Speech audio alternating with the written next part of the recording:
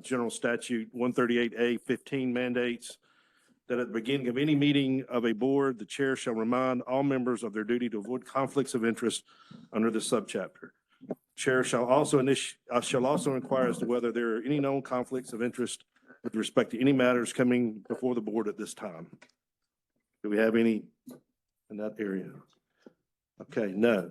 So I see a quorum of, I believe, 14 counselor.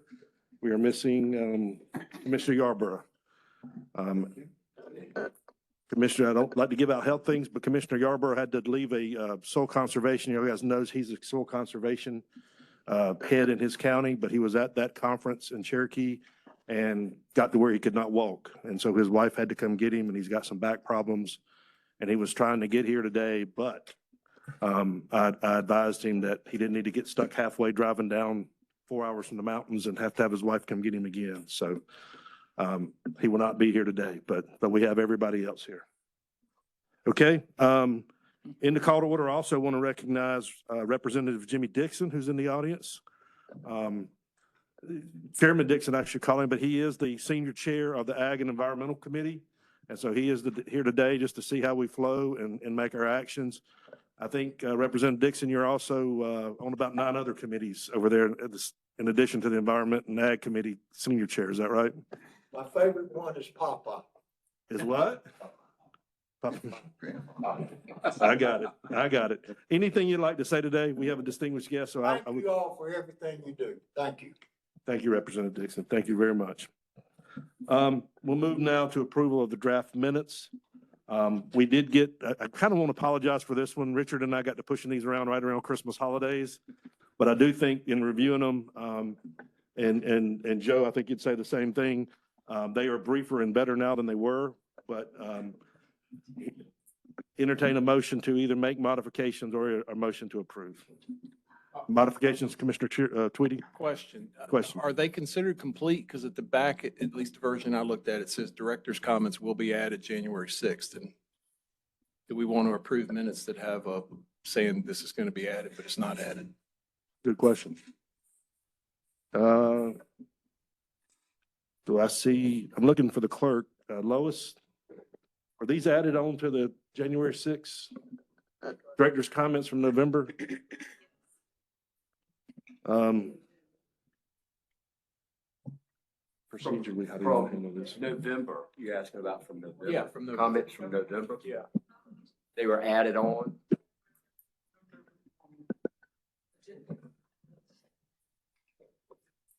Are they in the minutes? We had a link, a live link in the minutes. I don't see them attached. Yeah. They're, We'll follow they're up on linked. that. It's not clear how to get there, though. You have to click on the will be included It will- on January 6th. If you click will, you'll get to the minutes. Okay. then- But I think, But We'll I don't know if update. you've reviewed it yet, so we can delay this to March if that's, until people want to review it, or if it's there, we can make sure it's cleaned up and move forward. I would, sorry, I was just gonna, I was just gonna say that maybe we just change that vote to approve, but change that in the minutes that see the link attached or something. It implies something is missing, which I don't think is good. Okay, before we make the motion, let me see a nod of heads and see if anybody has any problem with that before we make official motion. Okay, makes sense. So if you'll make that motion, Yes, I'll move that we approve the meetings for November 2025 with the correction about the director's comments that are referenced to a link rather than saying they will be added. I'll second. second. Any discussion on the motion? All in favor, please say aye. Any opposed? It's unanimous. Very good. All right, so that's our first item coming out of our preliminary matters, and we'll move into action. Wait a minute, got a question, Commissioner Tweedy. Can I ask a question on the minutes? Minutes On the minutes. that we just approved? No, the process of the minutes. Okay. So I didn't like the new format at first, and then more I read it and realized how it was being done. I do like it. I like that there's the live link at the back now with the recording. Since we're using AI tools, I was going to ask the question, is it possible without creating a ton of work to add timestamps to those major categories in the minutes like we discuss info item number 1? Can there be a timestamp added to where that occurs in the recording. Is that something the AI could actually do? It can do. I don't know if we have the ability to do that yet. I'm but- okay leaving that as a question to come back to. Yeah, next we'll meeting. work on that for the next Just look set. into it. It I makes don't wanna sense create if you're 20 gonna hours look of work back for at somebody, recordings but- so that you can But identify that would be it. extremely helpful. Yeah, if you could absolutely. see where you could go in the Yeah, recording. to absolutely. hear exactly what was said. We'll definitely look into that on the next set. Yeah, and I think that's great. And Richard, no good deed goes unpunished. I think that they like it if they want more of it. So for the public benefit, we got into the mode, you've heard us talk about it. We got into a mode of trying to capture really too much in the minutes, and we were having 70-page documents that we were having to reduce to 20 or 40, and y'all were really spending a lot of time. The recording is the official record. So the minutes are really just to record the major actions.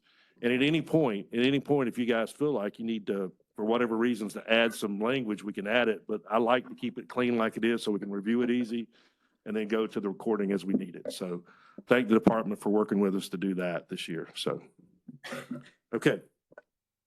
First action item is officially the request to initiate rulemaking to establish groundwater quality standards for pesticide type compounds. That's an IMAC. And let me, before Bridget gets to talking, she will explain this. This has been before the commission before. And it was, I think, the first one under the new IMAC rule that says, basically after 12 months, if there's not a proposal on the table or the commission doesn't make its rulemaking decision about taking it to rulemaking, that the IMAC automatically expires. We went back and looked at this in the committee record, and I believe, and several of the other commissioners that were there at the time said we didn't approve that. We didn't want it to go to rulemaking. That was the decision. But when Ellen went back and read the minutes, it sounded like it had to go back to committee. So now we're in the pickle, if you will, of the 12 months has expired. There's been no action. So technically, there's a good legal argument to say these IMACs have already expired, whether we take action or not. The action today is really to confirm by committee vote, commission vote, that those IMACs will not go to rulemaking at this time. So I think the motion may be verbalized different from the committee chair, but Bridget has the initial item that was made way back in the day. So Bridget, if you'll take over. Great. All yours. Yes, thank you. Hello, good morning. I'm Bridget Shelton with the Classifications and Standards Branch in the Division of Water Resources. So I'm here today to request approval to initiate rulemaking to establish groundwater standards for the 4 compounds listed here in place of their currently established IMACs. So as Chair Solomon said, I presented on this item a few times now, so just a quick refresher on IMACs. So the Groundwater Quality Standards Rule 15A NCAC 02L 0202 states that if there is no groundwater standard for a substance, that substance is not permitted in concentrations above the PQL or the practical quantitation limit. This is the lowest concentration of a substance that can be reliably achieved in a lab, also sometimes known as the reporting limit. So to modify this PQL requirement, any person may request that the director of DWR establish an IMAC or an interim maximum allowable concentration. Once a request has been received, the director has 180 days to take action. The O2L rule includes guidelines for the establishment of an IMAC. The person who submits a request for an IMAC must also submit any relevant data necessary to establish an IMAC in accordance with the procedures in the O2L rule. DWR then evaluates the request, reviews the information, and calculates the health-based protective level for that substance. Once the information is reviewed and the health-based value for the IMAC is calculated, the DWR director then establishes the IMAC if they find that the action meets these guidelines listed here on this slide. So these guidelines here are the available criteria in the rule that the director uses to establish an IMAC. We do provide public notice and an opportunity for comment at least 30 days prior to the establishment of an IMAC.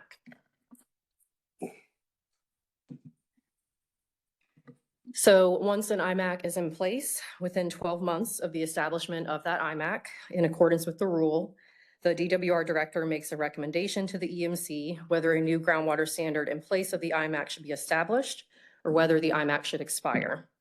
This recommendation is made by the director using the guidelines for the establishment of an IMAC as shown in the previous slide.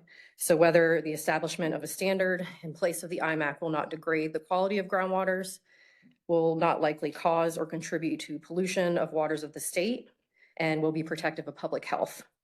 So once the director's recommendation is presented, the EMC then makes a decision on whether to initiate rulemaking. If the EMC decides to initiate rulemaking, then the IMAC will remain in place until the groundwater standard is adopted, which is done through the rulemaking process. Or the IMAC remains in place until the EMC declines to adopt a new standard during the rulemaking process. If the EMC initially declines to initiate rulemaking, then the IMAC would expire. So, sorry, just want to note here that if an IMAC expires for a substance, then the PQL would then be used as the limit for that substance's groundwater, as discussed earlier. So this process on this slide here, as Chair Solomon said, it's a bit newer. It was effective in 2022. So this is why we're presenting this item here today. So we received an IMAC request in August 2023 to establish IMACs for 4 substances listed here. We call them the 4 pesticides. We received the request from ELM Site Solutions for an inactive hazardous site project at a formerly operated agricultural test farm in Holly Springs. DWR reviewed the request and calculated the health-based protective level for each substance. There was public notice and opportunity for comment in November 2023. We received no comments, and the 4 IMACs were established by the director in January 2024, using those guidelines that we've already covered. Yes. Can I ask Commissioner a Roman? question, Overlap. just to better understand this? So is the IMAC applicable across the state, or is it Yes. site-specific? Yes, it's applicable across the state. Thank you. Important point, yeah. So the director's recommendation to establish groundwater standards in place of the IMACs for these 4 compounds was previously presented in November 2024 and in January 2025. So here is some information on these established IMACs. So the values in blue, highlighted in blue here, are what are currently in place. The IMACs are all health-based and based on the non-cancer concentration and calculated in accordance with the rule using the EPA references listed here. We do have more information on the data and these references used to calculate the values. It's available on our website at that link here if interested.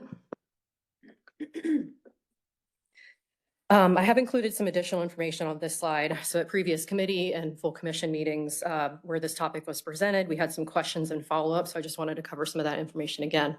So the site's remediating party that had requested the IMACs had initially used those IMACs once they were established to delineate the size of the plume and had begun remediation. The remediating party will now be undergoing cleanup using the risk-based site-specific cleanup levels with land use restrictions. So this particular site is no longer relying on the IMACs as a cleanup target. At the site, there are 6 monitoring wells, and these compounds were reported above the PQL in one of those wells in 2023. DWR is not aware of other sites in North Carolina that have groundwater contamination of these 4 compounds. We do have some monitoring well data statewide from the early 2000s for one of those compounds, bentazone. We don't have data for the other 3. All samples for bentazone were below the detection limit at that time. And then the last point here. Commissioner Smith, if I will. I have Yes. one question. So I understand they're shifting to a risk-based cleanup. If the IMACs that were used to initially delineate the plume go away, does that require them to do another assessment of the plume based on the PQLs? I'm not sure. I might have to defer to at least someone from Waste Management to answer that question. Good morning, Michael Scott, Director, Division of Waste Management. With their pursuit of the risk-based approach, BASF has said they no longer need the IMACs. They've delineated the PQL to the IMACs, per your point. The area is about a 50-acre research facility, and it's a small area. I believe the size is less than an acre, this mixing area where herbicides and fungicides were managed. There could be additional assessment that's needed if it goes to the PQL level, to your question exactly, but ultimately with the risk-based approach, it looks like they'll be able to ask for a restriction on groundwater, and that will allow them to proceed forward with a risk-based remedy. So we will make sure the plume's delineated, which we already feel comfortable about. We've addressed surrounding property owners and their private wells. There's been a community meeting that occurred with the public. So to answer your question directly, if we revert to PQL, there could be a need for further assessment, but ultimately it's going to close out with a risk-based restriction on groundwater. So one follow-up question about that. So if there is additional assessment that affects the total size of the plume that's being addressed in remediation, potentially that could affect where the land use restrictions also have to be ultimately, which is where I'm getting to, is just how this affects, how this decision might affect this particular site. I think it also has implications for other areas of the state in the future, but this site may actually be affected as well. Right, so what's going to occur, to your point, we're going to restrict the whole parcel. So we're talking about less than a half acre on a 50-acre tract that was used for agricultural research. The entire tract will be restricted. We're comfortable with our understanding of the plume currently, and that off-site receptors, meaning adjacent property owners, are not impacted in their private wells. So, if we go forward with the rulemaking, then the assessment's complete. If the decision of the commission is to not go forward with rulemaking and establishment of the standards, we would revert to PQL. There is that chance that there may need to be some minimal additional assessment, but ultimately we're comfortable with the surrounding properties. We've met with those property owners, have that data, and we would restrict the entire 50+ acres. One final question, follow-up question? Yes, Commissioner Smith and Commissioner Tweedy. Maybe y'all have the same question. So the wells that have been assessed, does that mean either there's no concentration, no detectable concentration in the wells, or does that mean that there's no concentration above the IMAC? I believe they were all non-detect, if I'm not mistaken. I'll look to Adam, see if I remember either. I think they're all below the IMAX. Yep. So we have that off-site data. We'll be glad to bring that with us regarding, the detections in the off-site wells. But from what we know, they're below the IMAX. I'm not sure that there's any indication that they're impacted. If we were to revert to PQL, we can reach out to staff here in a minute. But we were comfortable with all the off-site data that we have and meeting with the community. Thank you. Mr. Tweedy. My question is different since we're here. Bullet number 3, DWR is not aware of any other sites in North Carolina that have groundwater contamination of these 4 compounds. Should we take that to mean the department, DWR, doesn't think that this is an issue across the state, or that there hasn't been enough sampling to determine if it's potentially an issue? Sorry, that's difficult to answer. We just don't have the data. So we do have that monitoring well data. We try to look for any data that we have. But yeah, we're just not aware of any actual groundwater contamination issues in the So state. that's looking at the groundwater network that's that's regularly looked at across. North Yes, the monitoring, program that we have. But in this instance, the contamination was very localized, so it's possible there could be other spots that are very localized that just haven't had the same. Okay. Yeah. Thank you. Okay, one more, and then we're going to let her finish, and then we'll ask more. Okay, Commissioner Bailey.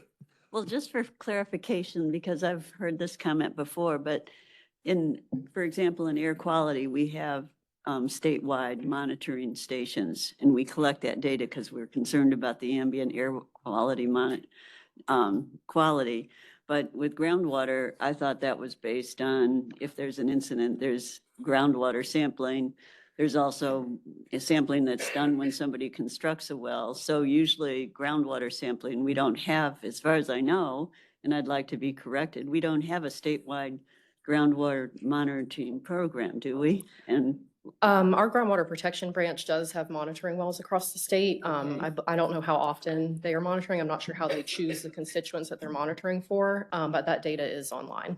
okay, so that's great. That's what I wanted to know. So that means we do have a groundwater monitoring network that is not connected to just well construction or contamination sites.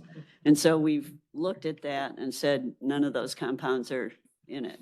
Yeah, and again, the data that we have through a monitoring well program is from the early 2000s, and it's only for the one compound. And I'm not sure if it's just because they're not measuring that data in the currently, or those constituents currently. But we did have one compound, had some data. Thank you. Very good. Okay, Bridget, Okay, so, Michelle, please finish, yes. Yeah, of course, yeah. So last point here, waste management programs do not use the list of groundwater standards and IMAX as the required groundwater monitoring list for waste management regulated sites. Monitoring lists vary by program, and most programs determine the monitoring list based on the site history and the site activities. So here is our request today. So DWR requests that the EMC initiate rulemaking to establish groundwater quality standards for these 4 compounds listed here in place of the currently established IMAX. Thank you. And I just want to do a quick staff update. So we're happy to announce we have a new groundwater quality standards coordinator in our classifications and standards branch, Elizabeth Liebeg. She actually presented yesterday to the groundwater committee. I expect you all will see from her in the future, some more presentations from her. So happy to have her. Her information is here and I've included mine as well. Congratulations to you too. I think that's well deserved too. Thank you. Do we have time for one more Yes, question? Commissioner, yeah, Okay. I mean, Commissioner I just want to Chmielewski, be yes. sure I'm clear. Is the department's reason for requesting health-based standards so that you do not have to go back in the future and make new IMAX? Or maybe clarify that for me. That is certainly a possible benefit there. I just want to go over these guidelines here. Yes. So this in the rule, these 3 bullet points, that is essentially the limited guidelines that the director has to both establish the IMAX and to recommend standards in place of the IMAX. Got it. So this really just means whether there is toxicity data to develop a health-based standard. Great. Thank you. And to back up a little bit, anybody that's had a contamination problem can request an IMAC of the department, and they have to use a standard process to do that. They use that standard process to get to the IMAC. And now the subsequent action, not part of this that happened, was the matter of IMAX went before the Rules Review Commission.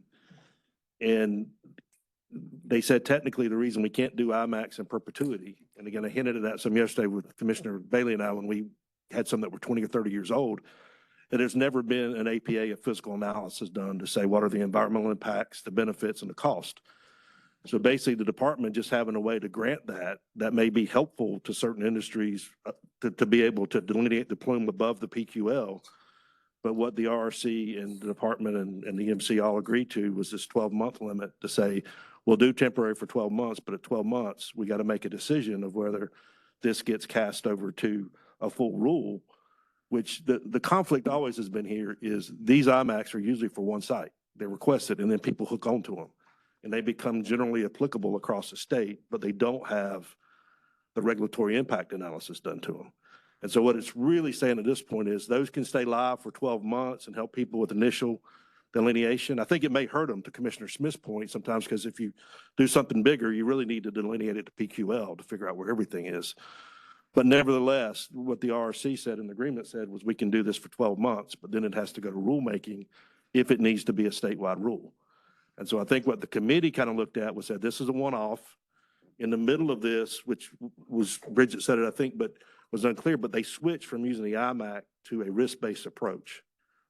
There are other vehicles other than the IMAC that they can use. They can use the risk-based approach now, or they can use even a variance on the cleanup if they want to. So there's other vehicles to use. IMAC is just one. But if we decide this needs to be a statewide rule and a statewide concern, and to raise it above the PQL, then we have to go to rulemaking. What the committee recommended and what we considered as a commission last time was we didn't want to do that.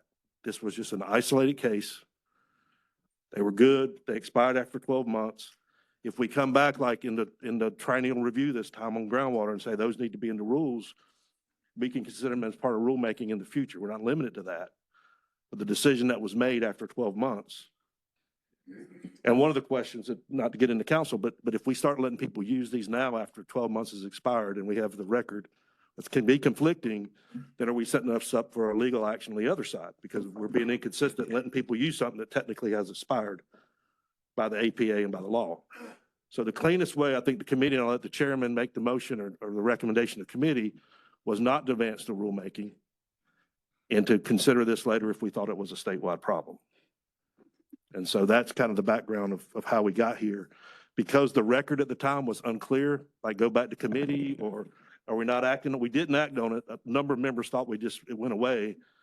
We did say in the minutes to send it to committee. I think that was clear. And the committee never reconsidered it. But again, there is no recommendation. The actual legislation says the commission will make the decision, not the committee.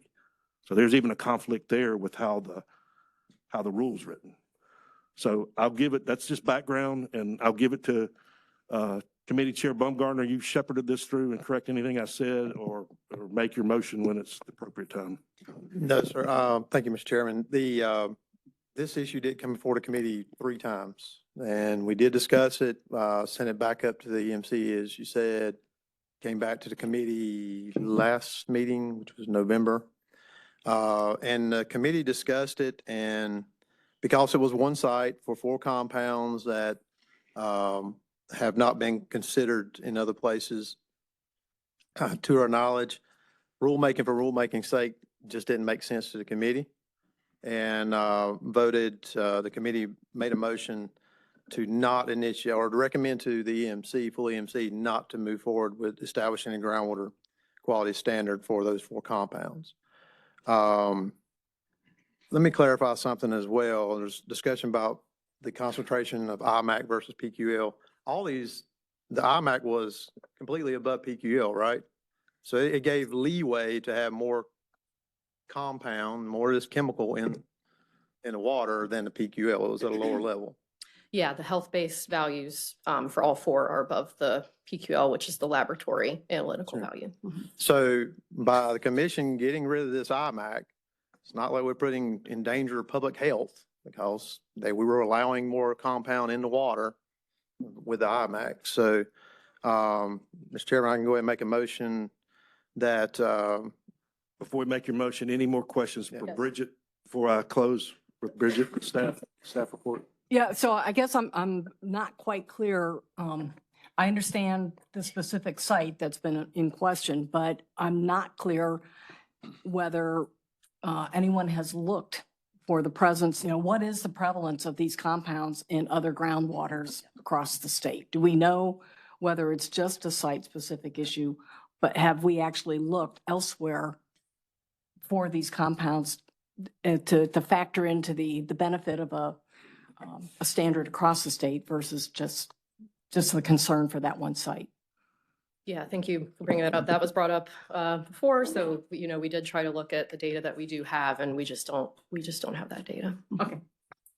Don't have it because you haven't monitored, or don't have it because you haven't found it? We've monitored and not found it. Based on what we found from our groundwater monitoring program within DWR, we only had data for 1 compound, so I don't think they were monitoring for the other 3. Thank you. Good. way back in my early years when I was a young buck, I started out in the pesticide section of Department of Agriculture. And the groundwater monitoring surveys that we were doing at the time were looking directly for pesticides. Most pesticide compounds you had to test for directly and through the analytical process. So to say, we hadn't found it or we hadn't looked for it, you have to test directly for those compounds in order to find them. So it's kind of difficult just to do a blanket analysis and then say, well, we found benzone, we found metolachlor, we found this, that, and the other. So.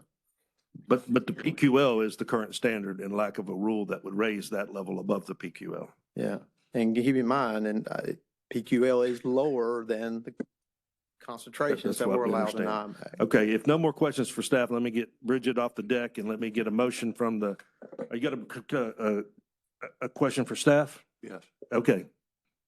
Commissioner Ellison. My understanding is you said that the one well, and that was in a mixing area where you found these compounds. Is that correct? Sorry, I'm not sure. So one well on the site? One well on the site where you had the higher concentrations. And I thought either you or Director Scott said that was at a mixing area. Oh, I'm not sure about the mixing area, sorry. But yeah, they had 6 monitoring wells on the site and one well found the 4 compounds above the PQL. Okay. And perhaps Committee Chair Baumgartner might be able to answer this better, but how widespread is the use of these particular of the pesticides in agriculture? Are they used every day by every tobacco farmer across the state, or how widespread is their use? I apologize, I'm not sure about the frequency, but Commissioner Gibson actually pointed out that the USGS does have some data on the use of these pesticides, so all 4 are currently in use in the state. I will say metolachlor goes by the trade name Dual. Some farmers will probably recognize that one. It's widely used. Several of the fungicides I think are widely used. So it's pretty, they're widely used. I'm Okay. not saying that's a direct correlation to contamination. They're just widely used. And that answers my question because this was a research facility and maybe they did the research 20 years ago and Exactly. found out these things don't work. So, but if they are all generally still in broad use, that's, And those of us that have worked in pesticide research before know that sometimes you're dealing with higher concentrations of compound at those facilities in higher ratios and densities to do the research. So sometimes there's more opportunity for contamination than there would be in general farm agricultural settings. thank you, Tim. No other questions of staff? I'll go to committee chair for the motion, recommendation and motion from the committee. Yes, sir. I make a motion to recommend that the EMC does not initiate rulemaking on the established groundwater standards for Benazon, Basclid, Formoterol, and Metallochlor in place of the established IMAX. Okay, do we have a second on that motion? Second. Commissioner King seconds. Discussion on the motion. Okay, let me go down the line. Oh, yeah. Commissioner Orm Zavaleta, I'm gonna start with you and then work my way down Smith and Tweedy. Okay, again, so this is just to help me better understand process, but were a rulemaking to be initiated and the staff would spend the time developing a regulatory impact analysis, would that help better inform whether there's a benefit for establishing a standard? Since we don't have that kind of information now, and Commissioner Baumgartner, I haven't been part of the committee meetings, obviously, but I don't know if this is something that you all discuss. So I'm trying to decide, is it worth an effort to further explore this before making a final decision of yes or no? And if the only way we can get more information is to initiate the rulemaking so that we have this regulatory impact analysis, will that help us? So much like, I'll answer it two ways, much like the director is kind of bound by the process to go through. Yeah. We are bound by that APA process. If we go to rulemaking, into the rulemaking process, doesn't mean we have to adopt a rule, but to look at the environmental impacts, the cost and the benefits. Yeah. Right? So in this case, it may be a benefit because you're letting the standard go up off of PQL. You're letting them put more in the ground. Now you can say, well, we can argue about the health-based validity and all that, but of the equations, but you're letting them put more in. So there could be a benefit to this. I think the question is, do you want to just have it on the list to have it on the list statewide when we've got no documented reason to put it on line or not? But I don't, the purpose of the rules go through the process. And if we want to go through rulemaking, that's where the commission wants to go. But I don't know that we're going to get much more information than we have now. So that's my short answer, and we can discuss that more. But let me go. Is this a follow on, or can I go to Commissioner Smith? Sorry. Commissioner Smith, let me go to Commissioner Smith. So my normal bias on IMAX is if the department and the commission agree that the IMAC is adequately protective of groundwater and public health and the environment, those are the standards applied to develop an IMAC, then I'd like to hear a good explanation of why we should not go forward with rulemaking. And I haven't heard anyone say that these IMACs are not sufficiently protective of public health and the environment. All of our standards, virtually all of our standards, air quality, water quality, are not zero. That is, non-detect is not the norm in environmental protection. And there's no more reason to over-regulate than there is to under-regulate. Our mission is supposed to be to protect public health and the environment and adopt standards that are adequate to do that. So if these IMACs are adequate to do that, I'd be inclined to go forward with rulemaking, because that will not only prevent potentially this one individual site from having to revisit their remediation plan, but it will make those standards available in the future if any one or more of these pesticides does show up in a groundwater contamination incident. And we won't be forcing another property owner to go back through the same process that this site did to reach the same conclusion. And so I mean, my sense is that we're much better served to go forward with the rulemaking. Again, we don't have to adopt the rules in the end. But I certainly don't think we should start from the position that we need to overregulate sites with these pesticides if we have acceptable standards that protect public health and the environment. Okay. Mr. Tweedy. I'm trying to understand the process. So the IMAC goes away and it falls back to the PQL. So what would trigger a regulatory action at that point? So for example, would a landowner could sample their well and they find one of these compounds in concentrations higher than the PQL, would that potentially trigger a regulatory enforcement, some type of action? Correct. However it's found, if it's found by, in regular monitoring of a landfill or regular monitoring of industrial property or UST cleanup, if they're testing for this, it could be found in a number of ways, but the minute they find it, it's not natural to the groundwater. And so that triggers a non-natural goes to PQL, period. Follow up? Yeah, let These me answer this question because it's important. North Carolina is unlike many states in that it regulates, those 2L standards are state standards, and they regulate all of our groundwater to drinking water standards, which is the PQL. We've had stuff in the past like fracking and all those kind of things and deep well injection of wastewater. Other states allow that to happen. We say we can't because we can't allow anything above the PQL into the groundwater. So we are very protective of drinking water, of our groundwater as a drinking water, and the 2L standards really hold it to a drinking water standard. Now, we can argue about health-based and risk-based and how that will relax the standards. But to the question here is, it does, keeping this at the PQL protects the intent, I think, of 2L until we have a good reason to raise it. Okay, follow up. And these pesticides have been in use for quite some time? Decades. Decades? Okay. And this is the first, well, I've only been on commission 2 years, but this is not a problem that's come to the commission before of these compounds and contamination, except for this one site. To the best of my knowledge, that's correct as far as commission goes. I can't speak to all the issues, cleanup issues with the department over the years, but their indication is no, and I don't remember any of this coming before the commission before. Yes, Commissioner Jaspers. Actually, Jackie, do you want to? Yeah, Oh, I'm sorry. Thank you. yeah, I mean, I was just Commissioner gonna, Gibson. I'd like a little bit more perspective from DEQ. So on whether it might be useful for them for other reasons to have groundwater standards in place. Just, I have done a lot of work supporting people who rely on private well water and spring systems. And when you test for a panel of contaminants and there's no standard in place, it's really confusing for people because to tell them what it really means. It's been a big problem, for example, with reporting back PFAS results when for so many, we don't have standards. And so I'm just wondering, I mean, to me, if I happen to find some of these in a private well water sample and there's no groundwater standard, I don't really know what to tell people.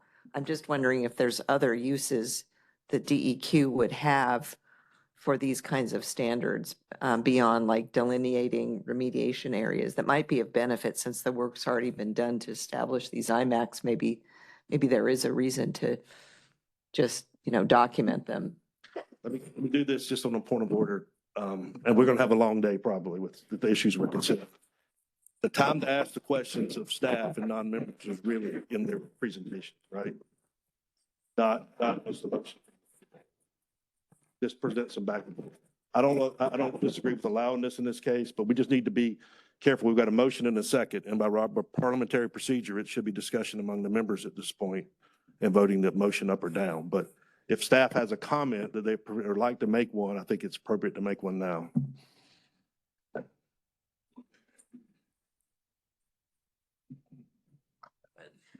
I was just going to say the groundwater standards are used in risk assessments and in health risk evaluations for private wells.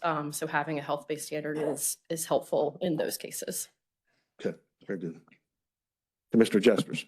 That actually kind of answers my questions. Is what would rulemaking actually do to requiring testing for these specific compounds? And so it's basically the question that Jackie posed. Okay. So we have a motion and a second. Any other discussion on the motion? Okay, all in favor of the motion, please say aye. Aye. Let's do hands real quick so I can get everybody in. Okay. Okay. Any opposed?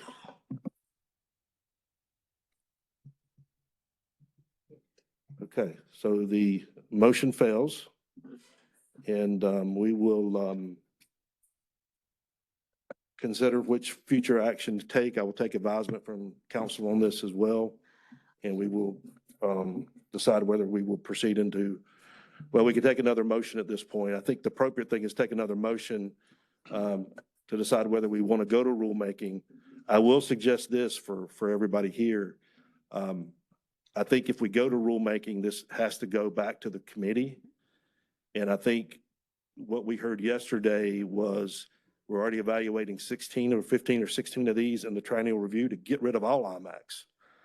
So there's a bigger question to the EMC, not just these four, about whether to get rid of all the IMAX on the books as part of the triennial review. So, you know, from a keeping the trains running on schedule and on the tracks, I think this ultimately ends up back at the committee, and we'll probably have some legal advice on these four. But my recommendation would be to you as a commission to make the motion to send it back to committee to consider, just send it back to committee. Is that council?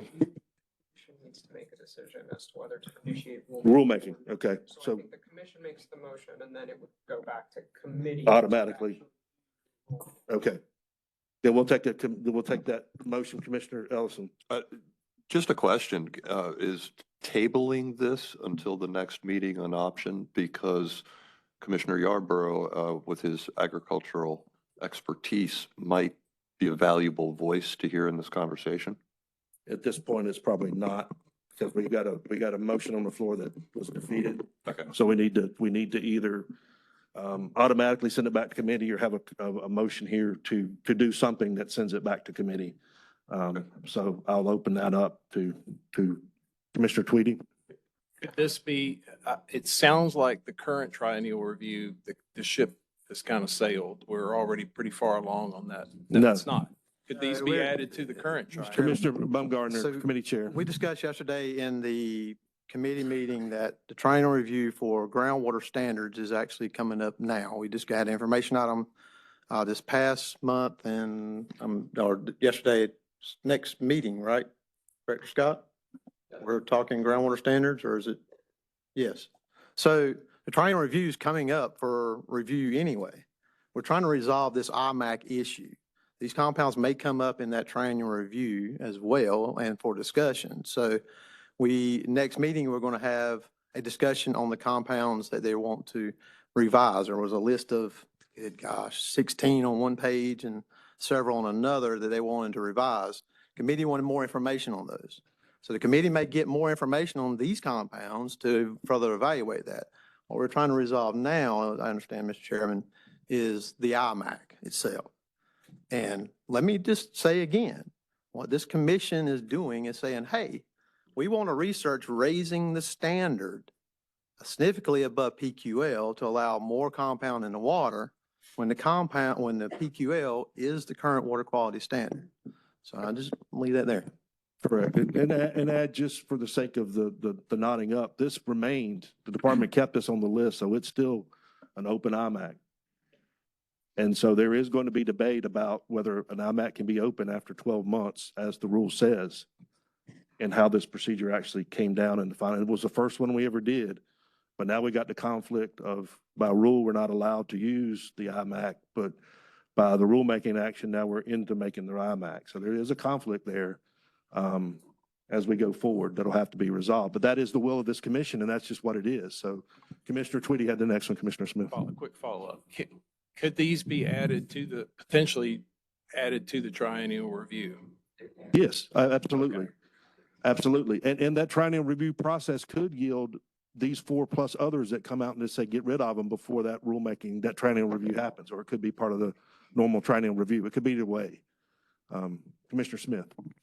So one comment, and then I'd like to make a motion. The comment is, I don't agree that the IMAC automatically expires in these circumstances. I think the rule itself makes it very clear that the commission shall make a decision to either initiate rulemaking or decline to initiate rulemaking. in any event, that's probably, we're almost at the point where that's irrelevant because in fact, the only project or site that's relying on the IMAC is the one site we've talked about. And the commission can initiate rulemaking at any time Sure, to adopt a groundwater standard. So I would move that the commission initiate rulemaking to adopt groundwater standards for bentazone, boscalid, flumeterone, and metolachlor in place of the established IMAX. Okay, so we have a motion. Do we have a second? Second. A second for Commissioner Jaspers. Discussion on the motion. The one thing I just want everyone to be clear is, think about this for a second for a precedent. We got one site, 4 compounds. The department says they have no information that there's other issues across the state. And immediately, because an IMAC was established, now we're going to set these into rulemaking. The precedent there is every time an IMAC is established, they automatically become Considered for rules. considered for rules. And you're considering this for a rule when in fact the department says there's no other information that says that there's any other sites that they're aware of that have struggled with these 4 compounds. So just think a little bit about the precedent there. One site, 4 compounds, now they go over to rulemaking. Secondary, I have to pick up on what Commissioner Baumgartner said, is that we're voting by establishing rules to raise the concentration of these compounds that you could otherwise have in groundwater. Because otherwise, without the rule, you're going to regulate at the PQL level, which is a lower level. So if you use this as a precedent, every time you set an IMAC, you're going to continue to raise the amount of these compounds that would be in the water. I just want us to understand what's happening, that's all. Okay. Any reaction or any other comments? Commissioner Well, just a Chomelsky. reaction. I hear what you're saying about, raising that the standards are higher than the PQL, but just want to kind of emphasize what Commissioner Gibson said about for giving guidance, health-based guidance to people who may have these compounds found in their well water. It's very valuable, and it's valuable to the department, it seems. Also, we don't know that these compounds are not in other groundwaters because, as they said, they've not done testing. So, and we have to have testing for the specific compounds, the pesticides. Mr. So I don't Smith was see the before Commissioner. downside to establishing a health-based standards for these widely used pesticides. Commissioner Smith, I think you had it next. A similar sort of comment, but also want to emphasize the fact that the health-based standards that we're talking about here are not based on this specific site. They're based on the same type of analysis we use to adopt health-based standards for surface waters and for other types of groundwater contaminants. So the fact that we only know of one site, the site itself did not create these standards.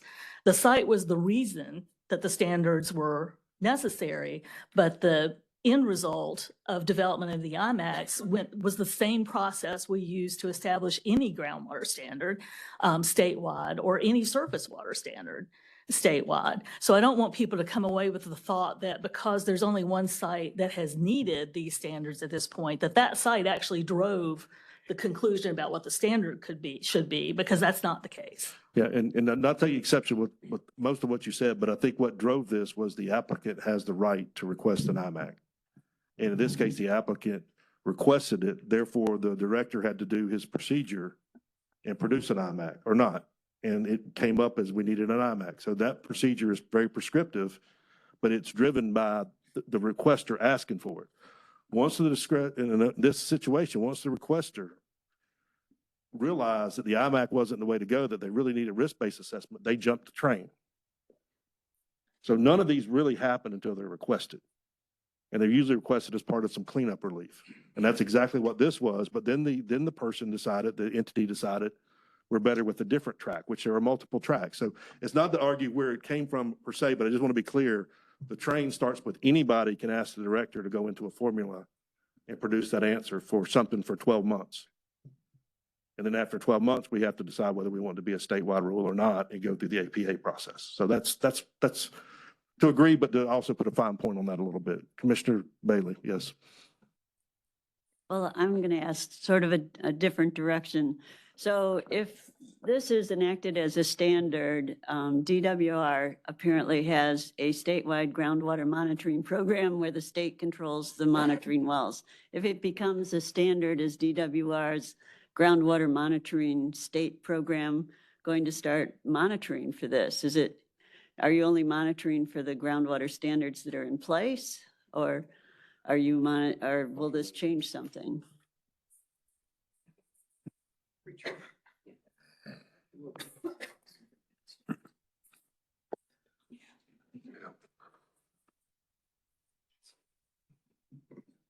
We're currently monitoring for 2 of these compounds, so if they become rule and a standard, then most likely we will be monitoring for that. Thank you. Okay. Commissioner Ellison. So you reiterated that any subsequent parties can, if there is no rulemaking done at this point, in the future, subsequent parties can request an IMAC. Yes, no matter what we do And- today, and they can so- request an IMAC. So I don't know, given all the other things we're doing, I don't know that it's necessarily worth the effort. There are abundant data on health risks that are developed during the labeling process for pesticides. So it's all easy to find. It's on the label of the products and it's available through the EPA's website as a starting point for if, you test somebody's well water and they find it. There are ways to point out to your clients or whatever they are, roughly what the health risks are. So I don't know that the effort is going to yield meaningful results if we start rulemaking at this point. Okay. And correct me, we have a motion and a second on the floor? You've got to. And I've got a comment. Okay, yes. So on the labels, I mean, that really pertains, information pertaining to use and to applicant exposure. So it provides that level of information. As noted, when Bridget was presenting, there's a drinking water health advisory. There's other information out there, whether IRIS assessments or other health assessments about what the health risks are. And so Commissioner Reardon, to your point about PQL versus health-based, the thing that sticks in my mind is if we have health information, which can be useful in informing the public, and the PQL can be very, very low, if you go to the PQL, you're placing a greater burden in some ways on the entity that needs to do cleanup that goes, maybe above and beyond what the potential health risks are. And so that's back to the earlier point of whether we would benefit from having that RIA to kind of lay all that information out. So I really feel like it's worth some broader exposure, and back to Commissioner Baumgartner's point about looking at all of the IMAX and whether these 4 fit in or not. So anyway, those are the kinds of things that are kicking around in my head. Okay, can we repeat the motion? I'll let one more comment here. Well, I'll let comments continue, but let me repeat the motion so we hopefully stay on track with what the motion is at hand here, so. Or the motion was simply to initiate rulemaking to establish groundwater quality standards for those 4 pesticides that I'm not going to attempt to pronounce in place of the established IMAX. Okay, so that's the motion and the second. Commissioner Ellison, further discussion. To get to the RIA, excuse me, the committee's got to come up with a draft rule and staff has to do an awful lot of work. This is not a very,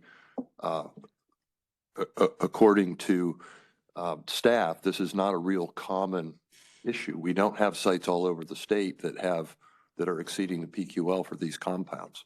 And if we do find another one, then the landowner or the responsible parties can request an IMAC. And then we can decide what to do with that IMAC within the following year. So again, there's an awful lot going on right now. And to go through the rulemaking process to raise the standard doesn't seem necessary because this is not something that's real common. Yeah, that's what I just heard earlier.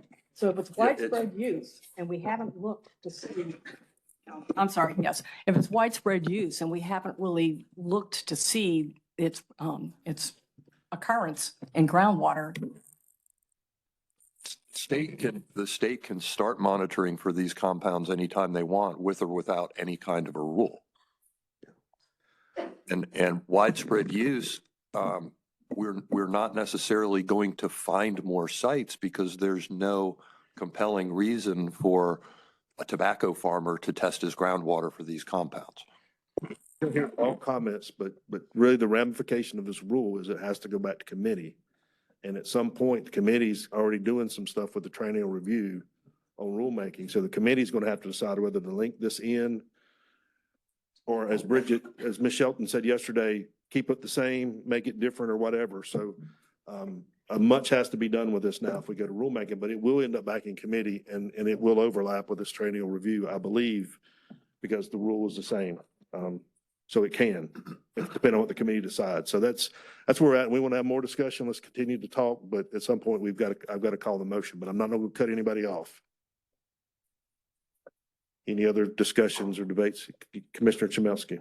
Just a question, sort of, I need clarification.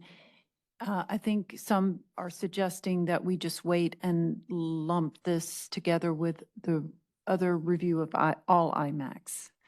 Is that correct? Correct.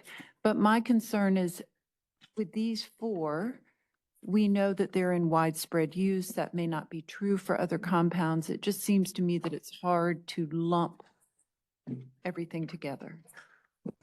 Two answers to that real quick. Just everything that's on that list right now that's an IMAC, the other 16 have been requested similar to this one. And probably in some of these, Commissioner Bailey used to work for Martin Marietta, but companies like Martin Marietta have sites across the state and they'll ask for an IMAC, and it applies across the state. There are other sites that are just one.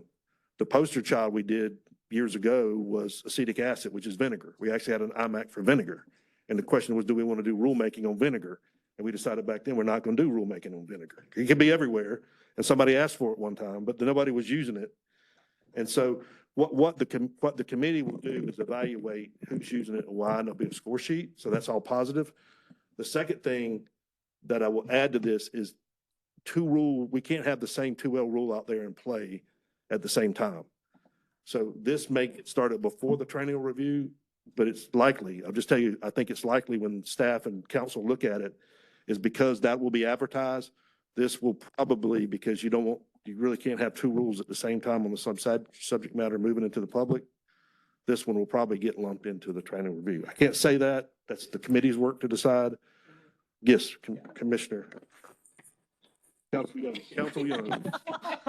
Congratulations. Clean it up. Clean up what I just said. So I think there's two things going on. Number one, this IMAC is somewhat unique because it is one of the first that is coming through based on the new rule and procedure for IMAX. This commission has to decide whether or not to initiate rulemaking or not, separate and apart from the triennial review. Correct. If you all decide to initiate rulemaking, the department is already including these 4 pesticides as part of the triennial review. That was presented yesterday by Ms. Liebig. So if you were to vote it down and not initiate rulemaking, those would just come out of the triennial review. Voting it up means it will be part of the triennial review. You all have initiated rulemaking, which means that the current IMAX will stay on the books until that final rule is promulgated, or if you decline to move forward with these 4 compounds as part of the triennial review. Okay. Questions, Commissioner Bailey? So I'm just going to clarify that. And what we're voting on right now, the motion on the table is actually to include this in the triennial review. No. That's what it sounded like. No. So that's where. Step one is the commission needs to vote whether or not to initiate rulemaking. Right. Right now, there is a motion on the table to Right. initiate Right. rulemaking. That's it right So now. once we say the motion passes, it goes back to the committee. And I thought you said if we said not to initiate rulemaking, it goes out of the triennial review. Right. But I'm saying if it is passed today, it's not like it's going to be a separate rulemaking from the triennial review. It all goes in together. Correct. And I'm sorry, I didn't say it right the first time, but that was what I understood, is that our vote today to pass this keeps it in the triennial review package. Yes. So voting up, agreeing to the motion that's on the floor, does that automatically send it back to committee?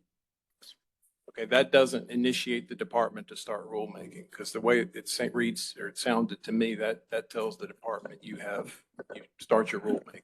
So the way your bylaws read is that any rulemaking issues have to start in committee. The rule just says the commission has to initiate the rulemaking. So if you vote this up, Chair Solomon refers it back to committee to actually go through the rulemaking process under your Motion on bylaws. the floor is essentially to send it back to committee to That's the result. It's to That's the initiate, result. that's the result. Thank That's you. the result. That's right. Yes. That's right. That's right. Things down somewhere. That's right. That's right.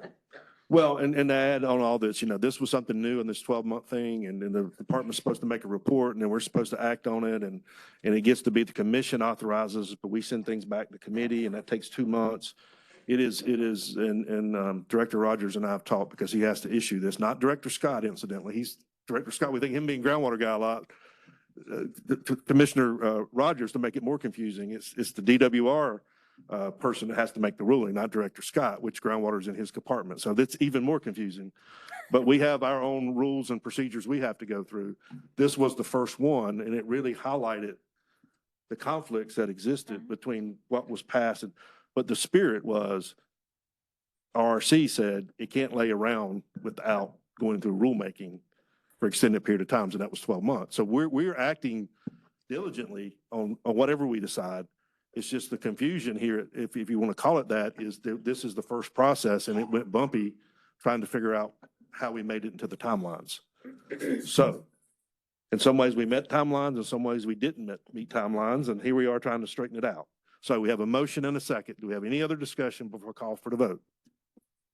Okay, all in favor of the motion, raise your hands. Repeat the motion one more time, please. Yeah. The motion is to initiate rulemaking to establish groundwater quality standards for pesticides as they're in place of the established IMAX. Okay, all in favor, please say aye. Aye. Okay, how many, which one? Okay. 8 in favor. Okay, how many opposed? 5 opposed. Okay, I don't think I need to tally that. I don't need to vote. So, any other, I think I got the tally. Any other second chances or guesses at the vote? Everybody happy?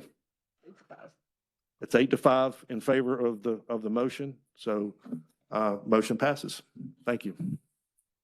Okay, let's take a quick bio break. This took a little longer than I thought, and I think you're going to be in for a long one on the next one too. So let's take about, I'm going to say 5 minutes to get you back at 10:15, but we're really going to start at 10:20, okay?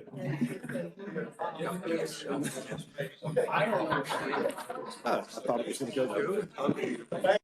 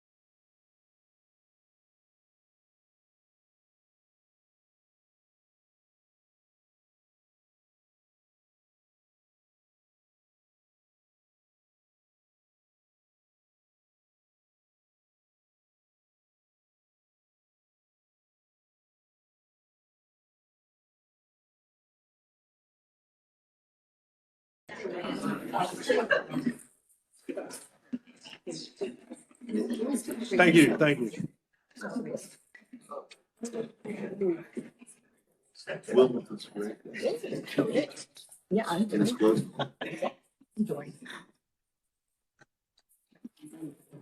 All right, as we prepare for the next item, which before I call it, I'll call it, but we'll hold back from staff a few preliminary words on the next one. Also, I've lost my agenda.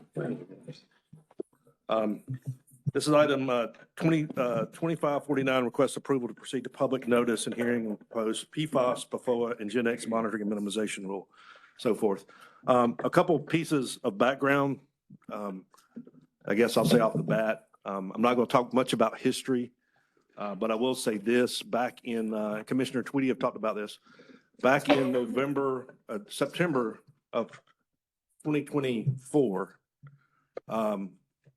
in committee, the RA didn't pan out for a numeric standard. And what came out of committee was a two-part approach. Now, in reviewing that, that's probably not worded the way I've been saying it, but it's the intent we had, so I want to go through that. First part was this part. This part was the monitoring and minimization that was effectively part A of what we would proceed with. Part B was the first motion in that meeting, because part of what the issue was at that time was the benefits weren't offsetting the cost. And it was not a great RA, I'll just be gentle with that, but there was allegations that 25% of the food in North Carolina was contaminated with PFAS. And there was no evidence of that. The FDA didn't say that, whatnot, but that's just the history. And one of the motions said, as we move to a numeric standard, we need to first confirm that with EPA. Now, while we were working on the minimization plan, Commissioner Reardon, Vice Chair Reardon and I had a talk with EPA back last August. FDA, last August, senior official there, want to know where they were with the food information, where it was. We talked about, I mentioned that in September to the EMC. At that point in time, the administration was still new. They were still getting their legs underneath them. They were focusing on some things like baby food and things like that, where they knew they had some problems to focus on the food. And then as we moved into the fall, we had the government shutdown.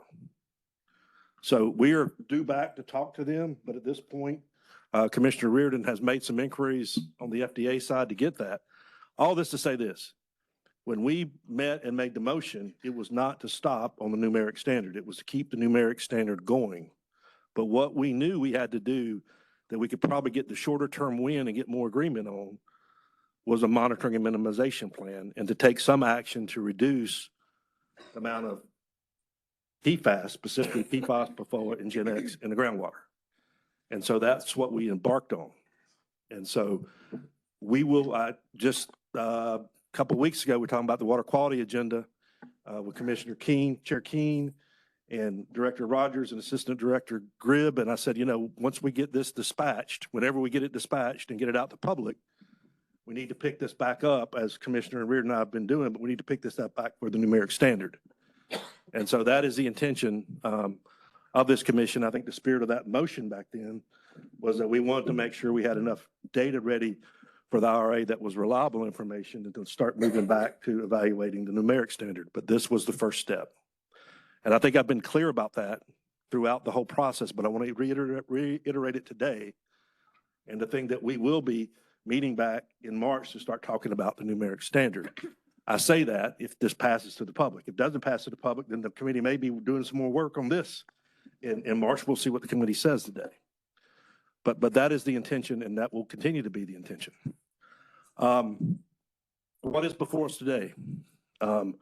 What is before us today is to go to public with a rule.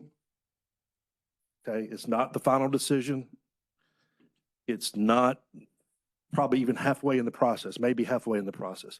It is required by the Clean Water Act and the APA that whatever rule we do to take, before we take it to the public, we have to approve a rule and the regulatory impact analysis. Okay, so those two things have to be done before we go to the public. Give you the path forward if we would go to the affirmative. Well, if we go to the negative on it today in some way, or we want to rework it or retweak it, that's fine. That's the desire of this commission. But that sends us probably back to committee for rulemaking and working on the RA and puts no action in the field. If we go forward with it at this point, we start collecting these comments that have been coming in on a very informal basis. But the comments get collected and put in the hearing officer's report for the record that all the bodies will see, from the General Assembly to the governor, to the EPA, to the Rules Review Commission, and we will have a final set of comments, probably in the order of thousands, that will come out on PFAS and PFOA. But that is the purpose of what we're about to do and vote on, is just whether to take this to public. Now, as it goes to public, it has to come back. The hearing officers, and that will probably be, my intent is that to be plural, so we can cover the state as we've been instructed to do. It's a big issue. That's the tradition of the EMC. We'll have multiple hearing officers in multiple locations. That has to come back to us. Those hearing officers can make a recommendation to take the rule as it is, to modify the rule, or to take no action at all. And then in turn, the commission has the final word about whether they want to do nothing, modify, or take the motion as it is. Even if we approve that rule for the newer members in the public, even if we approve that as EMC, there are further checks and balances on the process. It has to go to the Rules Review Commission next, and they check it to make sure it's applicable to APA, the Administrative Procedure Act, and other general statutes with the state. They have a comment period, and if they get 10 letters of objection, it has to go to the General Assembly. EPA will also have their chance to weigh in on it once we pass it and go through the process. EPA can also comment on it once we open up the official comment period, and we can hear EPA's official things. But once we get on the other side of comment period and send it to the RRC, there's the 10 letters of objection, the RRC review, the 10 letters of objection, and then going to the General Assembly and the EPA to make sure everything's kosher, okay? Everything's in order. We have another complicating factor that could happen, which is the RAINS Act. And the RAINS Act focuses on costs, where the EPA gets into cost and benefits. There are some questions on the RAINS Act, maybe, and like any act, I've said before, a new act sometimes gets tweaked. Old statutes don't, but the RAIN Act is approved statute. So it's on the law, it's on the books, and there are some criteria for that says the amount of votes we have to have for actions that are above a certain threshold, and those actions also have to go to the General Assembly. So just want to make sure the public and us know this is not the final vote. This is just an incremental step, an important one, maybe the most important one we do, which is to get something to the public, to get their comments on the record so that we could take what should be our final action as a commission. So that is all this is about today.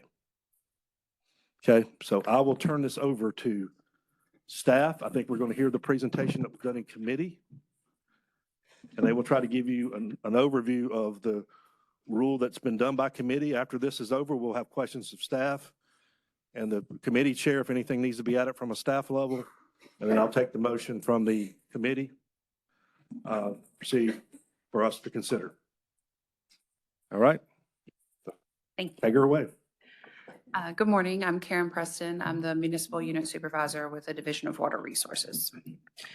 Today, we are here to request approval to proceed to public notice and hearing with the proposed PFAS, PFOA, and GenX monitoring and minimization rules proposed in 15A NCAC 02H 0923 and 15A NCAC 02B 0512 and the associated regulatory impact analysis. Chair Solomon just gave you a great overview here, but the draft rule backgrounds is this includes PFAS, PFOA, and GenX, which are a part of the PFAS compounds, and that explanation is here in the slides. November 12, 2024, the Water Quality Committee passed the following motion to support the effort towards understanding the sources and levels of certain PFAS compounds in North Carolina. The Water Quality Committee directed DWR staff to develop PFAS minimization initiatives for major and minor industrial direct dischargers to surface water and all significant industrial users that discharge to publicly owned treatment works. The minimization initiative will require monitoring for PFAS and implementation of minimization activities required to eliminate significantly reduce discharges of PFAS, PFOA, and GenX over a 3 to 5 year period. Based on that directive, two rules were drafted. Separate rules were needed to outline or to address the affected entities that were outlined in the motion. That the two separate rules are O2H 0923 and then O2B 0512. O2H rules cover monitoring and minimization for significant industrial users through the pretreatment program at the local municipality or the POTW, as we refer to it. And O2B is for monitoring and minimization of industrial direct dischargers. Monitoring for the POTWs are also covered in O2B, but this will only cover monitoring, not minimization. This will be a quick overview of what is covered in the proposed rules. O2H 0923 requires within 60 days of the rule effective date, the POTW will contact all SIUs that are required to do baseline PFAS sampling for PFOS, PFOA, and GenX. Baseline sampling will require quarterly samples for 1 year at the SIU, effluent discharge to the POTW, and to be reported to the POTW. Staff at the POTW will determine if ongoing sampling is needed per the rule, and that is outlined as if any quarterly sampling result for PFOS, PFOA, or GenX has a concentration above the lowest reporting concentration, or it's not a non-detect. Ongoing sampling will then occur semi-annually at the effluent only for SIUs and continue until the concentrations for all three compounds are below the lowest reporting concentration in 4 consecutive effluent samples at that effluent location. If the facility is required to do ongoing sampling, the SIU will also be required to develop a minimization plan to reduce or eliminate the 3 compounds and their loading to the POTW. POTWs will report SIU monitoring and minimization activities to the division via their pretreatment annual report, which is due annually March 1st covering the previous calendar year. Moving to the 2B rules, first we'll cover the industrial direct dischargers. So O2B 0512 as proposed will require within 60 days of the rule effective date, the division director will contact all industrial direct discharger facilities that are required to do the baseline monitoring. And this monitoring will also be for quarterly samples for 1 year at their influent or their intake water at the industry effluent discharge and report that to the division. The division will determine if ongoing sampling is needed per rule. Let me back up for a moment. They will also have to sample their effluent. I apologize, I missed that. So if ongoing sampling is needed per rule, the division will require ongoing sampling if any quarterly results of the 3 compounds have a concentration above the lowest reporting concentration or exceeds the concentration reported at the water intake to the facility. That's one difference between the SIU rule and the industrial direct discharge rule. Ongoing sampling will then also occur semi-annually, just as before, but it will be at both the intake and the effluent and continue until all 3 compound concentrations are below the lowest reporting concentration for 4 consecutive effluent samples. Again, if ongoing sampling is needed, the industrial direct discharger will develop a minimization plan to reduce or eliminate these compounds and their loading to the receiving stream, and they will report monitoring and minimization activities to the division annually. Also covered in O2B 0512 as proposed is the POTWs that have an approved pretreatment program. Within 60 days of the rule effective date, the division director will contact these POTWs that are required to do the baseline sampling for PFAS, PFOA, and GenX, and they will be required to sample quarterly at both the influent to the treatment plant and the effluent discharge and report this to the division. Based on those results, the division will determine if ongoing sampling is needed per rule. Ongoing sampling will be required just as before if any quarterly sampling result for PFAS, PFOA, or GenX is above the lowest reporting concentration. Ongoing sampling will occur just as before, but at the influent and the effluent for the 3 concentrations or the 3 compounds until the concentrations are below the lowest reporting concentration in 4 effluent samples. Next up, we're going to do a review of the fiscal note and the summary of that.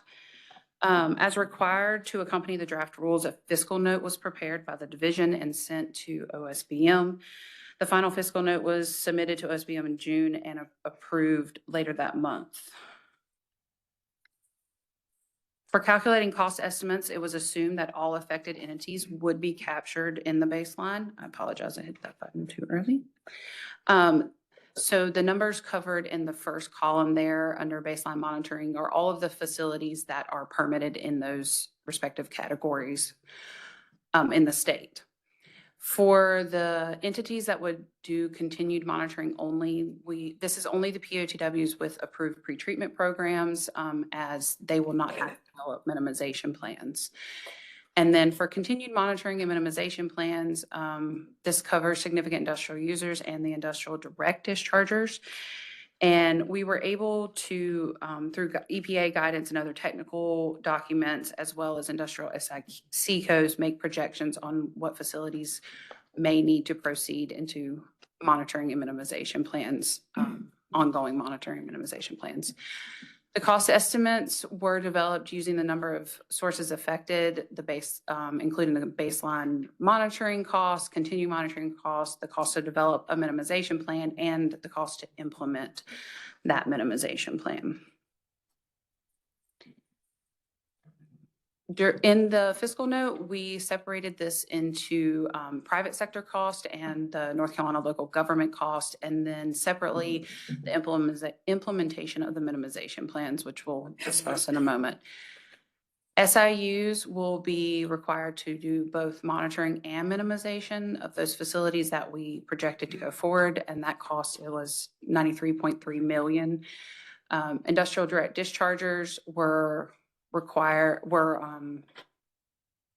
also required to do monitoring and minimization plan development. And you'll see in the first portion there, that's just for plan development, because there is suspected that some facilities may need to hire contractors or consultants to help develop these plans. And that's included in the industrial direct dischargers as well. And that was $26.5 million. The cost to the North Carolina local government was only for staff time to assist and to review the data that would be coming in, assist pretreatment programs as needed, and for contacting the industrial direct dischargers. The cost to the POTWs themselves, they will be required to do monitoring, but the pretreatment staff at the POTWs will also have to support, it's projected they will have to support the SIUs in their development and reviewing their monitoring data. So that cost for them was $7.9 million. I have a question. Yes. Mr. Orm Zavlinski. Zavaleta. Yeah. Shmelsky and Zavaleta. Sorry about that. Yeah, we'll I'm keep looking at something complicating it else. for you. I'm looking at something else right now. Go ahead. That's right. So, so minimization, how do we measure minimization? Because I'm thinking, how do you monetize the implementation? And so are we minimizing by a certain percentage reduction from a baseline, or do we have a level that we are minimizing to? But help me understand how you measure minimization. There is not a direct measurement in the rule. I will start by saying that. It's going to be up to the pretreatment staff at the POTW and then the division staff to make that determination when we review the data. I don't know if Julie wants to add. Hi, I'm Julie Gribb, Deputy Director for Division of Water Resources. So minimization, there is nothing in the rule that defines a set level or set goal in this particular case. So there is some left up to who is reviewing it. However, I will say this, if you read minimization in, if you go to EPA and so on, and look at certain documents, they do recommend some set procedures that one looks at when they're trying to minimize. In other words, looking at analyzing all the process lines, looking at all your materials, seeing if it's in there, seeing if you can substitute it for another product or material. So, so all that, and training and education, equipment, all that is part of the minimization. Because you said in this particular case, does that There- mean in other cases you have set a level that you measure for minimization? No, generally, I will say generally our minimization, when we say it includes, always includes all those things. However, usually we have a water quality standard that we're shooting to meet, and that defines the minimization much more clearly. I'll leave it at that. Okay, thank you. Yes. Question. Commissioner Chmielewski, please. Good job. I got it. A question about the sampling frequencies that the rule would require. So we already, POTWs already have some data, correct? Some facilities. Some do. facilities have already installed treatment. Some, yes. Yes, some. So for those kinds of facilities, can the baseline sampling period be skipped? The rule does allow for 4.5 years of historical data to be used for compliance with the rule. So if they have previously sampled, they can submit that data for review, so they don't have to resample again, correct? And would the SIU submit or the POTW? The SIU submit their data to the POTW, and then the POTW can submit it to the division in their annual report. 4.5 years seems like a long time. Do you know if? That's the standard we use for NPDES permitting. We allow for 4.5 years of historical data when we're evaluating for evidence in a NPDES, and that's why we chose that. Okay. And then, second question is if then when you go to the next phase of sampling, which is not quarterly like the baseline, it's every 6 months. And the rule says that you must do that semi-annual sampling for 4 consecutive effluent samples. Is there any minimization required once they're sampling because it's been detected? Is there any minimization required, or can they just continue for 2 years to submit elevated samples? That would fall under the implementation of the minimization plans, and they would have to be reevaluated by the POTW or by the division, depending on what facility we're talking about, that they are an effective minimization plan so that, but if they're not seeing results, I would, and somebody else can chime in, but that their minimization plan would then not be effective and it would need to be reevaluated. Yeah, I guess, sorry, to better phrase my question, at what point do they have to submit and start their minimization plan? That is required. It's in the rule. I did not bring that up here with me. It's a year. It's a year after the sampling. They have to have their minimization plan completed and submitted, and then they will have to implement. A year after the 2 years? No. Or So after let you have you it. answer that question. Hi, it's quite a bit of time after this rule goes in effect. They have a year of baseline monitoring, Right. then they would have another year to do their BMP and submit it. And then they would have a window where it has to be approved by who's ever reviewing it and then implement it. So we're at about 2.5 years, I'd say. Thank you, because I'm trying to figure out what happens in those 2 years of semi-annual, so every 6-month sampling for a facility that you already know has elevated PFAS levels. So the rule does outline that we have sampling from them already in the same manner that we're collecting it at the baseline they're doing quarterly sampling, and we can see that, then we can go ahead and move forward immediately to request a best management plan from them. Yeah. And so instead of going out to them and saying, you need to do a year of baseline monitoring, we would say, we already have this data. We want you to proceed with BMP. Okay. So the rule does allow for that. Yeah. It just doesn't specify how much or to what level. It doesn't specify, I'm sorry, repeat your question. Percentage reduction or to what No, level? it does not. Okay. And then my final question for now is, they're required to use EPA, the method 1633, and how many PFAS analytes does that test for? 40, as of right now. Okay, thank you. So let me follow on with I think the spirit, and I'll let the committee chair talk to in a second, but One of the discussions that I know came up as the rule was developed at a committee was if we know we've got known abusers now, well, let's back up. The only way we have on-site sampling, and the spirit of this is the sample at the fence line, at the point before it gets into to the public wastewater system, before it gets into the river, because two principles here. One, it's exponentially more expensive to clean up and assess once it gets into the public wastewater system or into the river, water body. So we want to cut it down. The only information we have on sites now is voluntary information that our own POTW has asked them to get. So we know that some people are bad offenders, and we kind of know from other methods, not 1633, but 427 or one of the other methods, there's some historical things. So one of the actions that I think the committee wanted to have happen in this rule was, if we know there's bad players, we don't want to wait to do all this sampling. We want to have the leverage to go get them. So if they give us 4.5 years of data that say, voluntary data, however we got the data, that we're an offender, we're going to go get them off the bat. They got to go right into implementation, get their plans submitted and go into implementation off the bat. We're not going to wait around for them to sample because we know they're bad. But it also cuts the other way. If somebody's got 4.5 years of good data and says, hey, are you going to make me do a minimization plan? It ought to cut. I think that's the way the rule looked at it. It ought to cut where those people may not have to do anything. If you're going to punish people for stuff they did before 1633 was promulgated or other test methods that we have and get right to them, then there's got to be some way to get some relief too if they're a good industry. And remember, we're detecting to the detection level here.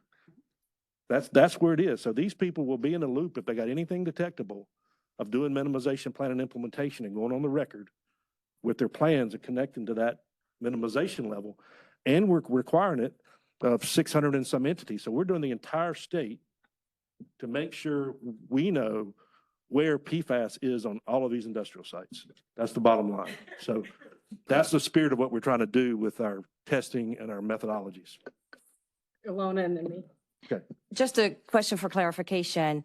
The implementation plans that are being reviewed by the POTWs, are there going to be sort of guidelines, templates, criteria in putting them together? Who reviews them and what are the review criteria? So that's a good question. And I will say we don't have a straightforward answer to that. I think it would, there are no set criteria at this point. There's some basic concepts, but there is no set criteria at this point. There is a certain understanding of what a BMP is, but I think quite frankly, that is a open question and that our intent would be to have workshops and to provide guidelines to the POTWs, but whether they use them and implement them, I don't know that this regulation would force that to occur.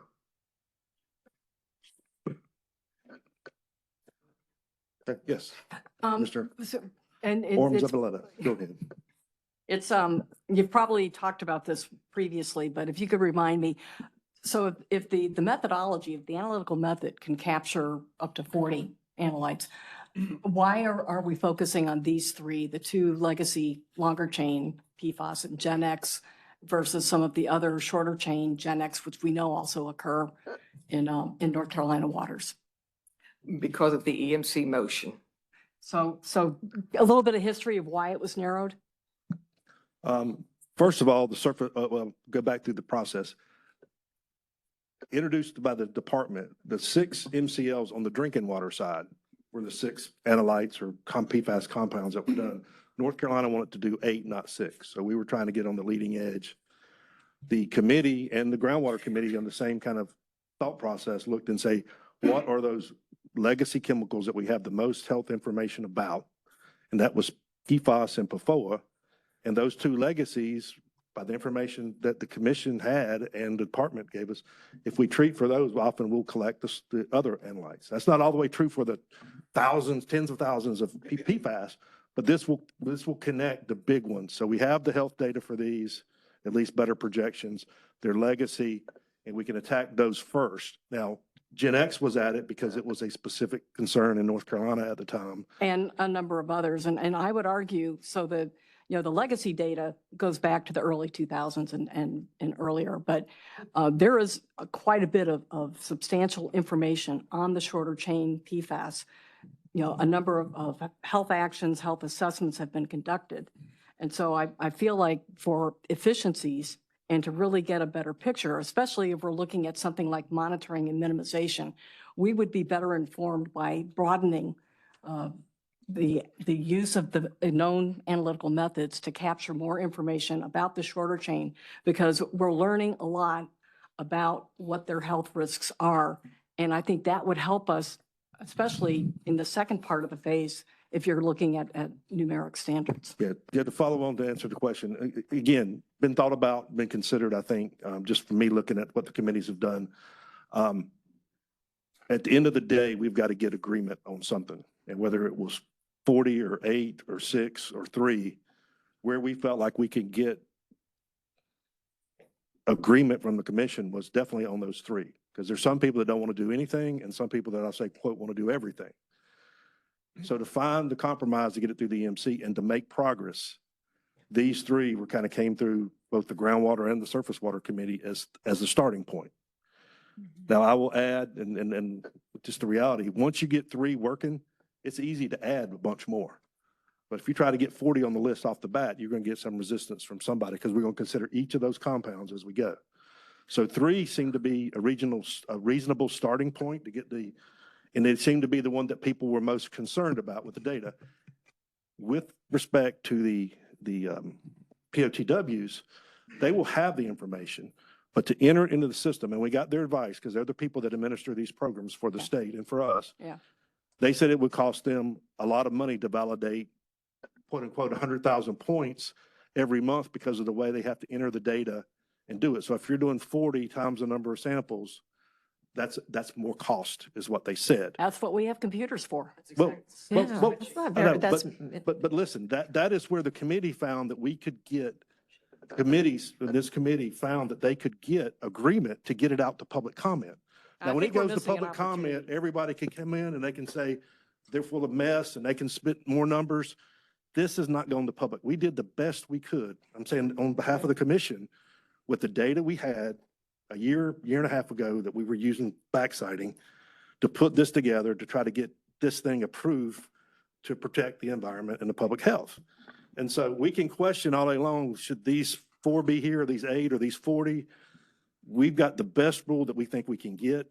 And now we're ready to go out and not just get the inside game of what's viable, but let's get everybody on the record in the public comment period to either say something that's junk or something that's valid. But we have to go through this per EPA and APA. So if public, one last follow-up, and Yeah. Jackie, so if public comment were to say, gee, you have a method that's going to capture this information, you really should be broadening your scope, then that would come back to the commission. Yes, those hearing officers, again, they would come back and come to a collective decision, come back to us and Okay. make the recommendation. Okay, We could tell them to go get more information. We could accept the recommendation or we could change it. okay, thank you, that's helpful. Yeah. Mr. Gibson. Yeah, I know we had long and heated discussions about what to regulate, but since these aren't regulations, I really worried that this rule would be kind of forcing DEQ to throw away data, because if it's using EPA method 1633, then all of those analyses for the 40 compounds are going to be done. And I'll just say that, it's only a minor extra effort to keep track of the remaining 37 that aren't on this list. We've done recent sampling with my team, a little pilot project in Buncombe and Mitchell counties just to see how water quality rebounded after the hurricane, in particular in people's tap water. And the good news there is, that's in far western North Carolina, far from major sources. The levels we saw for PFAS were much lower than in the eastern part of the state, but the most commonly detected were the short chain in both counties, particularly PFBS and 6,2-FTS. And I'm not a chemist, so don't ask me for the details, but it's just that those legacy ones, are just not showing up as much, and we're seeing much more of the shorter chain in people's household tap water. So if we're running an analysis that captures 40 compounds, including PFBS and 6,2-FTS. That's going to be done anyway when you're looking for PFOA, PFOS, and Gen X. Why throw away that information? Well, two things, and I'm not defensive about this. I'm just saying we considered it. The best advice we got from the people that actually ran these programs said it was a significant cost. Okay? We didn't call them liars. But the We te- didn't say they're not using computers. No, let me finish. They said it was a significant cost. To get the rule out to public comment and to be examined, we went with that. We didn't call our partners that regulate this liars, okay? Well, But they said it was a substantial cost. Part B is these are public entities too. but They're not hiding information. If they get these reports, they have said, and again, they're not bound in the rule, all 40 will go in. It's the process of getting the 3 in and the 40 in with the proper validation and QC measures that have to be in the reports that causes them problems. And again, they could be lying, but that's what they said. That's the advice I think we followed. And now we'll go to public comment to see if everybody believes that's true or not. Commissioner Gibson, yes. yeah, well, so I work with, actually with RTI did all of the water quality analysis for me, and I know it would cost them the same if they only look for 3 versus if they look for 40. And I also know that I can quickly write a code in R that will instantaneously analyze their summary statistics for 40 different compounds. Once I get that code written, there's just no extra effort on my part, except for, looking at some more summary statistics. Yeah, and I don't doubt you. I'm not doubting you. I'm just trying to push this along with what the logic, you asked the logic. So Commissioner Tweedy. Process question. So how much change, so let's say you already said there's going to be a lot of comments on this rule. How much change can occur to a rule as part of the public comment and review process before that rule has to go back to committee, back through RIA? Can you give me a little bit of Cliff Notes version of how that process works? Yes, if the rule trips the RA, I mean, that's the simple way, it's a substantial change. The easiest way to say is that the content of the basic rule and the RA change, or if the cost considerations change, we'll have to come back and revise the RA and come up with a different approach based on the recommendation. That can extend the period, but we can also keep it in. The trade-off is we worked on this for a while with staff. We can suffer for months or years more on being perfect, or we can get it out, get the comments and I'm answering the question, and make the revision. Now, precedent, I'll go back 20 years. The nutrient buffer rules and the nutrient rules, when they were done, Commission had 3 or 5, I got the exact documents that did it. They went out to the public, got the crap beat out of them, came back. The commission charged them to go back out again and get it right. This is that level of decision for the state. So I'm not going to tell you it's not going to come back out after comments and be revised again. Maybe not, maybe it will, but it is not out of the ordinary on these big things to have to go back out for public comments to answer your question. Okay, Mr. Smith. So to follow up on Commissioner Tweedy's point, I do think that's really important that everybody understands we cannot send this out and then come back and make substantial changes without having to go back out to public notice and comment. So it is actually important for us to get it as good as we think it can be and should be, and to make sure it accurately reflects the will of the commission before we send it out to public notice. And in going through the rule, I've got sort of 2 categories of, comments on the rule. Some of them are drafting comments. They're more technical, but they're the kind of thing that could cause changes that would send it back or could hold up the rule at the Rules Review Commission, such as undefined terms or lack of standards for certain decisions in the process or inconsistencies. So there's some drafting issues that are not huge policy issues necessarily. Some of them are, but there's some drafting issues too that we would be well served to fix before we send them out to public notice, where people are then confused, don't even understand how the rule works because there's a term in the rule that's never defined, not used in other EMC water quality rules. And it's sort of key to some of the decisions here. And then the other category are the policy issues, and discussions already touched on the major one, which is the lack of criteria for either the minimization plans or the ultimate discharge, and the lack of a timeline to meet any sort of minimization. So I think that one of the concerns is this could be an ongoing perpetual monitoring machine that doesn't result in significant reductions. So I think we've got two sets of issues here.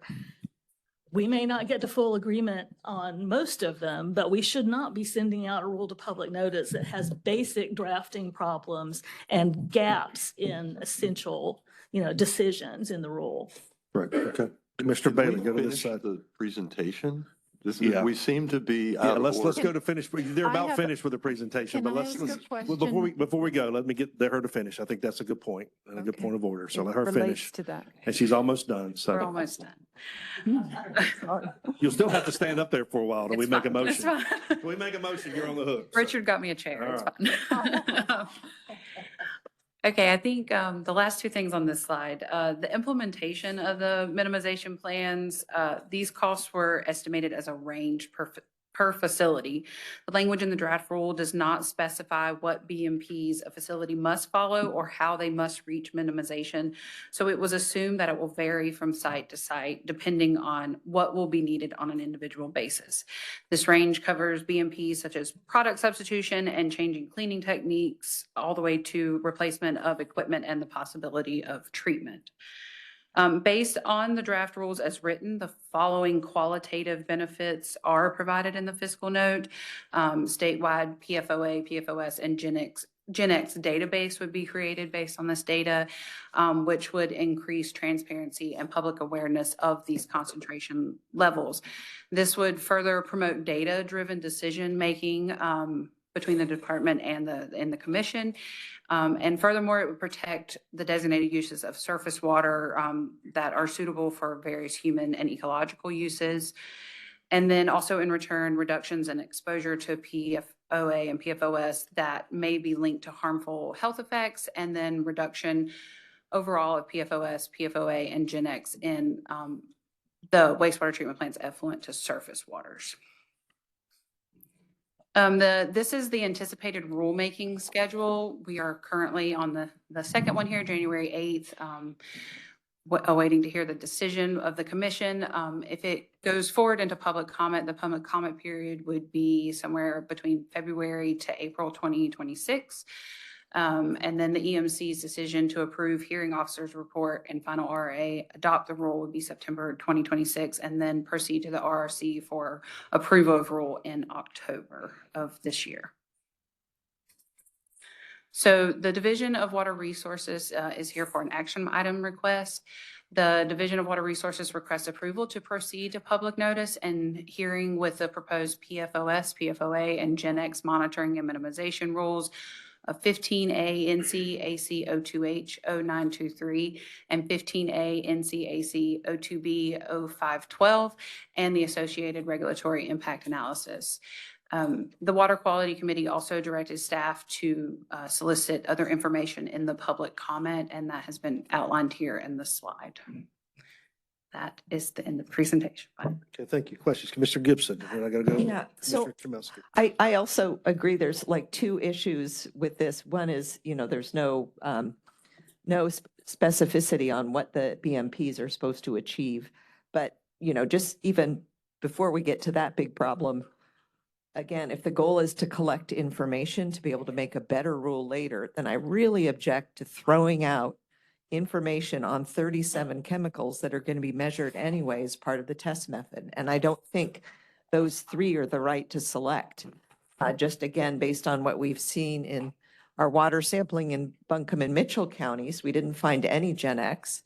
We did find multiple homes with in their kitchen tap water some of the shorter chain compounds that are included in that EPA method. So I don't think that this is going to give us, just looking for these three, two of them legacy compounds. One of them is really kind of mostly confined to the area that was affected by the Chemours facility, is not going to give us a good picture of what's going on statewide with PFAS in these discharges. So I really, really object to limiting to these three compounds.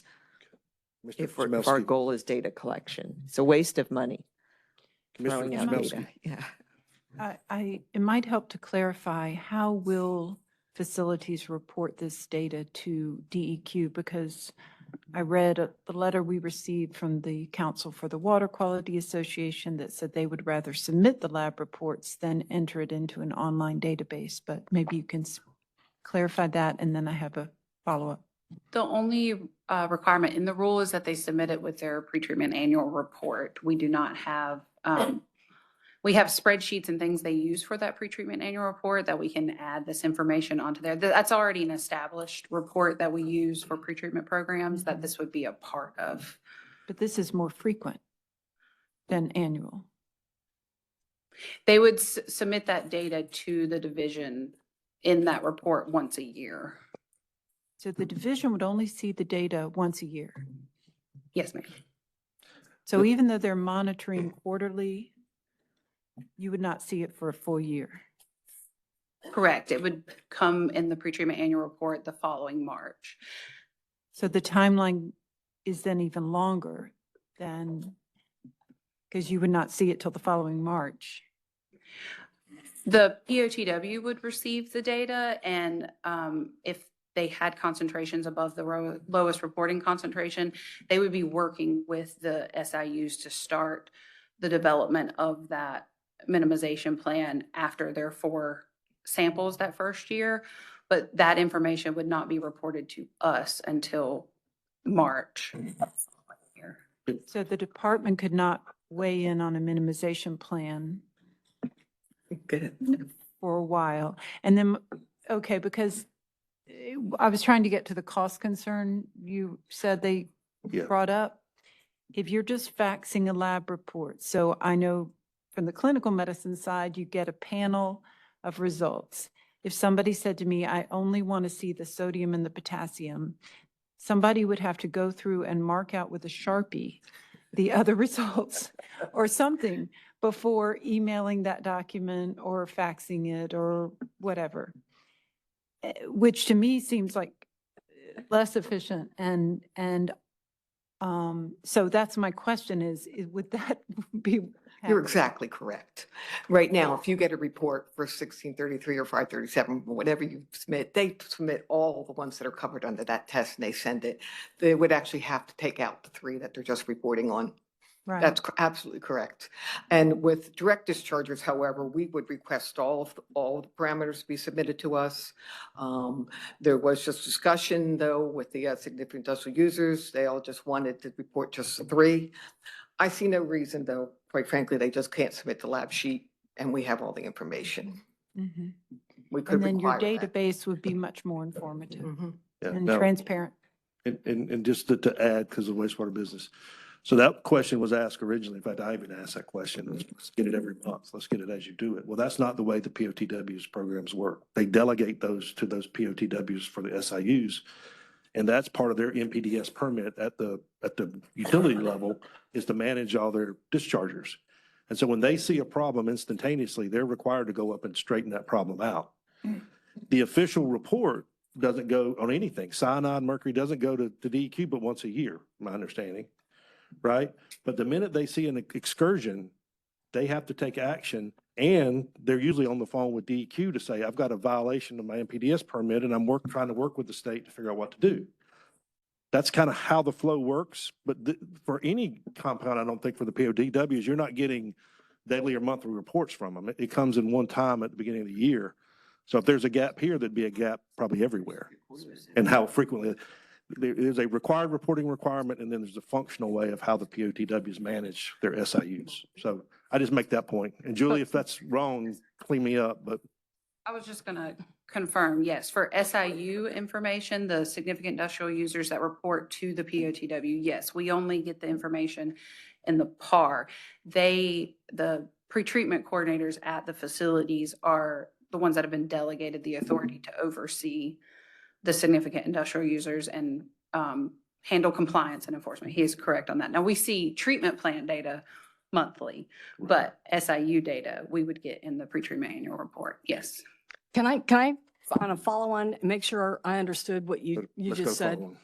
Yes. In their Commissioner method, Arms of Atlanta, yes. in their method, they're going to have the information of all the analytes from that analytical method. So it would But if we're only requiring 3, then they're going to have to spend time and energy to just extract that information. So you're not going to get the full benefit of information because we didn't ask for it. So there's less transparency, and they're going to have to expend more time and energy to modify the report that they're getting. So The that thing- doesn't make sense. Well, and look, I'm not arguing it because we can require the amendment to put that in there to report all 40. You know, I'm not Yeah, advocating a but the position. method's going to give them But- that but- anyway. But what I'm saying is, we have heard from them that unlike what you and Commissioner Gibson say, that we can write programs in R and everything, they have reports they submit on. They have told us it costs more. When we go to public comment, we can report all 40 in here, or we can do, but nobody's throwing away data.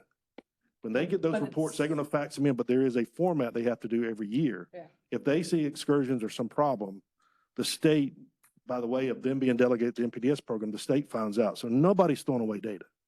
They're public entities. They're not throwing away data. But excursion from what? I mean, if we didn't ask them that we want PFNA, then they're not going to give us PFNA. They're just going to give us Gen X and the 2 legacy. They have to give you that, but they see it in the report because everything's set at the non-detect levels. They're going to know if they have short chain excursions, and they're going to tell them. For public health surveillance though and research to really know what's going on in the state, it'd be so much better to have it all in the DEQ database. Let me go back and say that, and then again, I may misunderstand from the state standpoint, but the state, we talked about making this a special case in the beginning and say you just get PFAS data. The state doesn't have the resources to handle 600 SIUs and getting data every month either, is what I understand. They'd have to have more people to track that data.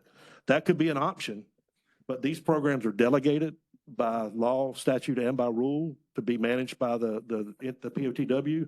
And that's where the resources are to process, again, whether it's PFAS or nitrogen or TSS or whatever it happens to be, that's who has the resources to track the SIUs, not the state. And, Well, I would agree could. that we don't have the resources to track all the data, but we certainly could collect it. yes. That is, and if the public wanted to see it, we certainly could release it. Yeah. And again, I'm not arguing it, guys. We can amend this however we want to or not, but I'm just trying to give you a little bit of logic of how we got here, which is what some of you asked me. Commissioner Tweedie. Commissioner Ellison. Commissioner Ellison, damn, I'm sorry. Sorry, Is sir. there anything in the draft rule that would preclude a POTW from submitting all 40 parameters to the department? No, they could submit it to us. So a voluntary Save the Sharpie program and then, well, but, you shouldn't be sarcastic because a lot of these POTWs, you know, Raleigh and Charlotte and the bigger cities are very sophisticated and have almost as good a computers as RTI and NC State. But a lot of these small towns do not have the staff, the infrastructure, the IT, all that stuff. And a lot of them don't even have SIUs, but they're going to be compelled to do some monitoring up front. So this is a statewide program, and we don't necessarily, we should not assume that each of the parties that will have some sort of compliance requirements has the financial capacity to suddenly take on a really big program. They're going to need some, we can make it easier on them if we can and still achieve the results that the committee and the commission have set out to achieve. So that's. Sir Jasper. I think just in response to that, I think the argument that is on the table here is it's actually more work to extract the 3 that are reportable rather than sending the entire report. Let the municipality or let the POTW decide if that's more work. Do they want to cross out 37 parameters? No, Or do no. they want to send all 40? No, just in general, having seen databases like this, it's a lot more work to extract just 3 rather than taking what the analytical lab gives you and just sending it out. But Having done they it. are allowed to take what the analytical gives them and just send it out. They're allowed to do that. Nothing in the rule precludes that. They're not required They're not to. It would be nice That's to okay. require them to do so, so we don't lose all that data. And again, if we want to add that as an amendment, we can, that they can send in a paper report of the 40 if you want to add a requirement. There's nothing to prohibit you from that. I just don't want to, without knowing the system, if there's a specific pretreatment database they have to enter into, and validate that data, that is an additional burden as they validate data and do that. I'm not going to argue, we don't need to argue it, but we need to get more comment on this when we go to the public. I mean, that's just at any point. If we decide we know more than our SIU partners or our PT, then we're making a mistake. If they're not telling us the truth, then we're making a mistake. But we need to sort this out. And we can require them the facts and minutes, the whole 40 if we want to. There's nothing to preclude that. We don't need to argue this bigger policy on whether there's facts in a report in or not. We can fix that. May I then, oh, sorry. Commissioner Chmielewski. At what point can an amendment be proposed? Once we have the motion on the table from the Okay, committee, thank then we can oppose the motion. Commissioner Smith, No, that's all. Thank you. Commissioner Tweedy. Slightly, well, actually quite. Process question. When can the EMC remove a rule from rulemaking? In the process is going on. When can the EMC decide we're not going to continue with that rulemaking? You could do that today. That's not my question. When during that anytime during that process, can the EMC decide we're going to stop that rulemaking? Yes, of course. Of course. And if we had a numeric standard, and let me say this on behalf of the whole EMC, because I've heard that, everybody on this panel wants a numeric standard.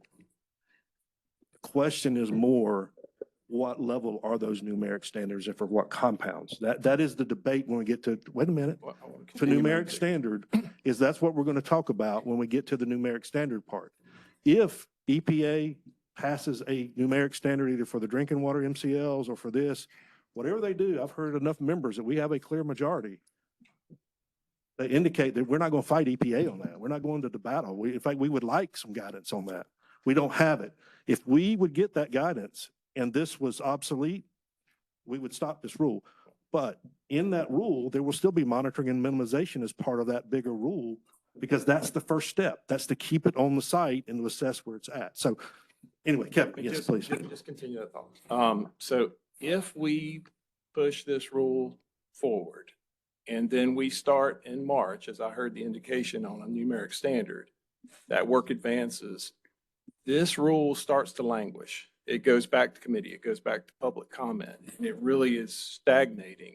But we're making progress on a numeric standard rule, which could roll in these requirements we're talking about. We could abandon that road and pick the new road and start going down that one. Yes. I'm In seeing in fact, council nodding as well. if we get enough comments and say we got to go back and revise this rule majorly and the numeric standard rules on the same track, my advice to this commission, it's y'all's decision, is to combine all that into one rule at that time, and we're perfectly able to do that.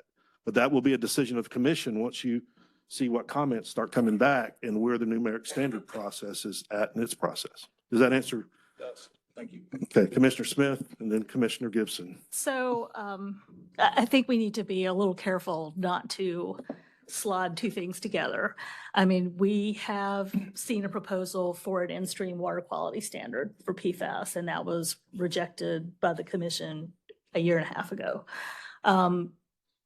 We're now talking about a monitoring and minimization rule. And one of the concerns about the rule is even for the steps that are in the rule, there are not benchmarks or goals or anything to evaluate whether a minimization plan is adequate, whether they're achieving the plan. There's no end date for any sort of progress, no timeline for any sort of progress.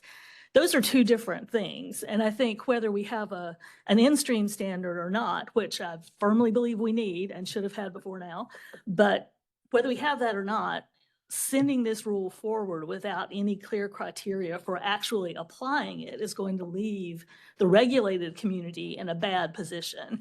And we've already heard that from the Manufacturers Alliance in their letter, because they need some guidance on how to create a minimization plan that is approvable and to know that they're going to be in compliance with their SIU permits. And the one other thing is in terms of standards, EPA standards that could be used, we in fact do have national drinking water standards for, depending how you count them, 4 or 5 PFAS substances because there are combinations in there. There are final national primary drinking water standards for those PFAS substances. And I understand the Trump administration is talking about revisiting some of those. They've also said clearly they're not going to revisit PFOA and PFOS. They have, to my knowledge, as of the first of this week, not taken any steps to rescind the others. They would have to do that through rulemaking. They have raised the issue in some court cases, but only in motions that no court has ruled on yet. So we have national primary drinking water standards for those PFAS substances that can provide a basis for putting benchmarks or goals into the rule. And I would really hope that we will do that. Yeah, and a couple comments to that point, and I think most of what you said I agree with. The exception is those drinking water standards are supposed to be promulgated in 2031 or 2032, and they're being protested in at least 2 courts, and the committee got some of that. So those are not final and part of the requirements yet. They will be in place. This is a great question for the RAINS Act that's not been sorted out. Because the question gets to be, are they part of a federal requirement yet, or are they not? If they're not, $129 million is a lot of money under the RAINS Act. If they are, it's not much money. But some of that's in flux right now, and the council, you're looking at council, but council will tell you the same thing. That is a hurdle we've got to get through. And what I've encouraged this commission to do is don't get ruled in by the RAINS Act or anything else. Follow the procedures and let's do the right thing. This is going to be expensive, but if we go to full mitigation, it's exponentially more. This is just sampling. This is just having them do reductions. And it's $120-some million. Can I ask a process question actually about that? Because we have to both approve the draft rules to go to public notice, and we have to approve the regulatory impact analysis. And there are some significant issues with the RIA on this rule from my perspective.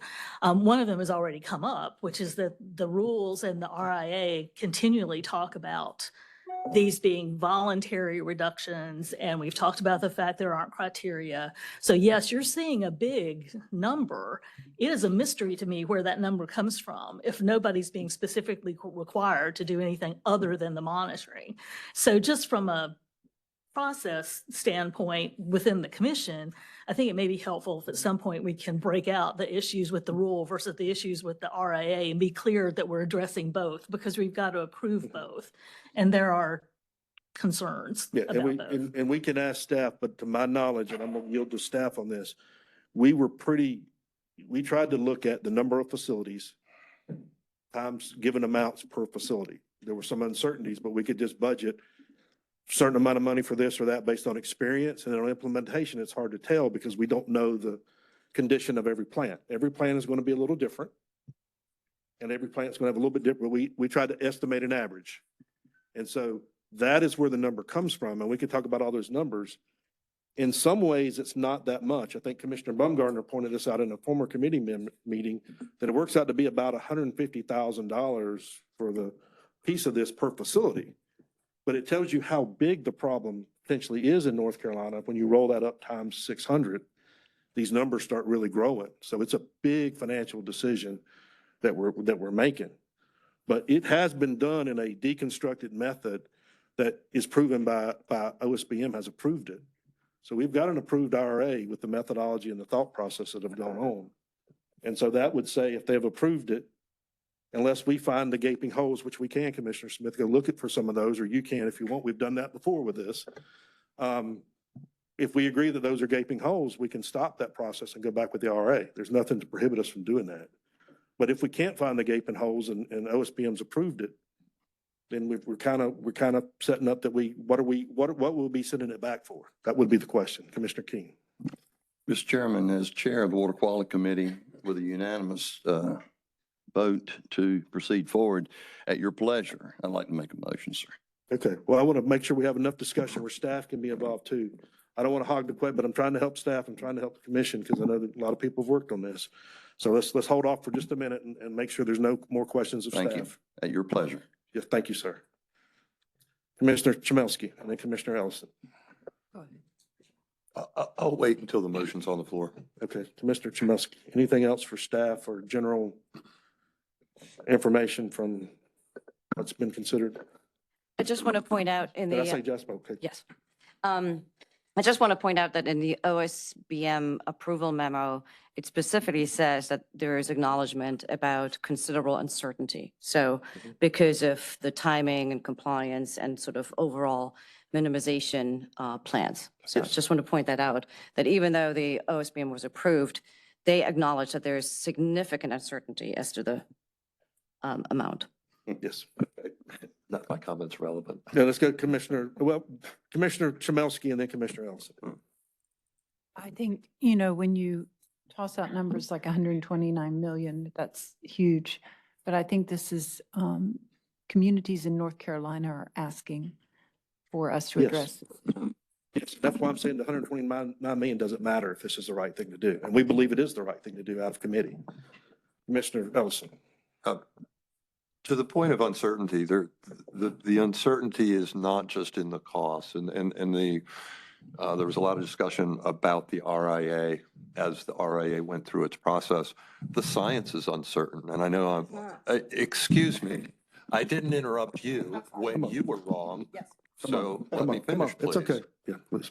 There is uncertainty in the science. There are other countries that set standards several orders of magnitude above those standards originally proposed by the department. What this program does is help us as a state, statewide, reduce our uncertainty as to where the problems are and how bad they are while science continues to advance. While EPA continues whatever research they're going to do and whatever standards they're going to promulgate, there are lots of trains moving down lots of tracks relatively rapidly.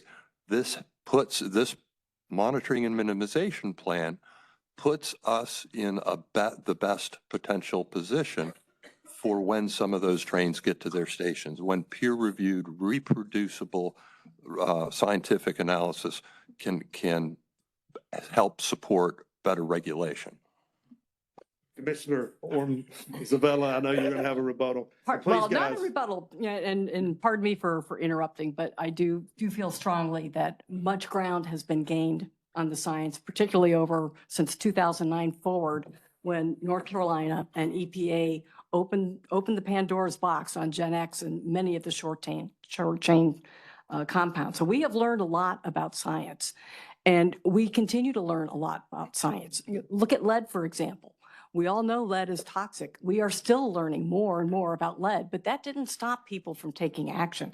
And I don't disagree with the need for monitoring and for learning more information, especially about what's out there.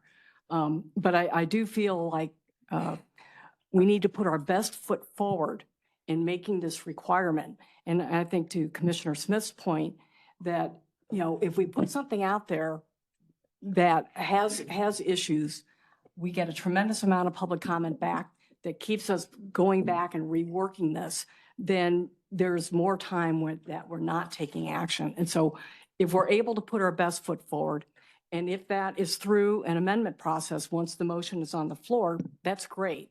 But I do want to highlight that we have learned a lot, especially in the past 15 years, 16 years, that shouldn't preclude us to wait.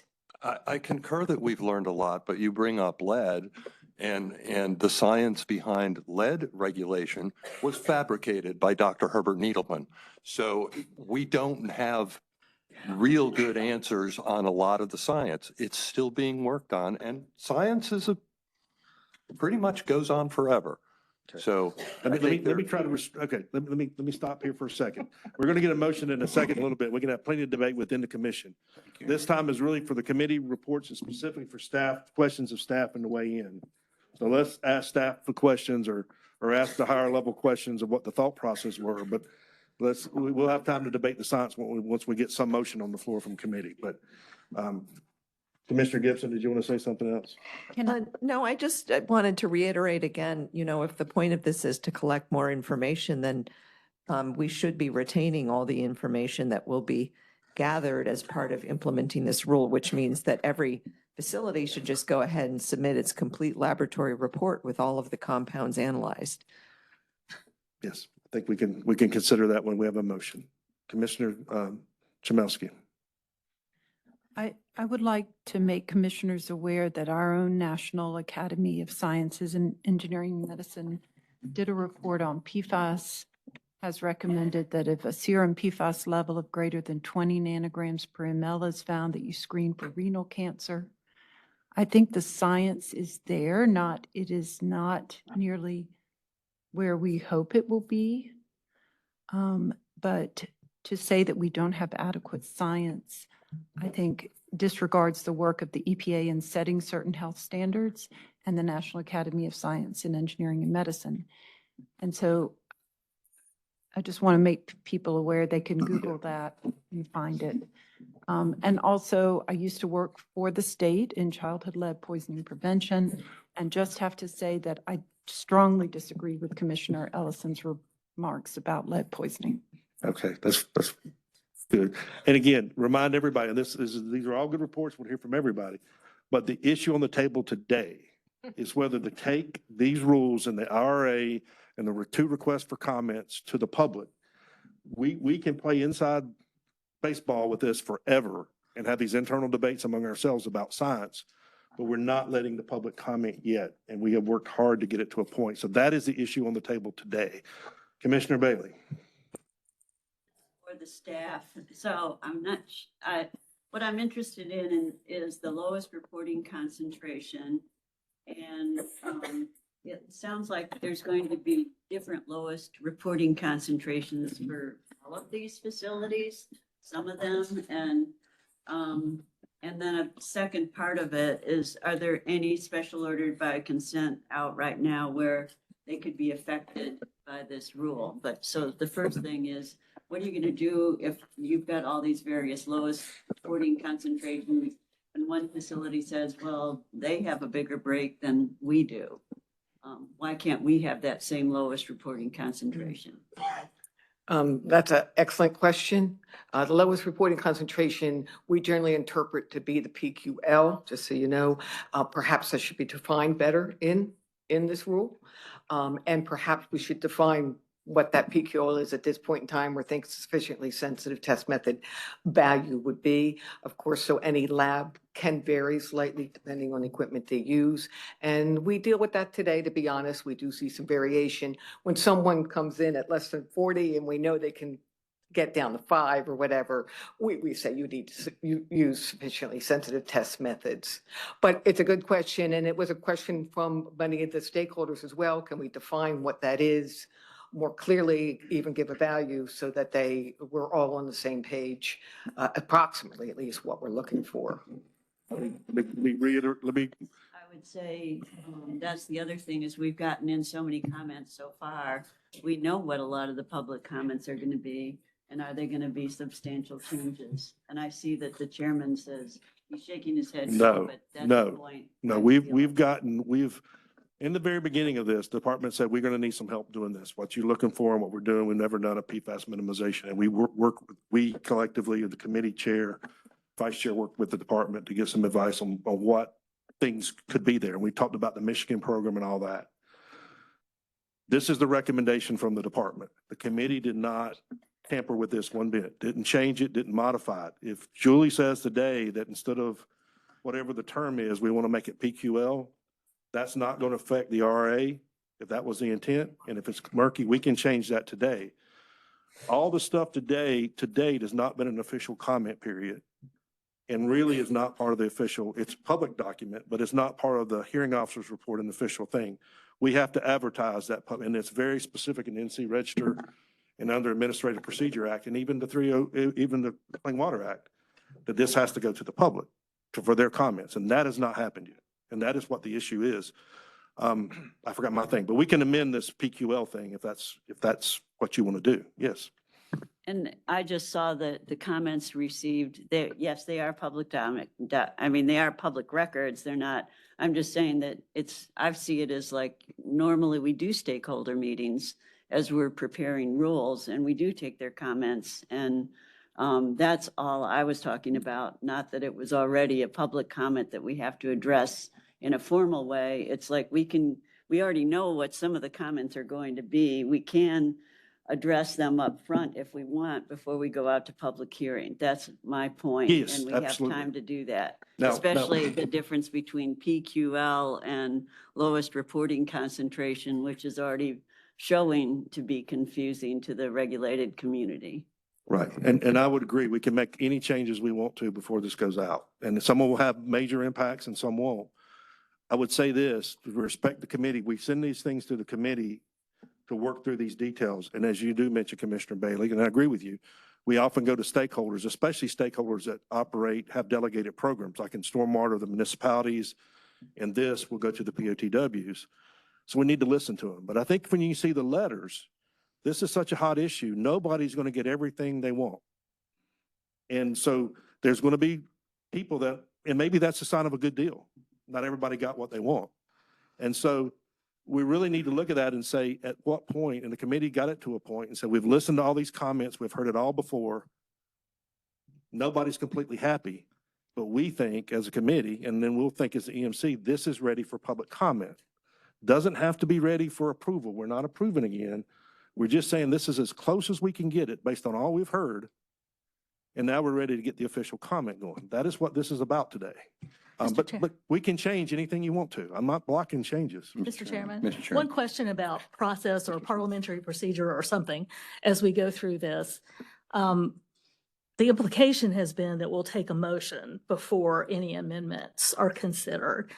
The problem I see with that is we're going to quickly get into substitute motions, which are a mess, and whether there's any reason we can't take votes on specific proposed amendments to the rules before entertaining a motion on the rules as a whole. Yes, there is a prohibition in Roberts or a granting of authority to the committee, that committee report comes in and is introduced as the recommendation and the motion. And technically, it's not our tradition, but that motion per Roberts doesn't have to be seconded. It is a standing committee report, and one reason we send all these things to the committee is to come through for the first, basically for the recommendation and the first motion.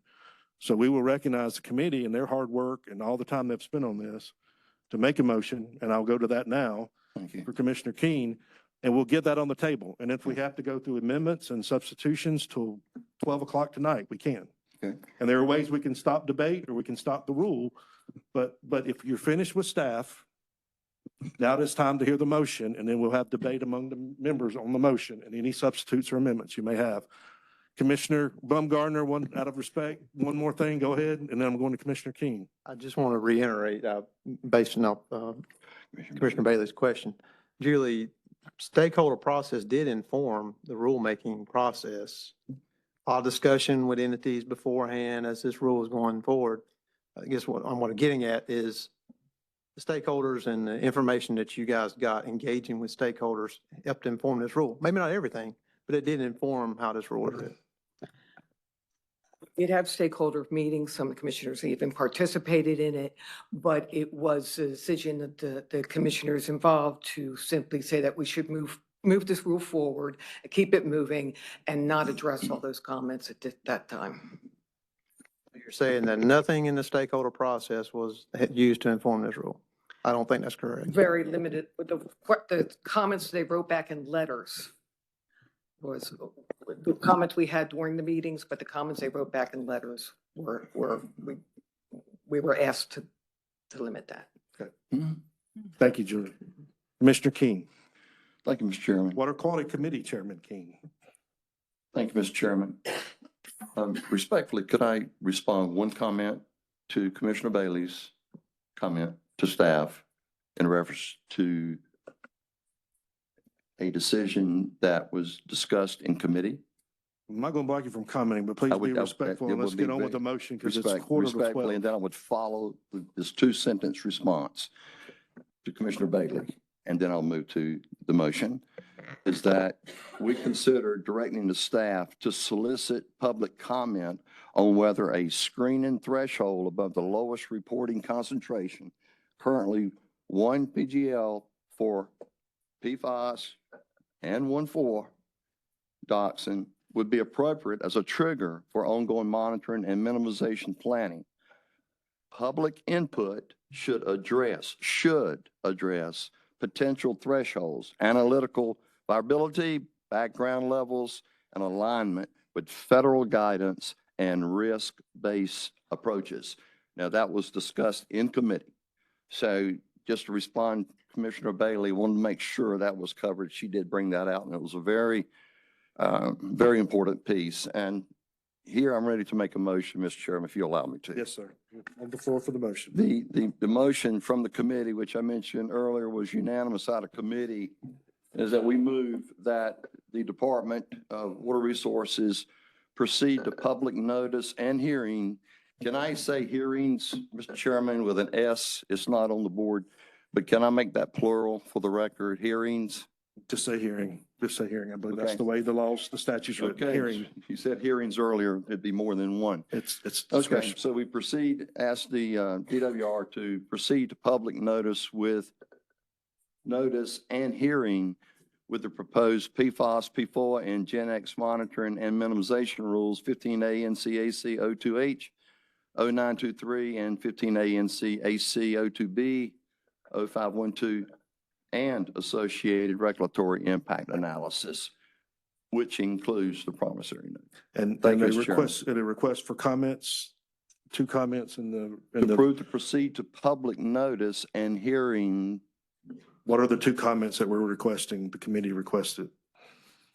Well, we directed staff to solicit public comment on whether it would be scientifically defensible or advisable to establish a screening threshold above the lowest reporting concentration, LRC, for PFAS, PFOA, and Gen X that could serve as a trigger for ongoing monitoring and minimization requirements. And the other one is that the committee also directed the staff to solicit public comment on whether the applicability of the PFAS monitoring and minimization rule should be limited to industrial discharges associated with SIC or NAICS codes known to be linked PFAS use or discharge. Okay, we have a motion. That is the motion. Can we get clarification on that motion? Because I was thinking Let's those get it. those two provisions were directions to the staff in developing this rule.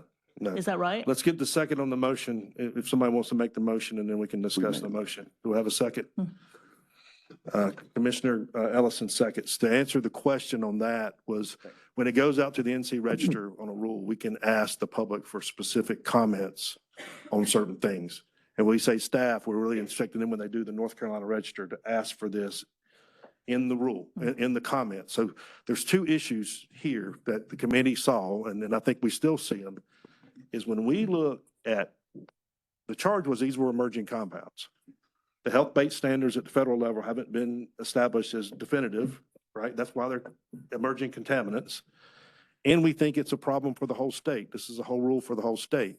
So what in the PFAS rules here, we said, and it was trying to be consistent, was we want to do this statewide.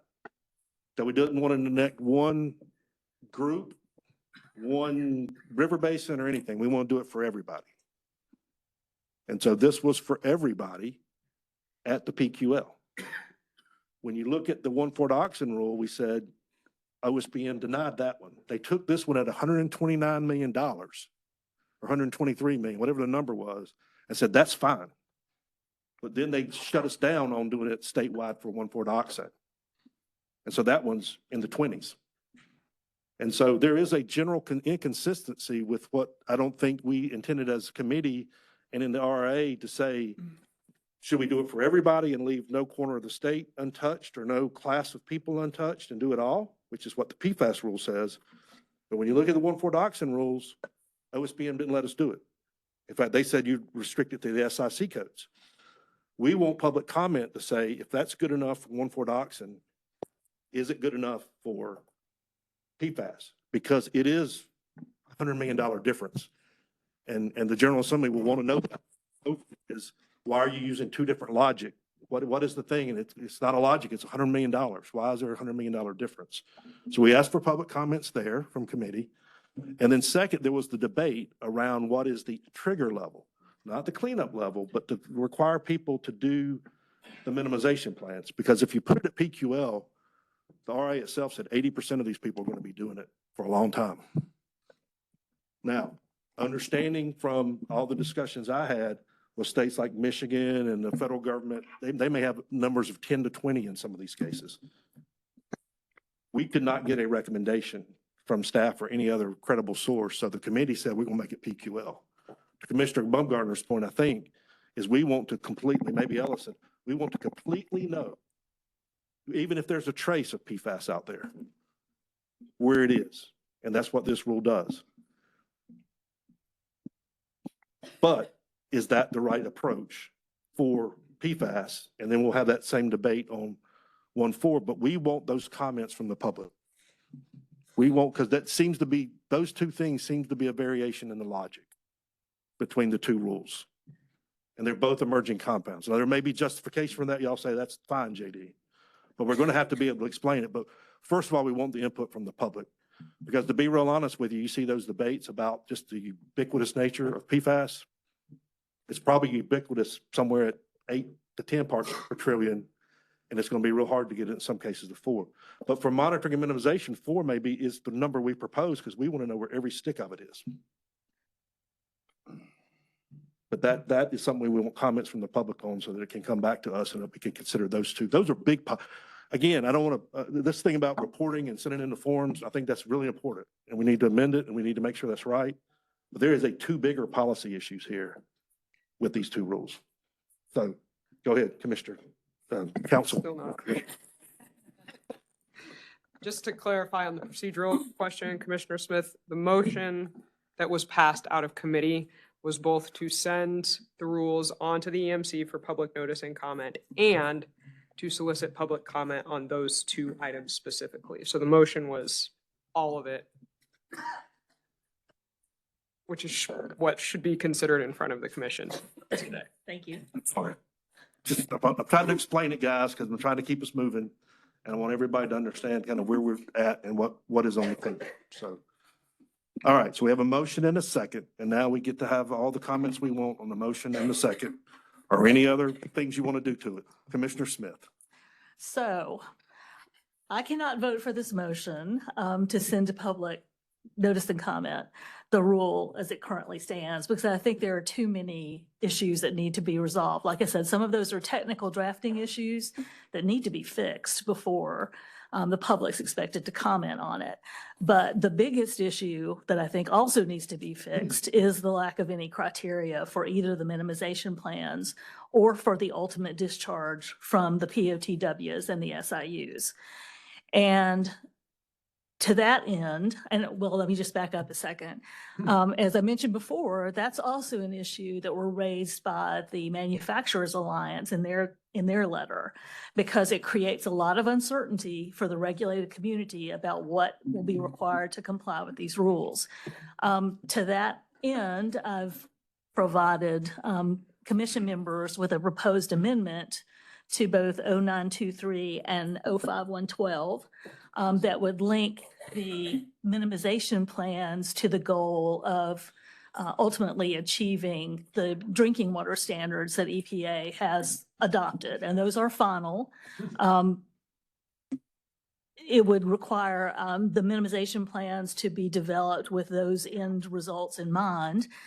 And it would also do something to put in place some limits on the POTW and industrial dischargers in the meantime, because the other big issue with the rule as it's currently written is I don't see anything in the rule that would prevent concentrations of these PFAS substances from actually going up during this process, because it allows new sources to come online. If a new source comes online, they get the same 2.5-year period to figure out what their baseline data is and their minimization plan.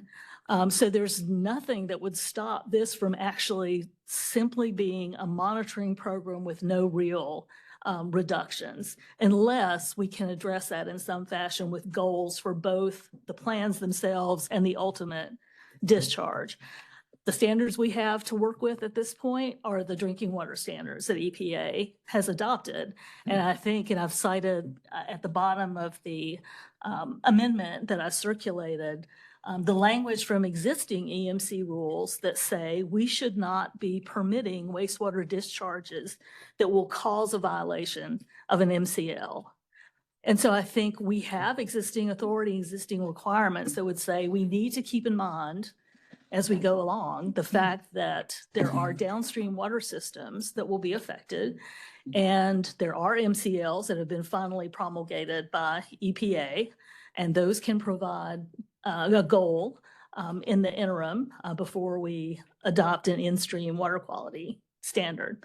So I would move that we amend, well, I guess this would be a substitute motion, unfortunately. Correct. It's a substitute motion to send to notice the rules with the amendment that I've proposed to both 7H 0923F and, I'm sorry, 2H. I have 7H from my coastal days. 2H 0923F and 2H 05112J to make that connection between the plans and the discharge concentrations to the MCLs that EPA has promulgated. Okay. So we would like to see this on a screen if we can get DEQ to provide it there. Yeah. Okay. Let's do do we have a second? We have a primary motion from Commissioner Smith. Do we have a second? Commissioner Jaspers provides a second. For public meeting law, is it possible to put this up on the slide for folks? I know.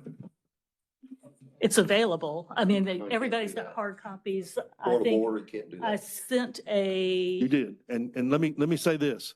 I'm sorry. This is acceptable because Roberts, the amendments and the substitutes, especially the substitute motions, need to be put in writing, and they need to say specifically where the changes were being made. For amendments, per Roberts, those are like word substitutions, line substitutions, minor changes, right? In this case, a substitute motion is a substantial change, and I'll have counsel run through these. I made my own evaluation, but she has too. But to Commissioner Smith's point, this is a substitute motion. It's still treated in the same way an amendment is treated, but it allows for broader discussion on the policy questions that happens. But this is not a simple amendment. This is a substitute motion. We're still getting this up. Go ahead, and I'll let council brief on what this will mean if adopted, or Yeah. go ahead, whatever you want to say. Go ahead. Well, let me just clarify that. So there was a motion on the table that was seconded out of committee. We are no longer discussing that motion because there's been a substitute motion and second by Commissioner Smith. So right now, the motion on the table that is to be discussed is Commissioner Smith's motion to send to public comment her revised rule and the RIA. Yeah, and what I'll add to that is, so by taking this as a substitute motion, you are displacing the primary motion made by the committee, that came through that process, and you're displacing it temporarily, at least as long as this substitute motion gets approved. Well, If it is struck down, then we go back to the primary motion that's on the table. yes. Now, because it is a substantial change, folks, this is where we'll have to consult, but this is the likelihood, and I think based on everything I've seen in Roberts and in our own APA, this will have to go back to have the RA adjusted and evaluated by committee, because it is a substantial change to the current rule that's being proposed. And so this will have to run through, this will delay any action while we get those things together, inside the EMC. Commissioner? Point of order, Mr. Chairman, may I, as chair of the committee? Yes, please. You mentioned going back through the committee. So just to make sure for the record, that as this goes up, this motion, that it is known that it did not come from committee, nor was it vetted by the committee for the public. Just point of order. So when it does come back, if passed, comes back to the committee, that the committee is very informed of how this happened and the history of it, so we can start anew and process it out how long it takes. So my question to council, is it a new motion and the committee has nothing to do with this motion? Is that correct? It is a substitute motion. If the motion is passed, then the prior motion out of committee is no longer before the commission, and you are working with the substitute motion only. If it is not passed, then you'll go back to the motion out of committee, and I can't tell you where it goes from there. Thank you, counsel. It depends on what else happens. So Commissioner, I'm a little confused. Because it seems to me that this motion, yeah, it amends. So it doesn't replace because it's amending just a section of what the committee approved. It's providing a further clarification or, and then the second point I had was, Robin, you, Commissioner Smith, you also mentioned a desire to have definition of terms and some other drafting issues clarified in the rule. So is that part of this motion or is that a separate thing? That is not part of this motion, and that was really why I asked earlier if we could use a process other than substitute motions, because what we're going to have to do, and if we have to use substitute motions, that is what it is. But if we have to do that, that means we're going to have to come back and do additional substitute motions to add or make any other changes. that is correct. There can So be as if- many substitute motions as people want to Right. make and as many amendments to the main motion as people want to make. But your substitute motion and the one that's been seconded by Commissioner Jasper that's on the table is to substantially change the document to add more compounds, a criteria that was not involved in the thing, and to basically introduce, I believe, a new definition in there with things like MCL. So there's some fundamental differences. And slam dunk all the way, you were right. This is a substitute motion. So for the commission, it is a substitute motion. It is a substantial change. That's the content part of it. So that will trigger not going to public and going back to the committee and OSBM as a first stop probably, and back through committee and delay this going out further. The Airface Roberts, it puts the priority on the committee. So if the committee does the work, committee comes out and hashes it through, they make the primary motion. They've got the proposed IRA. It's not been amended. That can go right out to public today. We can put some amendments on that aren't substantial, and that can still go to public today. But if we substantially change what's on the table, it's got to go back and be reworked before it goes back out to public. And that by bylaws requires it to go back to committee because it substantially changes and becomes a new rule of sorts. Or exactly what it is. So Commissioner Bailey. So if the commission votes on this amendment and that specific language, when it goes back to committee, can the committee change that language when they deliberate? Can they change the language when they deliberate? Or do they have to accept the language as is? I think what you'll see in Roberts is if any of the language in the previous rule or this rule is a minor change and can be tweaked, like what's an MCL, define an MCL or give definition, that can be done like anything as a minor change or a simple amendment that will be done in committee. But if they go back and change and add 2 more compounds in committee, we'd have to talk about that a little bit more. Mr. Chairman, I don't think I agree with that. I mean, for one thing, that would put the committee in charge of a full commission decision. I mean, if this Yes. commission decides, which is, I don't believe that's the way it works. And this commission has to make the decision what form of this rule is sent out to public notice and hearing. And if this commission decides that it should go out to public notice and hearing with the amended language, that is a decision the commission has made that is not subject to change by the committee, is my understanding. That's- And it would not make sense for that to be the case. No, it does make sense. I mean, honestly, I'm making the rule from a parliamentary standpoint. That was the recommendation of committee. That is what Roberts protects first. And if we change that with a substantial change by our bylaws, that goes back to be reconsidered because the RA and the rule will have to be tweaked in a substantial way. Now, the spirit, as Commissioner Bailey says, of what the committee will have to do with will be based on our motion. But all rulemaking documents have to go back through committee. Now, if you want to do simple amendments and Julie wants to make, or the department wants to make, instead of that one word, PQL, I think even if you want to submit facts, 40 compounds in, that's probably not faxing something or sending it, may not be a major change. But if they have to input it into these forms and they're telling us it costs money, it may be.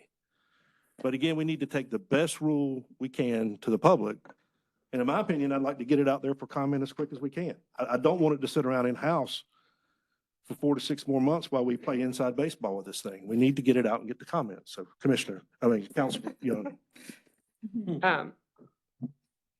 The issue here, I think, Commissioner Smith, is that because this is a substantial change, there is a question as to whether the OSBM certification of the RIA would still be accurate and apply based on the changes made to the rule. And that part I understand. And although I will also say about that, that this commission makes the final decision on approving the RIA at the end of the rulemaking process. Correct. So yes, I understand there may be an issue with changing the RIA. What I want to know is what's the basis for saying that making any change in the rule language itself has to go back to committee? I don't think it's any change. I think it's the substantial change and the modification to the RIA. Generally, the way my understanding of your bylaws works is that any rulemaking issue has to go through the committee before it comes to the commission. The substantial change that you're proposing is a rulemaking issue that has not been through the committee. I'm sorry, that is not consistent with the way this commission has ever operated that I know of. I don't know of any bylaw, unless the bylaw says that specifically.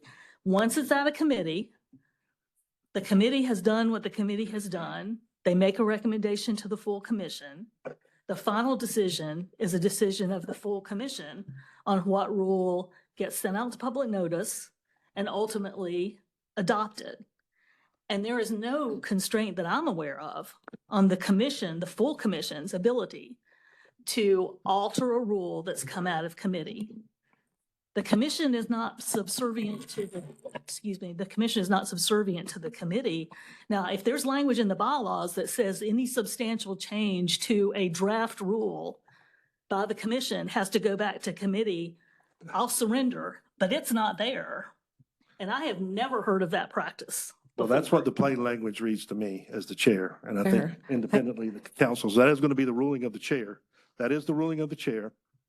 And that is with the bylaws and with Roberts. And so I don't think, again, on the big picture, the question is just of timing, folks. If we want to change this now and not get it out to the public, then we can go back and get it as right as we can make it. We still run the risk if we go to public with as right as we make it, we're going to still get comments and may have to revise it when it comes back from public. Or we can say the committee's work is good enough to go to public and it may come back anyway. But at least we're not going to have an interim step here. And I'm not speaking for or against the motion, but that there's going to be some changes to the RA that have to happen. And that by the rule making, by my ruling, is that would have to also be reviewed by the committee. We don't have to take the committee's recommendation when it comes back because you're going to have an RA for both. You'll have this original one and the next one. You'll have the amended one. So this commission can do what it wants at the next meeting as long as there's not another substantial change. Is that correct, council? You got quiet on me. Well, That is the ruling of the chair. Could another option be consideration of this as taking public comment on this? Could we propose it for public comment? Yes. Well, at this point, Mr. Chairman, we have a substitute motion and a second. Correct. And in terms of procedure, the next vote should be whether to substitute this for the main motion or not.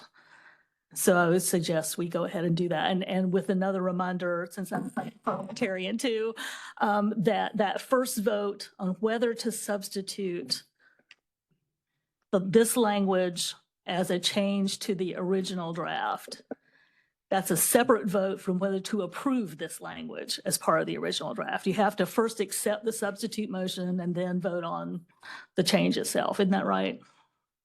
You do it in one step. You're only going to do one step? You can do one step or you can do 2 steps. Yep. Roberts lets you do Okay. one step. Robert lets you do one step. Because the debate now is really between this substitute motion and the main motion. If this substitute motion doesn't pass, then we're back to the main motion. Okay, however you want to do it. I mean, I've usually just seen it done in 2 steps, but that's fine. Yeah, and we've had those conversations and Yeah. yes, but we can do it in 1 step per Roberts. So any other discussion? This is all discussion about this motion and that got into what happens with it. So that's what we're trying to talk about. Let's go to, I was looking over here first. Commissioner Ellison, you had your hand up first. I'll go over here to Jamelski and then I'll come back around to Gibson. This is proposed amendment language. We have the original primary motion was the original language and the associated RIA. There is no RIA associated with this. Correct. So does the substitute motion just put this language in where the original language was with an associated RIA that does not apply here? Or are we going to the public with a draft rule? Is the substitute motion proposing a draft rule for which we have not the faintest idea of what the IRA No, would show? to go to public, per the Administrative Procedure Act, to go to public, we've got to approve the rule and the RA. Okay. That is reason why it's going back, because this is a substantial change. Right. And so the RA would have to be completed so they could both go out together. Okay, that's the essence of what we're going to be doing if we approve this. Could we, if this goes back to the committee and a new RIA for this proposed amendment or proposed substitute motion, the committee could conceivably say, well, this is going to cost $4 bazillion and doesn't advance our goals or whatever the committee says. Does it then come back with a revised RIA?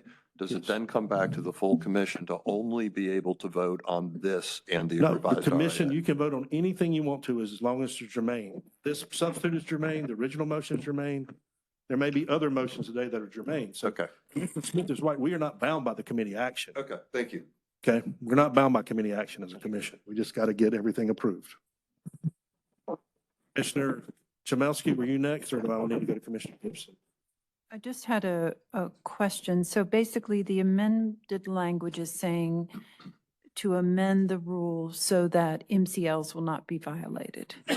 And there aren't MCLs for all PFAS compounds, as we know.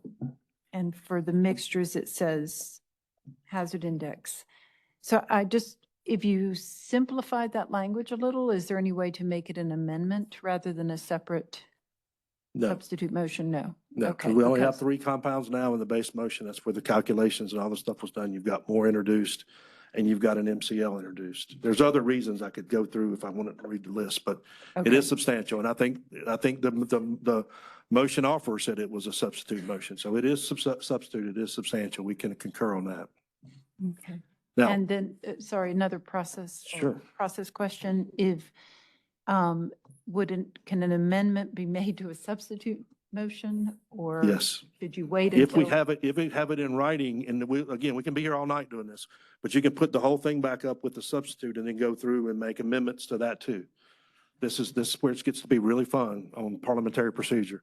I see Representative Dixon in the room. He's familiar with this. It can go on and on and on, but, yeah, we're on that track right now. We're on that train. So, It now, just- and again, we have a motion in a second, but there is the other part. If this fails, if it passes, we're with it, and we're going to go back through the process. This won't go to public for anytime soon, probably, but we'll still move with this. That's the A part. The B part, like I talked about before, is if this fails, you could pass the other motion, or you could pass the other motion with request for comment on what is contained here. There's nothing that prohibits us from asking for additional comment.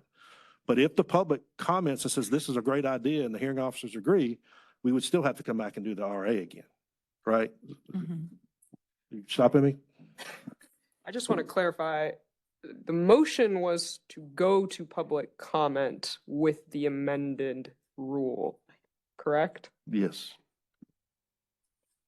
Yes, that's just what we're going to vote on. That's the substitute. Do you have an issue with that? Well, You here's my can't go to public concern. comment with the rule. You can't. I don't know that we have an OSBM approved RIA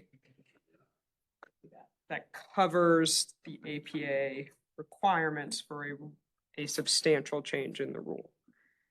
That's my concern. We cannot go to public comment under the APA unless we have an OSBM approved RIA that is consistent with the language of the rule.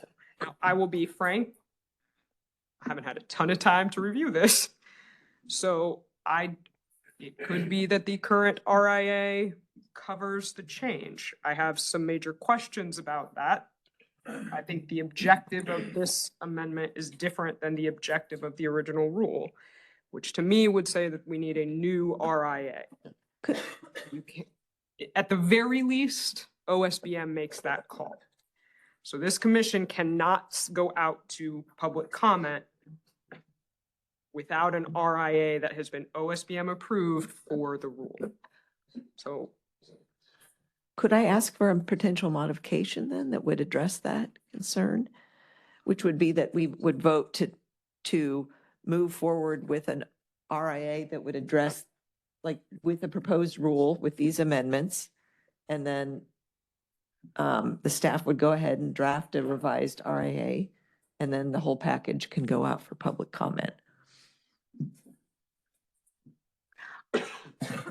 I don't have any objection to that, and I'm happy to simply reframe the motion if that's appropriate to add that that we are voting to approve the change in the language and to review the IRA for any modifications necessary. I'm not sure, again, I'm not sure there are either.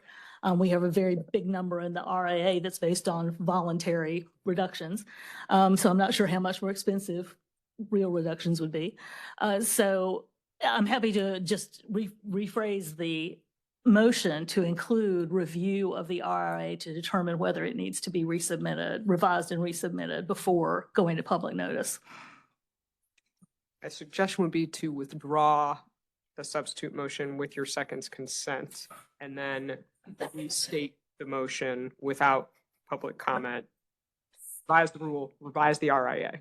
Would be I think that would be simpler than an amendment to the substitute motion. But you do you. See, I told you this was going to be a problem. Yeah, I told you it would be. Yes, everyone's told it's a problem. Well, so with the chairman's permission, I'm happy to withdraw the motion with the consent of the seconder and make a different substitute motion. That is within your rights and authority as a member, so please go ahead. Thank you. That the commission approve the proposed rules with the amendment, with the amended language to 2H0923 and 2H05112, and that the RIA would be reviewed to determine whether it's necessary to resubmit for OSBM approval before going to public notice. Okay, we have a motion. Do we have a second? Commissioner Jaspers, make the second. Discussion on that motion. Commissioner King. Will that process need to go back through committee? Be careful what you're asking. Just asking for Trying to make this a three-ring clarification. circus or something? It's No, already sir. a No, two-ring, sir. I think. No, but- sir. No, I didn't open this can. Worms or what are you going to call it? But you just want to make sure for clarity that the committee members know that this is coming back and we're all here today. So just for clarity, make sure, is this coming back to committee to consider? The ruling of the chair based on the bylaws is that it is, but Thank you, Mr. Chairman. thank you. So I have a question. That answers part of it. If it's going back to committee, does going back to committee mean the committee is considering this language exactly as it is proposed by Commissioner Smith and including it exactly as it's worded here, or considering it for inclusion worded some other way?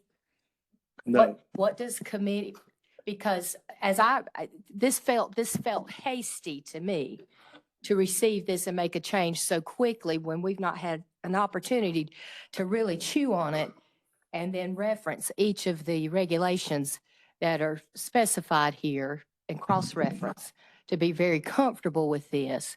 And also, there's a little bit of inconsistency in some of the wording. So when it goes back to committee, does this mean you're considering it exactly like it is? It either goes or doesn't exactly like it is, or this could be reworked? Yes, the committee will have to consider the direction of this commission and the majority exactly as it's written. That doesn't prohibit the commission, in my opinion, now I will take that with council, from making other recommendations. There are other alternatives that are permitted under the RA and under our rulemaking. But this would be, if this is voted up, this would be the desire of the full commission. And that would have to go, per the bylaws, through a placeholder, but it would be considered on its whole. It would have to be. We don't have the committee, the committee's not going to get in there, in my opinion, and start monkeying with the exact language that's been approved by the body as a whole. But it does, in my opinion, have to go back. My ruling is we'll have to go back and be held there till the RA comes out and whatever has to go on with that. So that is my ruling. Commissioner Bailey.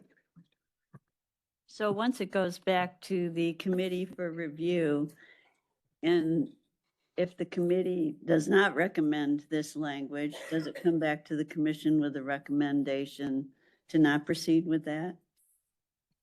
Anything is on the table when it comes back. This full commission has the desired practice. So if the dealing with the committee bylaw says we issue. don't want to go to public hearing, the commission could change the decision. Absolutely. Okay. Absolutely. Commission makes the final determination on all this.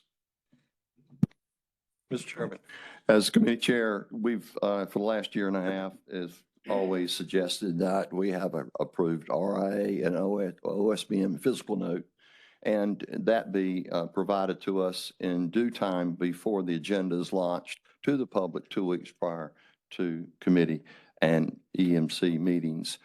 So we would certainly advocate and encourage the department to make haste in this if it goes forward like this back to the committee with an approved RIA, OSBM, RIA, and physical note for all that is being added to this original motion. Thank you. A question. Chmielewski. I think two big concerns that were identified in our discussion was that the original rule did not set some kind of target for reduction, for minimization. So I like that this amended language includes a health-based target for those compounds that have that. The other big concern that we discussed was the fact that the analysis gives 40 results, but yet only 3 were going to be reported into the DEQ database. Because this amended language includes discussion of mixtures, I think they would have to then report more analytes. So I don't think an amendment would be needed to request that the full results be submitted to DEQ, but is that correct? Or would we still need an amendment to state that?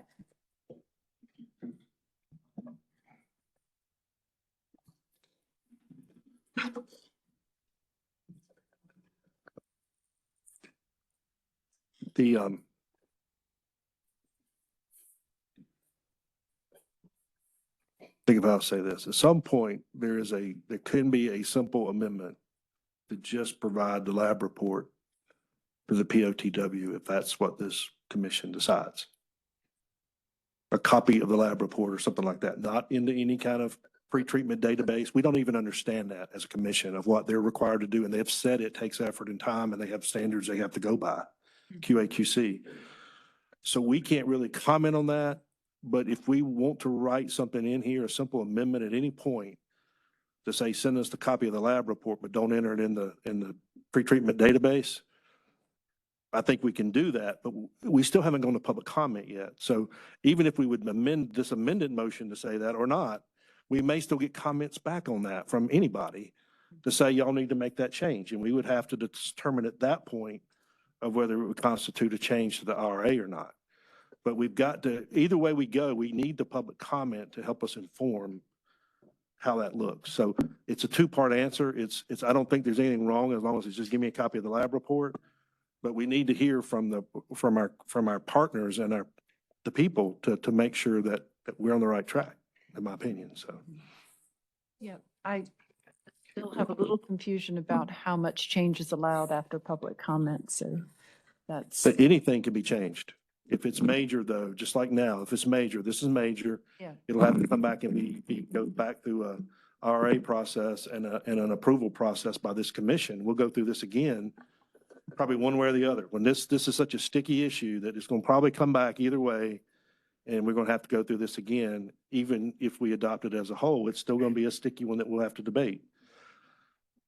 And my only thing is, the longer we delay the public debate, the longer this thing, once we punch out the ticket on public debate, we're on our way. We're over a hurdle. If we keep it in-house and have to wait for public debate further, we're just delaying PFAS regulation, an incremental step, I would add, even longer. So that would be my concern, but that is the wish of this commission, and there's a motion on the table to do this. So I think we need to consider the motion fairly. Are there other questions or concerns about the motion on the table? Okay, all right. Hearing none, let's call for the vote. All in favor of the substitute motion, say aye and raise your hands.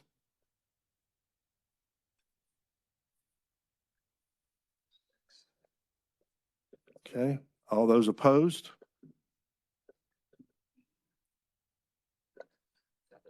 Okay, the substitute motion fails. The next question, now the question back on the table is the first motion provided by the committee. Unless there are further substitute motions, or we could amend that motion. We can amend that motion as well. Can we We get want that to. back on the screen? Now, please? now procedurally, let me say this, procedurally per Roberts, this has not been penciled out or anything. So it's, it may not be appropriate to make another major substitute motion at this point. Okay, so I'm not hearing one, so I'm not ruling on that at this point. But usually Commissioner Smith has done it right. She's written it up. She's made it available. We have showed it to the public. We know exactly what we're considering. Amendments would work or no amendments. If we do nothing right now, we vote on this up or down, and it can go to the public. Could I just add a quick, Mr. Gibson. yeah, sorry, I wanted to ask a quick question. So again, I'm concerned about throwing data away. And I think that requiring submission of all of the analytical results for all 40 chemicals that are going to be tested anyway, that would be maybe a minor change because it's not going to impact the costs at all. Okay, there's two ways to handle that. Two ways we can handle that to get to your end objective, okay? If it's a minor change, you can go through that motion and we can send everybody home for an hour and we can mark that up and make that, you be very specific with where you make your motion and where that amendment needs to be. And this committee will examine and vote that up or down as a minor amendment, depending on how you word it. Now, it may be a substantial amendment if it gets too broad, but you can make that motion as something. The other way is to ask for public comment on that issue. And if it's a minor amendment now, it'll be a minor amendment later. And so you ask the public some question to the form of, the lab reports have to be faxed or electronically transmitted to the POTW or the state, not entered into the pretreatment system. That is, if that's a minor amendment now, it'll be a minor amendment later, but we can ask for public comment on that and see where the public stands. That's probably I'm not gonna say, I gotta be neutral, but that's the efficient way to do it unless you want to mark it up and try to do it now. Question about that, if it's. Yes. If it's, because public comment may not hear from all the public, obviously. If it's not brought up in public comment, could it still be later added as a minor amendment? Yes. Yep. Yes, okay. it could. It could. This commission decides it wants to do that with or without public comment. I mean, without a formal comment, we can decide to do that as a commission. Yes, Commissioner Mr. Bumgarner. Chair, is this not an official record of everybody's concerns that when this comes back from public comment could be entered into the record at that point in time because this commission had discussed it? And then it is official record. Obviously, we vote on minutes every meeting. So when it comes back from public comment, all these things could be considered to be included because let's don't fool ourselves. This thing's probably going to go back to committee when it comes back to public comment. There's probably going to be a revision for RA. That's most likely going to happen. So in my opinion, there's been good comment, good discussion. It can be considered then instead of worrying about all these extra amendments to this particular motion. That's just my opinion. Yeah, if the question is, does this become the record of the proceedings? It does, because it's a hearing officer's report that has to be adopted. And that will meet the qualifications of the state APA and also meet the requirements of the Clean Water Act to get public comment, public involvement. So that is the official record. And that's where I want everything to hopefully get into so that we can deal with that and our hearing officers can evaluate that and then we can evaluate that as a commission. But we don't have that record yet. And to your point, yes, that can all get in there. We can duly consider that later. Commissioner Chairman? Yes, Commissioner Reardon. Yeah. Vice Chairman Reardon. If I could add on to Commissioner Gibson, since the analytical test method is outlined in the original proposed rule, then if she asked that in the question of the public for them to comment on the utility of providing all the analytical test results for those that would be developed through the testing method 1633, then we're asking for that, for any testing results that's made available by that testing methodology be provided. Correct. And that can be a request from the public comment. If you two will work on what the language you want, either in live action or talk about it. This would be just a minor amendment here. but Yes. we could- Yeah, and Well, I don't think like- it would be a minor, would we trying to, a minor amendment to the motion? No, to or the, To the request for public That's comment. correct. Associated with the, yes. the public hearing process.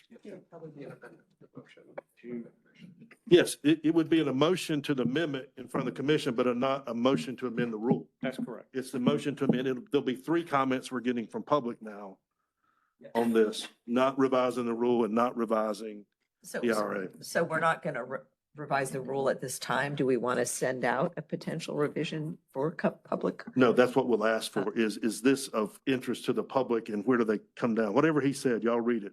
But you're asking the public to specifically give us comments on this topic because we want to know. Can I, Mr. Chairman? Wait a minute, Just before you do your respond to Vice Chair on the 1633, that's been come up in a committee and that's a debatable piece on the EPA piece that, yes, that will be noted Okay, on the I'm committee. Confused. Yes, please. Commissioner Gibson, it's kind of up to you as to how you want to make this motion. I think what Chair Solomon is saying is you can move to amend the current motion on the floor to say, we also want to solicit comment on providing all of the data, requiring everyone to provide all the data to DEQ. Okay. Or, because this is a motion coming out of committee, any amendment to that motion needs to be in writing. So we would need, if you want to amend the rule itself, well, either way, we should probably have it in writing. We need to have it in writing. If you want to amend the rule itself, we need to see where in the rule, in writing, you want to add that requirement. I think, and again, on the spot, please don't hold me to this, I don't think that would be a substantial change to make that request. So I think you could do it either way. Either way, we need it in writing, either as an amendment to the motion or an amendment to the rule. It's up to you as to how you want to present So an that. amendment to the motion, it would have to be in writing or just Yeah, it's- verbally stated? It still has to be in writing because it's a motion out of the committee. Yes, Wait. but it's not amending the rule. The trouble with amending the rule, if there's a trouble with it, is kind of on the fly, you're going to have to go through the whole rule and find out wherever it talks about that and not leave a gap. If you just wanted to get this out of here or get the comments and keep this moving, it's better to get the comments and make the change later when we have full time to examine I'm the rule. not sure why all the other, So Chairman Solomon, could I ask that we have a recess so that folks can get lunch and for some of the things, some of the amendments, minor amendments that have been proposed, people have an opportunity to get those drafted. And when we reconvene to kind of keep this moving, those can be entered for further discussion. Mr. Chairman, we still have 1-4 to go, and that's going to be a long. Yeah, no, I'm gonna say this. We have a motion and a second on the floor. I would like to try to deal with that. If Commissioner Gibson can deal with hers and we can move this through and come back and do 1-4 since there is a motion and a second on So, the so floor. the request for a recess is no? No, for now. But let's see if we can dispatch this and move on with the vote. And we can always delay. Commissioner Tweedy, do you object to that or? No, clarification. If a commissioner wants to make an amendment to add a third statement directing staff to solicit public comment, that needs to be in writing, or can that be verbalized? That's what. It can, I understand if we want to change the rule language, that needs to be in writing. I get that. But in this, for an instance of adding a third direction to staff. Commissioner Rogers again saves the day. So he comes up, he says they can type it in as they speak it. So we'll have it on the screen. write it down, please. I'm Well, not you that wanna good read at it down, typing. but then you're gonna type it. You don't want any liability in this, do you? Commissioner Tweedy, there's, You've been at this too long, haven't you? You don't want any tie to this. there is an odd rule in Roberts that requires amendments to motions coming out of committee to be in writing. So in theory, you all could override that if you would like to, but otherwise, I think it's probably simpler just to have it written down and put on the screen. You then can vote up or down the amendment and then move forward. Have you got it? Are we 50% there? She's working on it over here. Can we get someone at a computer on the screen and start typing? Yes. I just need it. I need it written down. I don't hear so well. Keep it simple. Do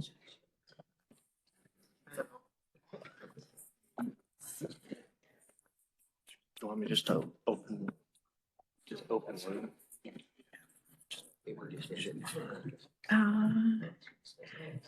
Where did? Well, so we're talking about the actual rule.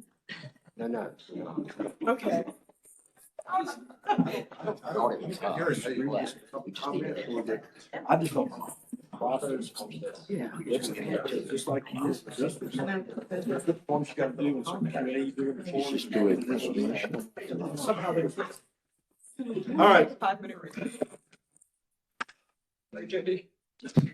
All right, I'm gonna do this. Commissioner Gibson, are you ready, or Commissioner?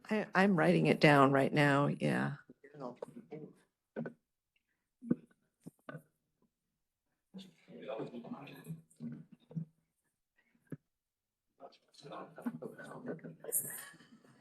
Is there any other discussion on this motion other than this point while we're still in?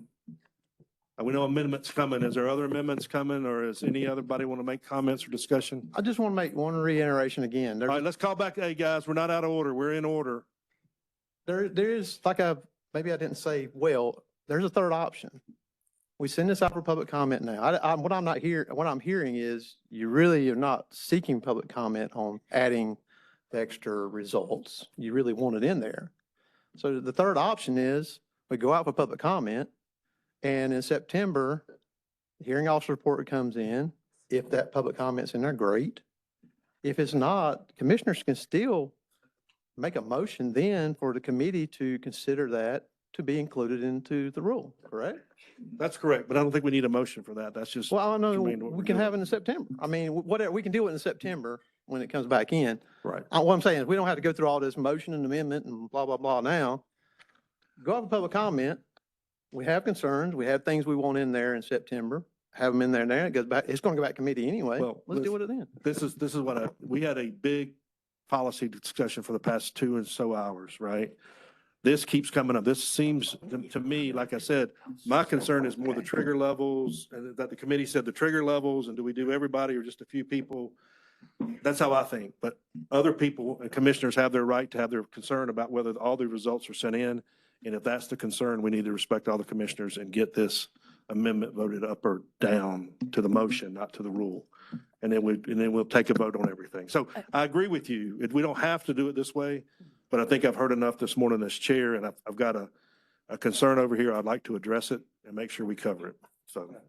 Can I just, to Commissioner Bauer, I think providing guidance to public comment is helpful. So rather than having like a free-for-all, providing sort of very specific points for public input will help us figure out what needs to be changed. So. Don't disagree. To my mind, I think there's enough guidance, but for what I'm hearing from you guys and what you're saying, you want the data in there. Yeah. You're not asking if the public wants it in there, you want it in there, and which I'm fine, I mean, I don't disagree with it. But, so we're gonna make an amendment to say, we want public comment it in there, but in September, you're still gonna say, we want it in there anyway, so I guess. Maybe or maybe not. Maybe or maybe not, yeah. Maybe not. Yeah. Maybe, maybe not. I mean, Yeah. that's fine, either way. Yeah. Just- No, I understand. Any other discussion on this motion? Proceed. And I've got it written down and I'm Okay. emailing it to Karen Higgins? Mr. Rogers right now. So, Well, you're depending on the technology and the art still building to work, which is, it's always a challenge here. We can all smile about that, guys. Come on. These guys do a great job for us, but we work awful hard even today about it, so. 15 different spam filters. Are you ready to at least read it to us? Commissioner yes, Gibson? absolutely. Let me just send it via email so it can also be displayed. All right, it's in the air somewhere in the ether. The commission requests public comment on requiring all entities subject to proposed rules 15A NCAC 02H.0923 and 15A NCAC 02B.0512 to submit all analytical results for all PFAS chemicals measured according to EPA test method 1633 to the NCDEQ. Okay, we have a motion for public comment to the motion that includes that statement as the, yeah, we're going to see it for the public comment.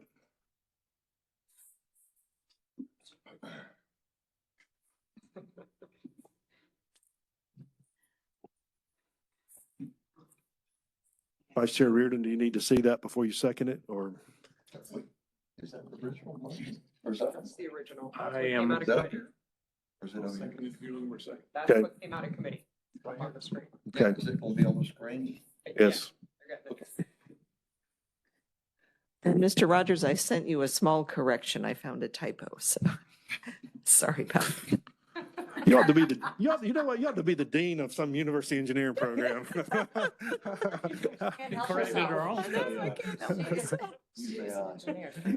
I know, we're engineers. I know. Me and Tweety and her are engineers. Okay, yes. Okay. So we have a motion. Commissioner Tweety, do you want to second that motion? Second that motion. Okay, now before we consider that motion and do the vote and get comment, we're buying some time for Director Rogers to get it up on the screen.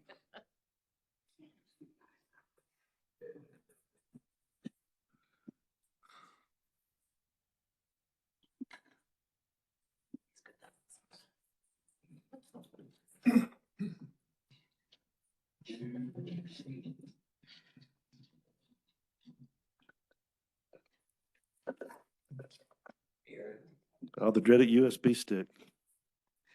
Everything. Make sure it's not contaminated.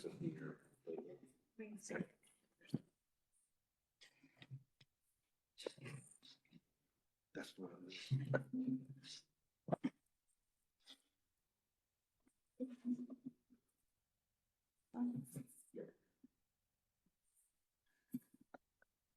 And there's a typo should be, the test method number has a typo in it.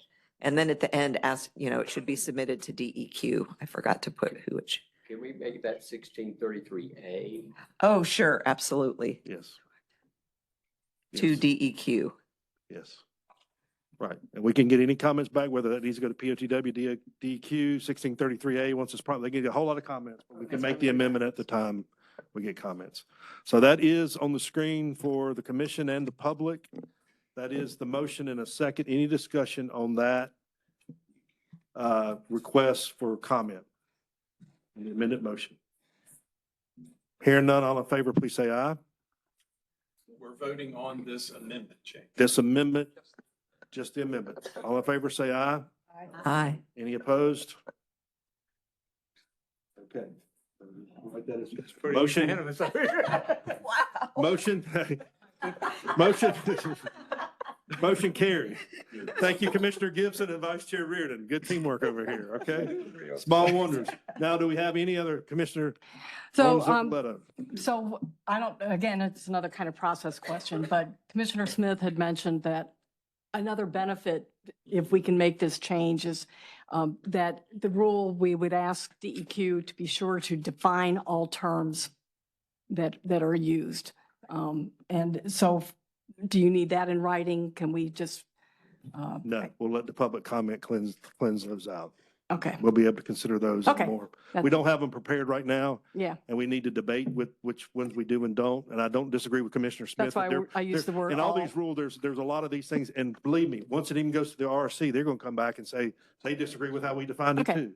Maybe, right? But we will complete that journey and it will not be finalized. Yeah, again, the main point being that we try to put our best foot forward. Okay. All right, thank you. So the motion on the table is to approve the motion, which basically would send it, would send it to public under our normal chain as soon as this meeting's over. Okay, so to approve the motion. Everybody understand what we're voting on? Committee motion with the amendments. Okay, we have a motion and a second already on the table. All in favor, let me see your hands.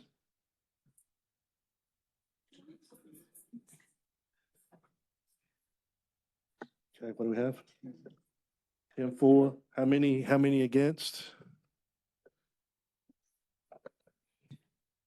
1, 2, 3. We're missing somebody.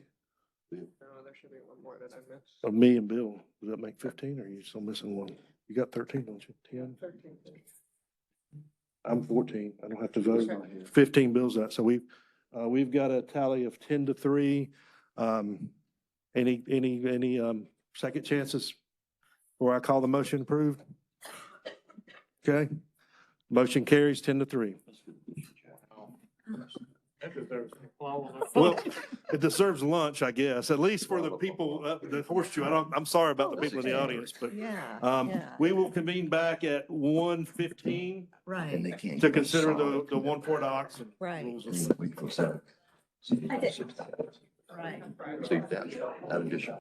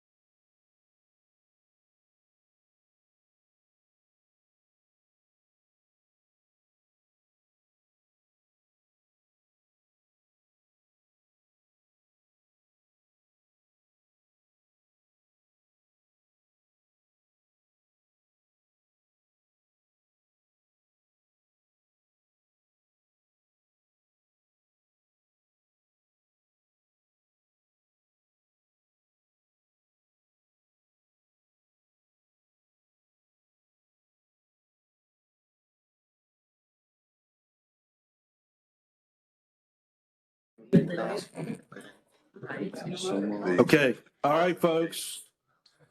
Give you about a minute to choke down whatever you're eating and let's keep the trains on the schedule, so to speak. Oh, we're way behind schedule. I know. Well, I don't know. Depends on what your schedule is, is what I thought might happen. Well, the agenda says 1 o'clock, so.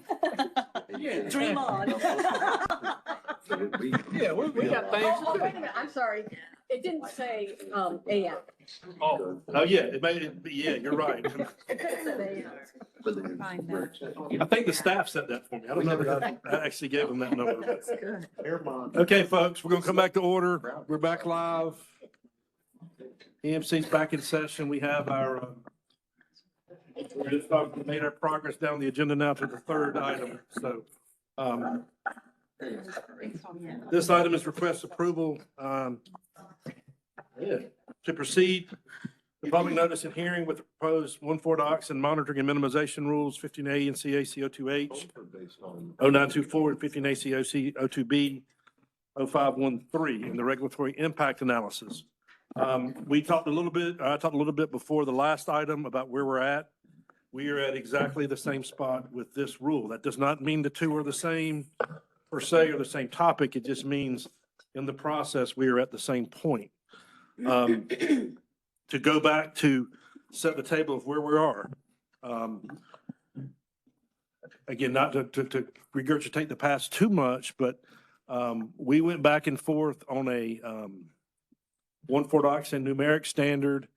That standard did not officially, I guess, get permanently adopted would be what I would say, and it was targeted for a triennial review in November of 2023. And then subsequently, there was some information that was pulled in and out and some statutory requirements that the collaboratory would do some research on treatment technology. So ultimately, it got pulled out of the triennial review in 2024. And the committee began a similar path of developing a monitoring and minimization rule as we were doing on PFAS.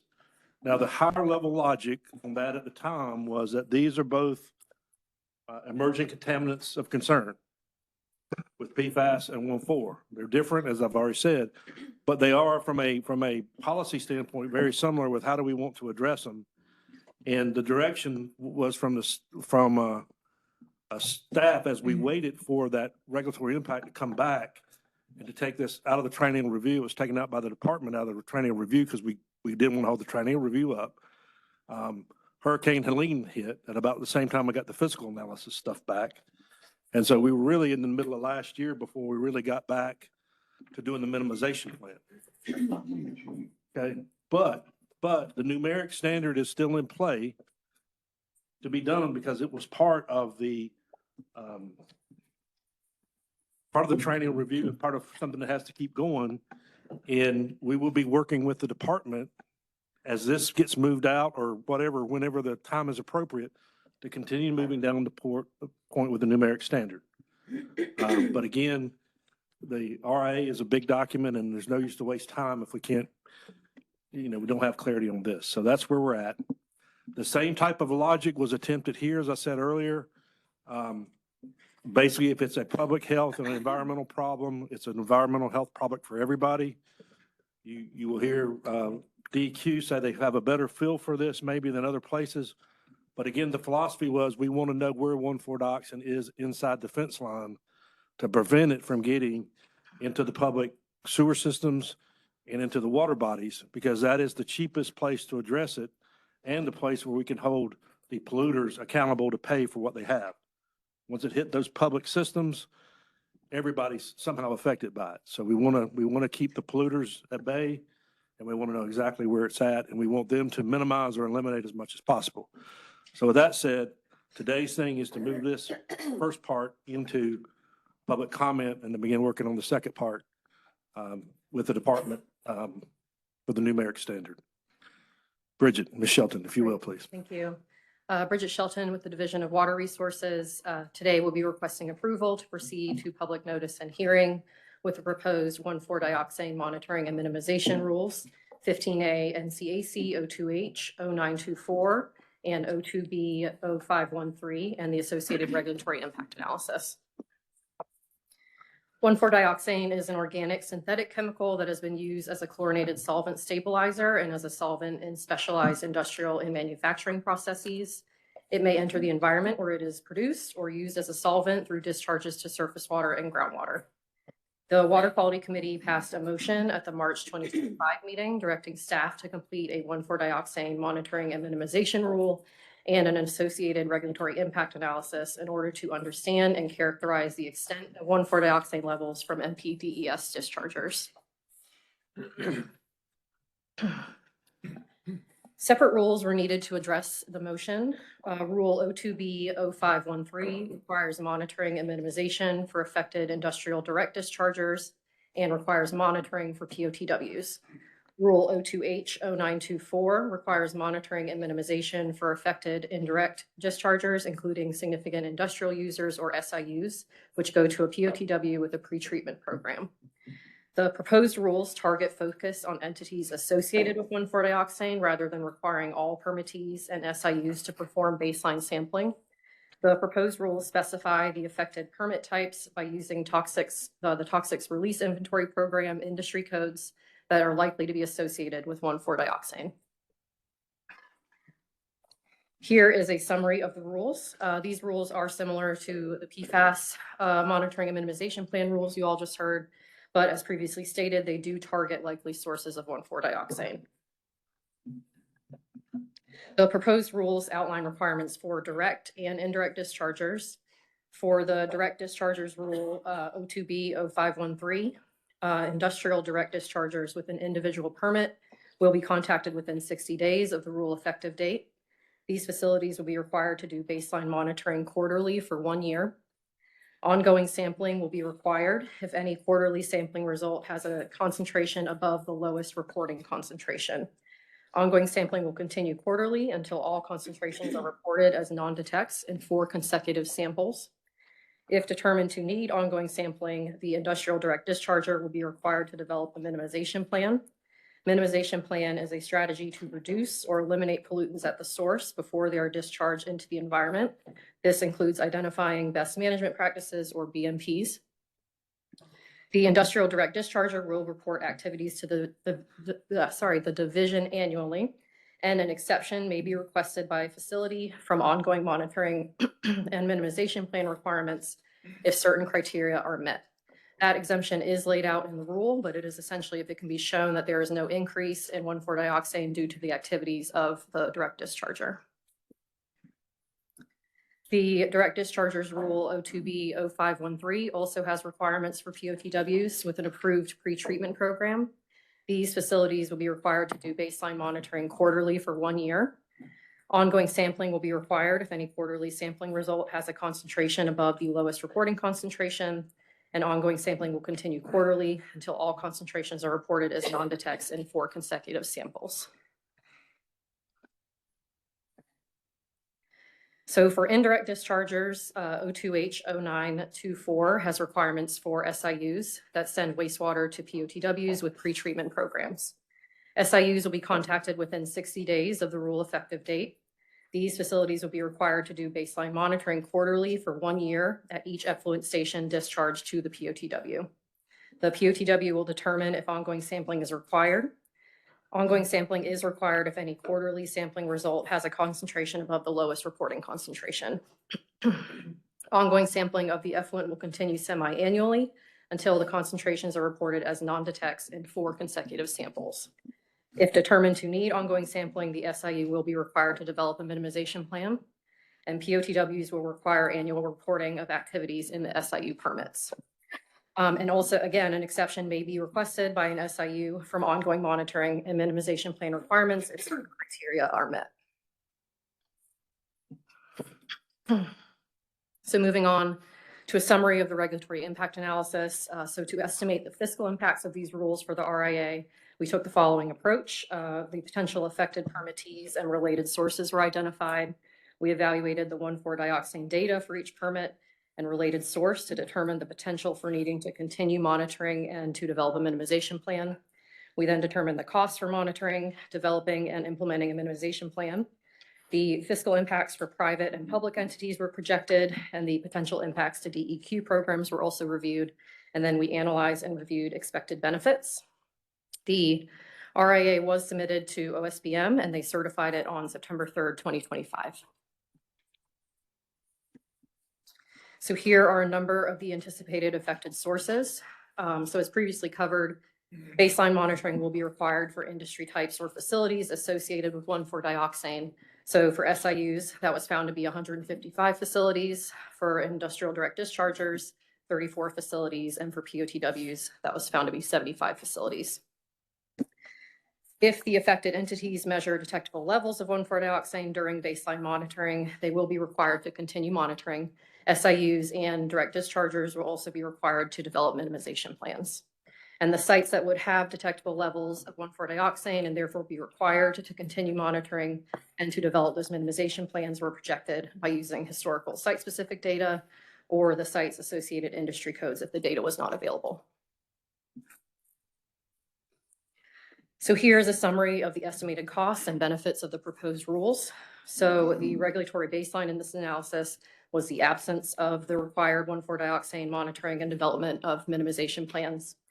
For private sector, monitoring costs include supplies, staff time, and lab fees. Estimated costs also include the development and implementation of a minimization plan for the projected required facilities. Since the cost of implementing a minimization plan can vary based on the facility and the types of BMPs available and chosen by the facility, a range of costs per facility, excuse me, is estimated for this fiscal analysis. Local government estimated costs for POTWs include monitoring, reporting, and staff time to direct and provide support and review for minimization plan development by the SIUs.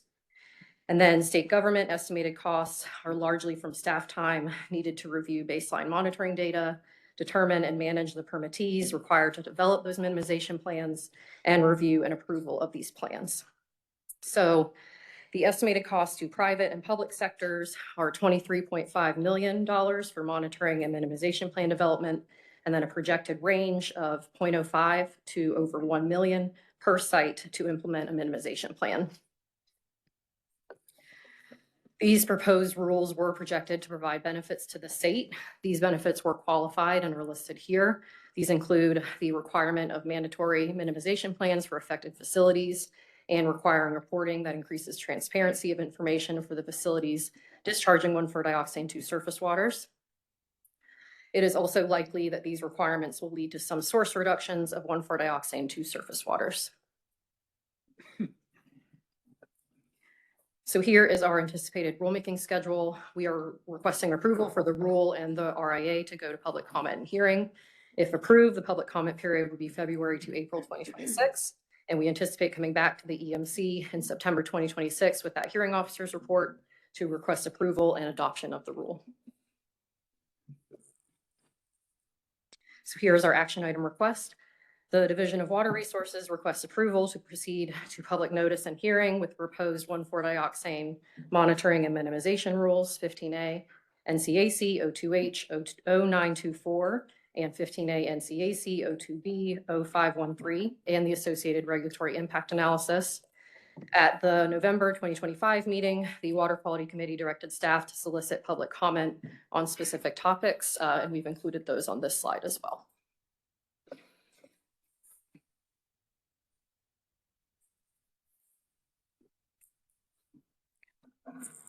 Questions for Ms. Shelton? I'm sorry. Mr. Ellison? What is the lowest reported concentration or the PQO? It's a one microgram per liter. Thank you. Mr. Jaspers, do you have a question of staff or do you want to? Yeah, no, I think I don't know who all has it, but I handed out a sort of summary of using the ash borer wastewater effluent testing over the last 5 years as sort of like a test case. What happens when permit limits are lifted versus when they're in place. And just to summarize, that was based on the previous permit level of 22 micrograms per liter. And as you can see from the sort of summary, what basically this shows is, and I just wanted to sort of have this as a basis for discussion, is when NPDES limits are lifted, or when they're put in place, it actually has a direct effect, meaning that the levels are going below what you want them to be. When these limits are lifted, the bad actors come back. Who these bad actors are remains to be seen.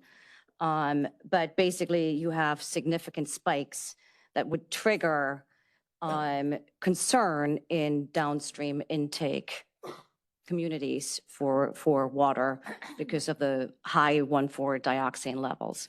So using the sort of data from ash borer as sort of like a test case here really illustrates the need for having specific numerical limits and data for these regulations and minimization rules to be effective. Thank you. Any questions of staff or Ms. Gribb, do you want to comment or show something on the screen, or you're on your way up in a hurry? So, Well, she's done permitting, so I wanted to help. Okay. Bridget, that's all. Okay. Okay. So she had never handled Ashboro, so I didn't want to leave it for her. Okay. Could you just state your question directly?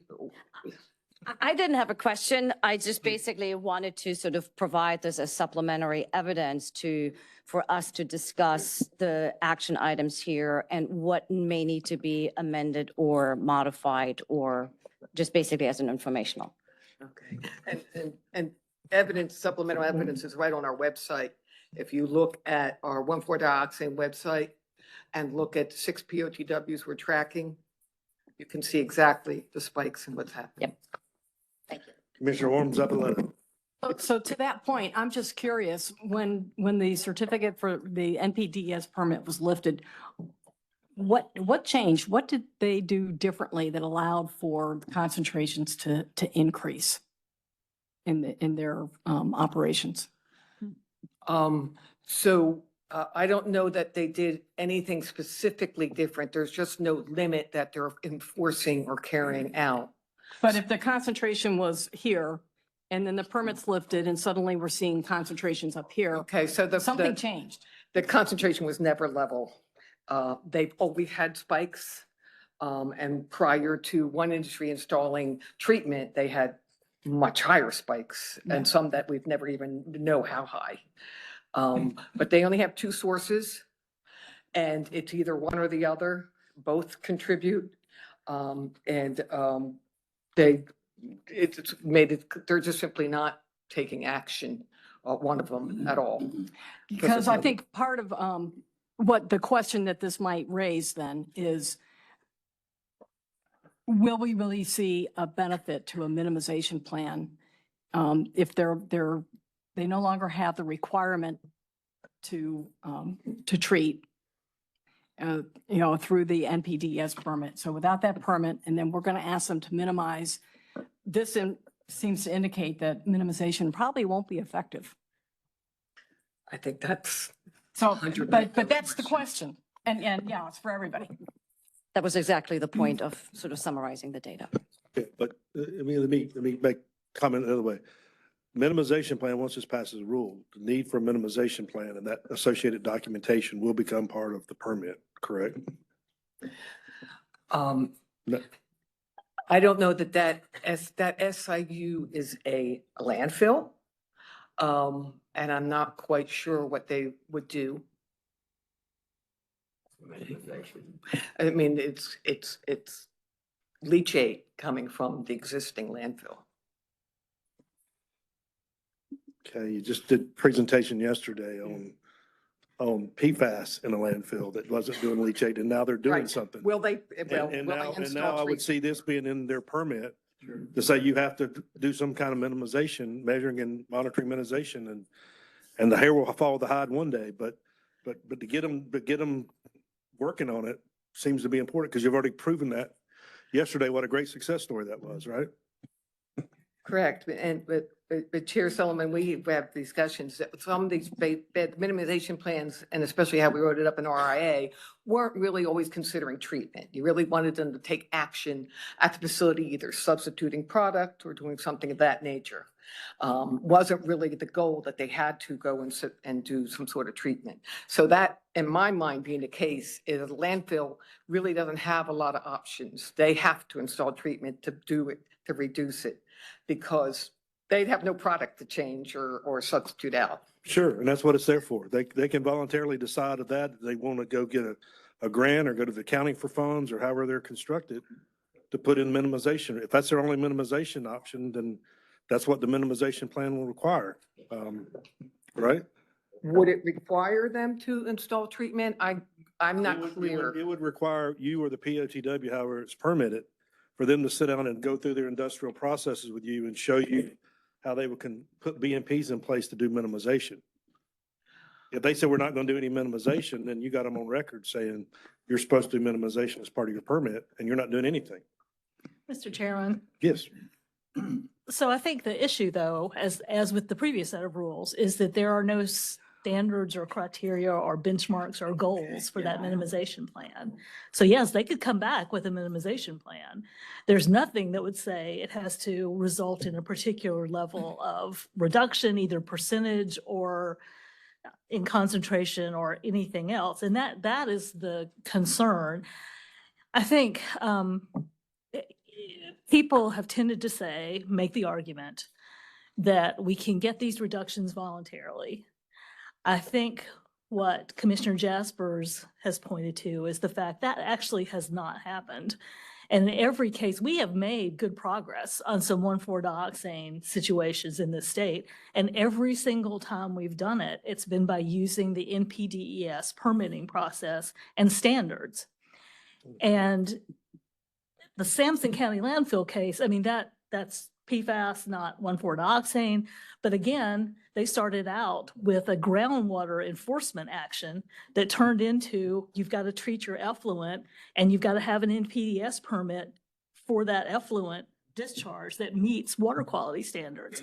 So every time we've made progress on this issue, it has not been voluntary. It's been the result of a special order by consent or permit limits or a threatened citizen suit under the Clean Water Act every single time. So I think we need to be realistic about our expectations of voluntary reduction. And, and in this case, I really struggle with this one because in this case, I'm afraid this rule takes us backwards, that it will make it harder to get any progress on 1,4-dioxane rather than easier.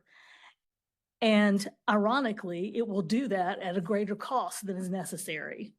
Because while I hear you on the philosophy of treating this the same way statewide, 1,4-dioxane is not PFAS. It is not as ubiquitous in the environment. We know where the high concentrations are. DEQ has shared that data for months.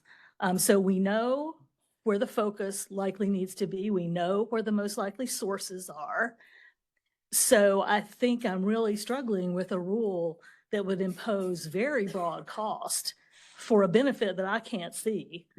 And on the other hand, for those actual sources we know about, it may actually make it more difficult to get the result that we're after. If this backs off use of the tools we've been using, which is the permitting process and the 2B toxic substances standard. So I think that's the issue we really need to grapple with here. Are we going forward or are we going backward with this one? Yeah, and to be clear, I don't disagree with you because I think we all have to acknowledge there's good players and there's bad players in all of this, right? So I think that has to be acknowledged by everybody. This is a first step till we get to that point. And to not just me, you said me was worried statewide. There's been a number of commissioners that are saying if this is, and we're not debating whether it is or it ain't, but if it truly is a public health problem and an environmental problem, we can't just focus on, what we were given back in March of last year, 3 people we wanted to target, and then you don't care about the rule anymore. This is a statewide rule, and everybody needs to be covered for their health and the environment by that statewide rule. So this is that first step to get there. Reminder, they have to submit, everybody will have to submit a plan, and that plan will be agreed upon and negotiated with and reviewed. That's per the rule. It just won't have something fixed in it right away. So I understand what you're saying, and I'm not arguing with you, but there are provisions in here to, just like we've done at landfills, just like we did at Greensboro with special order of consent and other things, to have that worked out and negotiated between either the state and the party or the SIU and the POTW. Commissioner Gibson, I'll move on. Yeah, I was just going to say, I kind of feel like we have enough information already to make some decisions just based on the testing that has already been done on dioxin in surface waters. Like if you look at the data in table 1 of the regulatory impact analysis, it's really very rarely detected, except it's detected at very high levels in the Cape Fear River Basin and to a lesser extent in the Yadkin PD, but most other places, it's either just not detected at all. So why should folks that discharge into those rivers where there is absolutely no dioxide, 1,4-dioxane detected, have to pay for the costs of monitoring when a more targeted approach would make sense? And then those funds, more targeted funding, could just focus on solving problems, for the users that are major dischargers, and there just aren't that Yeah. many of them. To answer the question, collectively to answer the question, what I heard in committee and came through, and I think Commissioner Smith may have provided that table that's been provided by Julie Gribb. We have done more testing in the Cape Fear. That's how we more or less know there's more in the Cape Fear. We have not tested as much as that graph says in these other water bodies. And this is also ambient testing in the water body, not on the site. So if we would find it, we would still have to go back upstream as we've done at Ashboro, at Greensboro, and at other places and find out who the polluters are. We want the polluters to pay before it gets to the water body. I mean, that's the answer to the question. Well, I kind of disagree because, for example, in the Neuse River, there's here reported 494 tests done, and only 0.2% of those had any detectable dioxane. And the maximum level was 1, well below any suggested health advisories. So there is a lot of testing that's already been done. Correct. Commissioner Jessup, yes. Yeah, let me sort of rephrase or reframe my argument here. I could see 1,4-dioxane and ruling to become a success story for this commission if we do it right. And the plotting of the data from Ashboro illustrates how it can be done right. Because when you put in NPDES limits, things don't spike up anymore. When you remove those limits, things spike up again. How and who that, that's for individuals to figure out. So we actually sort of regulate it on the source. But I think what was implemented in Ashboro showed that it can work if you put in real targeted numerical levels. So I think like looking at the data, when I plotted it out, I'm like, it does work, or it can work. Yes. When we put it correctly. But the minimization rule, as it stands right now, doesn't have that. So I'm afraid that it doesn't have any teeth to get to where Ashboro was between 23 and parts of 24. Okay. Fair enough. A question, and Mr. that's, Yes, the Chemesky. comments raised have been consistent with what I read in a 1,4-dioxane in drinking water legislative report that was done in 2024. And I assume it was discussed by this commission at that time, perhaps, or known to the commission, but things that struck out. So that report authors were from a variety of agencies, including experts from NC State. And they cite that there was data from an unregulated contaminant monitoring program in 2013 to 2015. And what I learned is that North Carolina had the 3rd highest measured concentrations of 1,4-dioxane in the country and ranked 4th at that time in the number of affected drinking water systems in the U.S. So I did not realize how North Carolina, at least based on that data, and someone can correct me if it's changed a lot, stood. So it's a real issue for this state in particular. And that I Correct. found that report very illuminating, and they recommended a health-based standard Correct. for drinking water at that time. That's a good comment. I want to ask one comment from staff because I'm not arguing the point, but we had an SOC at Greensboro. I'm not aware that Greensboro has limits. They give us reports all the time. I'm not so sure there is a NPDES limit for 1,4-dioxane on Greensboro, but they seem to be succeeding. And well, the data I get says that, Julie. You can come up and comment, please. I'm asking you. They're asking somebody for a staff question here. We don't have a motion on the floor yet.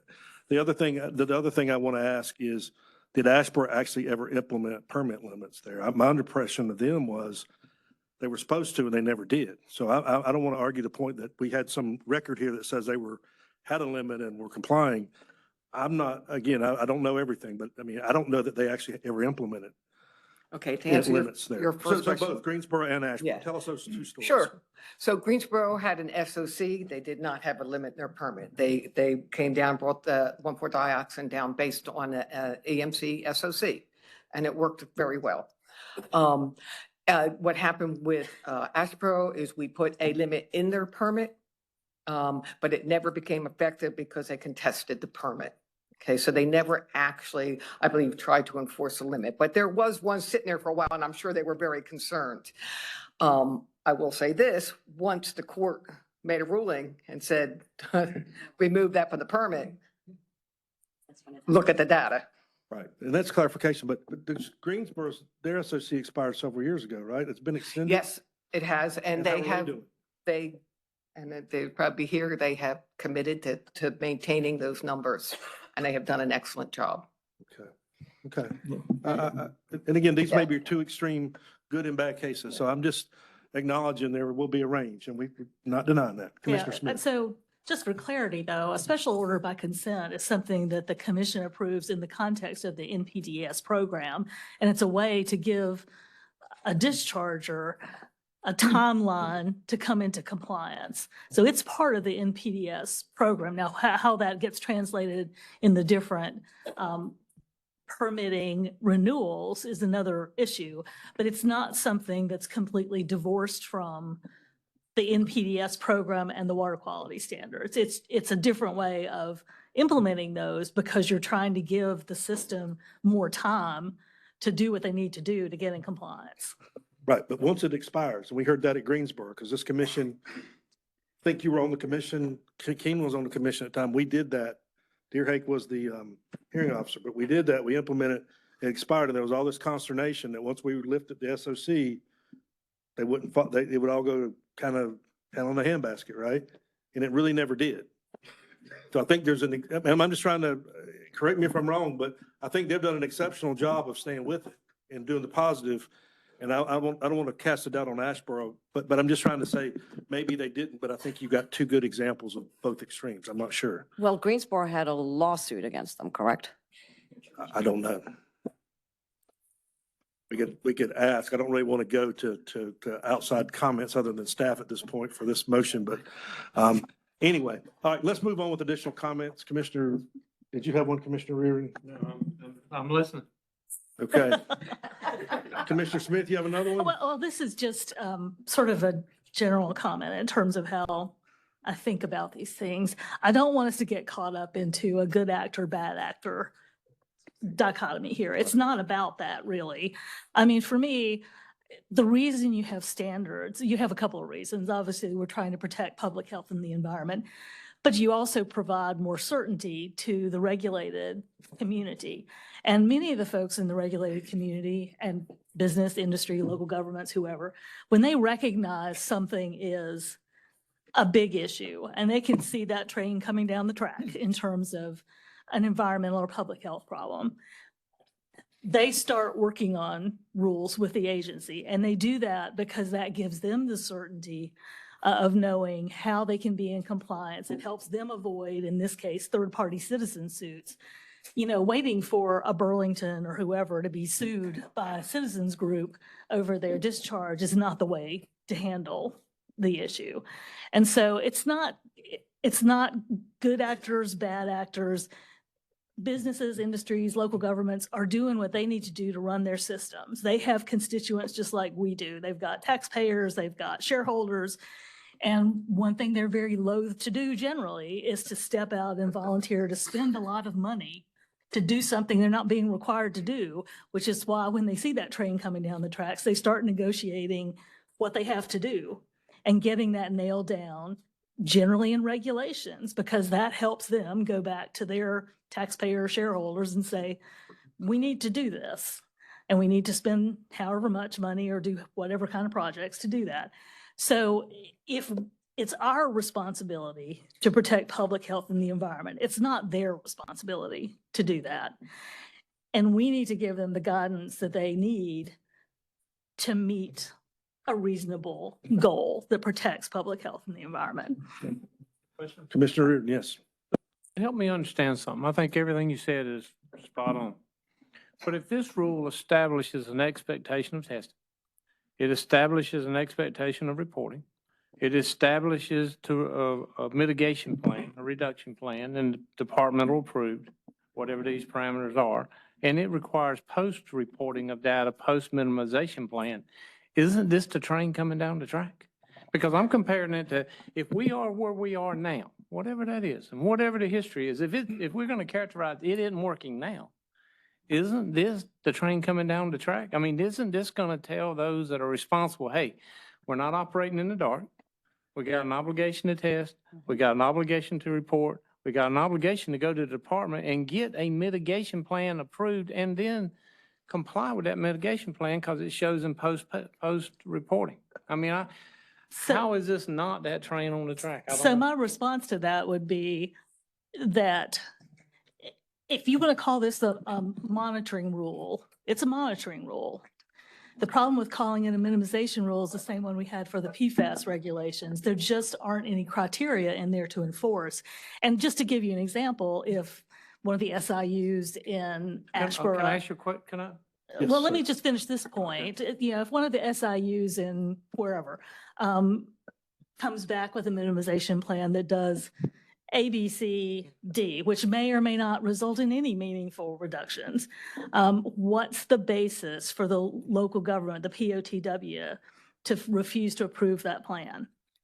What are the criteria? I mean, we're in a rulemaking situation and regulation, and that SIU is going to say, I've submitted a plan. I've done what you asked me to do. None of your criteria tell me this is insufficient. What's the basis for your denial? It's got to be approved. And you don't have to approve a plan No, that's but not you have sufficient to to have- reduce. You have No, to you have can some negotiate standards. that. You're just not negotiating under SOC, but you're sitting down with the POTW and you're sitting down with the SIU people and you're having a discussion about your processes. EPA gives us a string of BMPs to use, and they sit down and agree to what it needs to be and what their targets need to be. Again, the way the rule's written is, it's trying to give the flexibility to the individual industrial operations, because some of these people should have 0 1,4-dioxane. Some of them are going to struggle to get to 50%, but if you set 50% as your goal, they're going to all give you 50%. So the thought here is you have to look at each person a little individually with a goal of Right. making progress. We are going to take a numeric standard as we move. This will take us 2 or 3 years to ramp up, but we will have a numeric standard by then. I'm confident. And I used to have an old saying, with lots of employees. I said, look, bring me a plan because I promise you're going to like your plan a whole lot better than you're going to like mine. And here's the deal, bring in that minimization plan and hold them accountable to that minimization plan. Do we think that's not going to have a measurable effect? I don't know. Well, I'll stop. again, I go back to, you just mentioned 50%. 50% of what? Towards what? And who says 50% is enough? Maybe we need to have 99%, depending on what the value is, Yes. right? Agreed. But again, there are no guidelines or no limits or no numerical values that would guide a minimization plan. It's a lot of very sort of lofty goals. And yes, you can develop a minimization plan. I completely agree with you on that. But it has to have a goal. And what is the goal and what is the level? What is the guideline to reach that? Because right now it doesn't have a goal. And so this sort of minimization plan could be anything or nothing. Well, let's just read the rule. Though. They're in this loop until their testing and 4 tests Yes. show that there's a non-detect. So once you're in this, you can't just get out of it unless your minimization plan's effective. I'm just reading what's in the rule. Yeah. And But I think what and if I may, to answer what I know, and I'm going to move this to a motion if we're not going to ask staff questions, because we can debate this between the commission with the motion on the table. But let me just say this. Some of these ideas were considered by the committee, and there was a lot of debate about how do you establish what the number should be, or the percentage should be, or some progress should be even. That there was a lot of debate, and what the conclusion, I believe, came from, and what you see in the rule, is we're going to do the non-detects. You're in this loop till you get to the, if you're a polluter, we're going to keep measuring you and requiring you to improve until you go to 0. That's what this says. How you get there is a matter of working it out with your SIU and your POTW and the state ultimately, because it's delegated by the state. I'm just trying to answer the question. And then again, we've had these, I've heard the committee have these conversations, and I've heard these things from emails and everything else. It is a really good question. And I think this is one approach, whether you love it or hate it, it's one approach, and that's what's in the rule. So I hear you hate it, but okay, Commissioner Jaspers, I hear you hate it. Am I Maybe that Commissioner obvious? Smith. Yeah, I know, and really, but let me go this, you're going to ask a question to staff.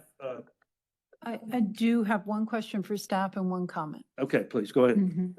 So, again, the timeline is the same where they could monitor for 2 years, correct? Yes. They monitor for 1 year, and then a decision is made based on the results, whether they have to go ahead with a best management plan, and they have a year to do that. Okay.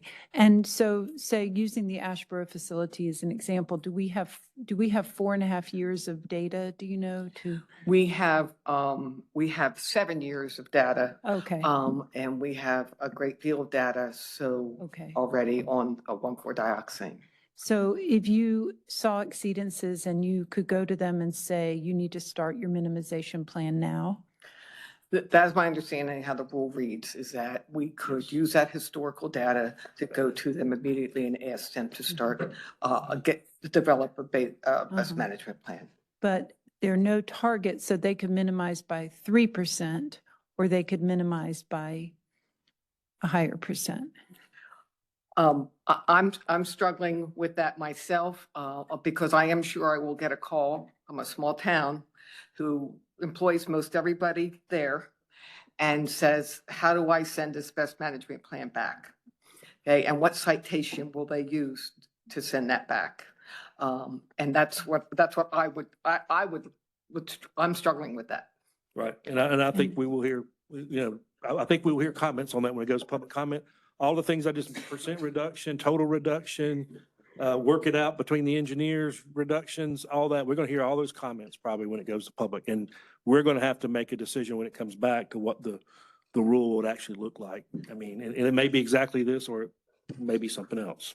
And just my comment is I remain concerned about the timeline, because the primary health concern, again, based on this drinking water legislative report and other things I've read, is cancer.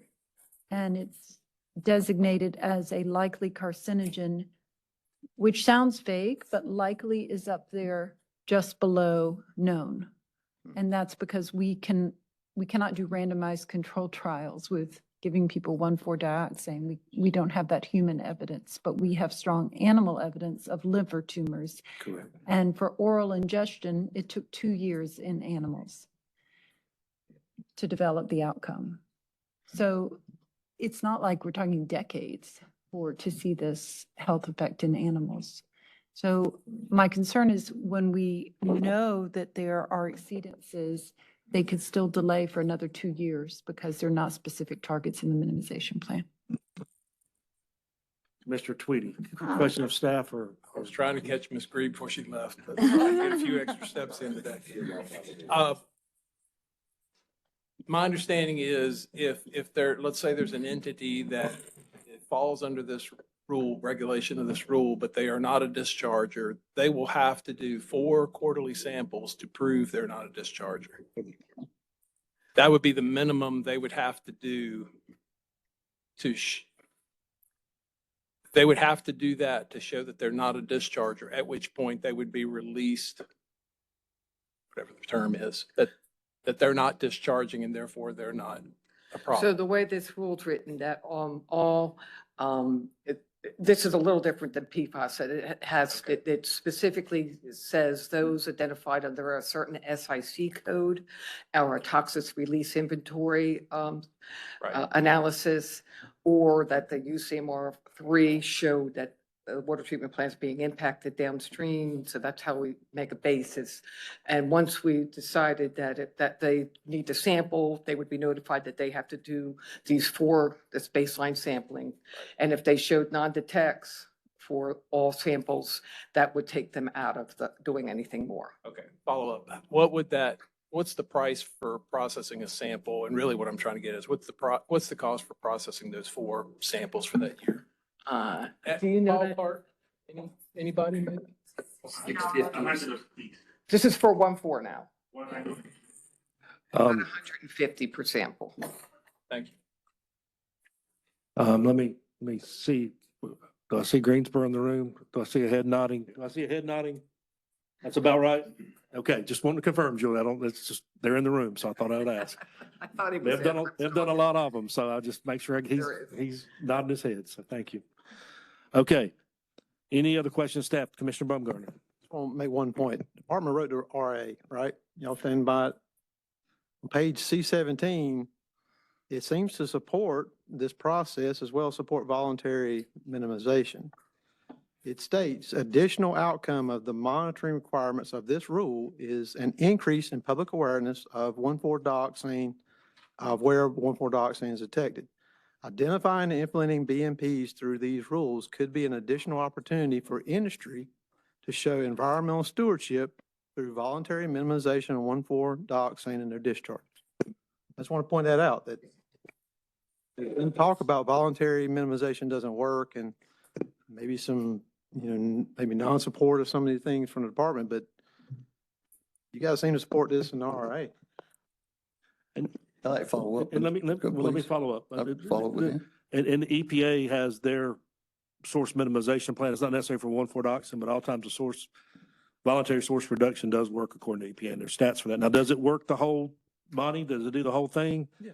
Maybe not, but it makes progress. It makes progress. Matt? Yes, Commissioner Keen, and then I gotta get. Committee, I know, that's a perfect point. That's why we rely on RIAs, OSBM approved, to give us direction there in that particular case, because that came up at committee to include the standard industrial classifications that's proposed and the North American Industry Classification System, that NAICS based scope. So that is part of it because it will make it better for all industrial discharges. And we added that in the committee, and that's part of it. Additional questions for staff, and then I won't go to the motion from the committee chair. Okay, seeing none. Commissioner Water Quality, Chairman King, do you have a report and a recommendation motion for us? Water Quality Committee unanimously approved for Division of Water Resources to proceed to public notice and hearing of the proposed 1,4-dioxane and monitoring and minimization rules 15A, NCAC 02H, 0924, and 15A, NCAC 02B, .0513, and associated regulatory impact analysis, which includes physical analysis. The Water Quality Committee as well directed staff to solicit public comment on whether a screening threshold above the lowest reported concentration, currently at 1 UGL, for 1,4-dioxane would be appropriate as a trigger for ongoing monitoring and minimization planning. We did include the trigger. The Water Quality Committee also directed staff to solicit public comments on whether the applicability of the 1,4-Dotson monitoring minimization rules should be expanded beyond the currently proposed SIC NAICS based scope to include all industrial discharges. That's the motion, Mr. Chairman. Thank you. Have a second on the motion. Commissioner Baumgartner makes a second. Discussion now on the motion. Commissioners, So a question, and this is to something Commissioner Reardon that you mentioned, where the POTW would develop a plan and it would include targets, come back for negotiation. So you could have one community with one target, you could have another community with another target. So does that run a risk of vulnerability for differential protection? And is that a vulnerability for DEQ by setting up that? You know, one thing I know with 1,4-dioxane, you've got several states that have regulated it at 1 microgram per liter. You have some pretty consistent evaluations of risk from ATSTR and EPA and others. And so, you know, back to, I think, the original point of including a target in this minimization plan based on health information that we have so that you don't end up with a fruit salad across the state.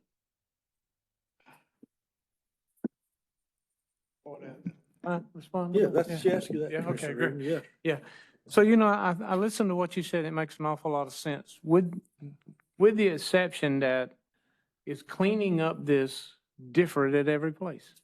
If cleaning it up at one place is. Well, that's how you clean up, isn't it? Well, no, but the point is, is this going to be more complicated in some communities than it is the landfill, for example, you know, cleaning it up in an industrial pollution facility and a facility operation, is that going to be different than a landfill type operation? I mean, does the variations in the industry that may be contributing to this need to be considered in their mitigation plan?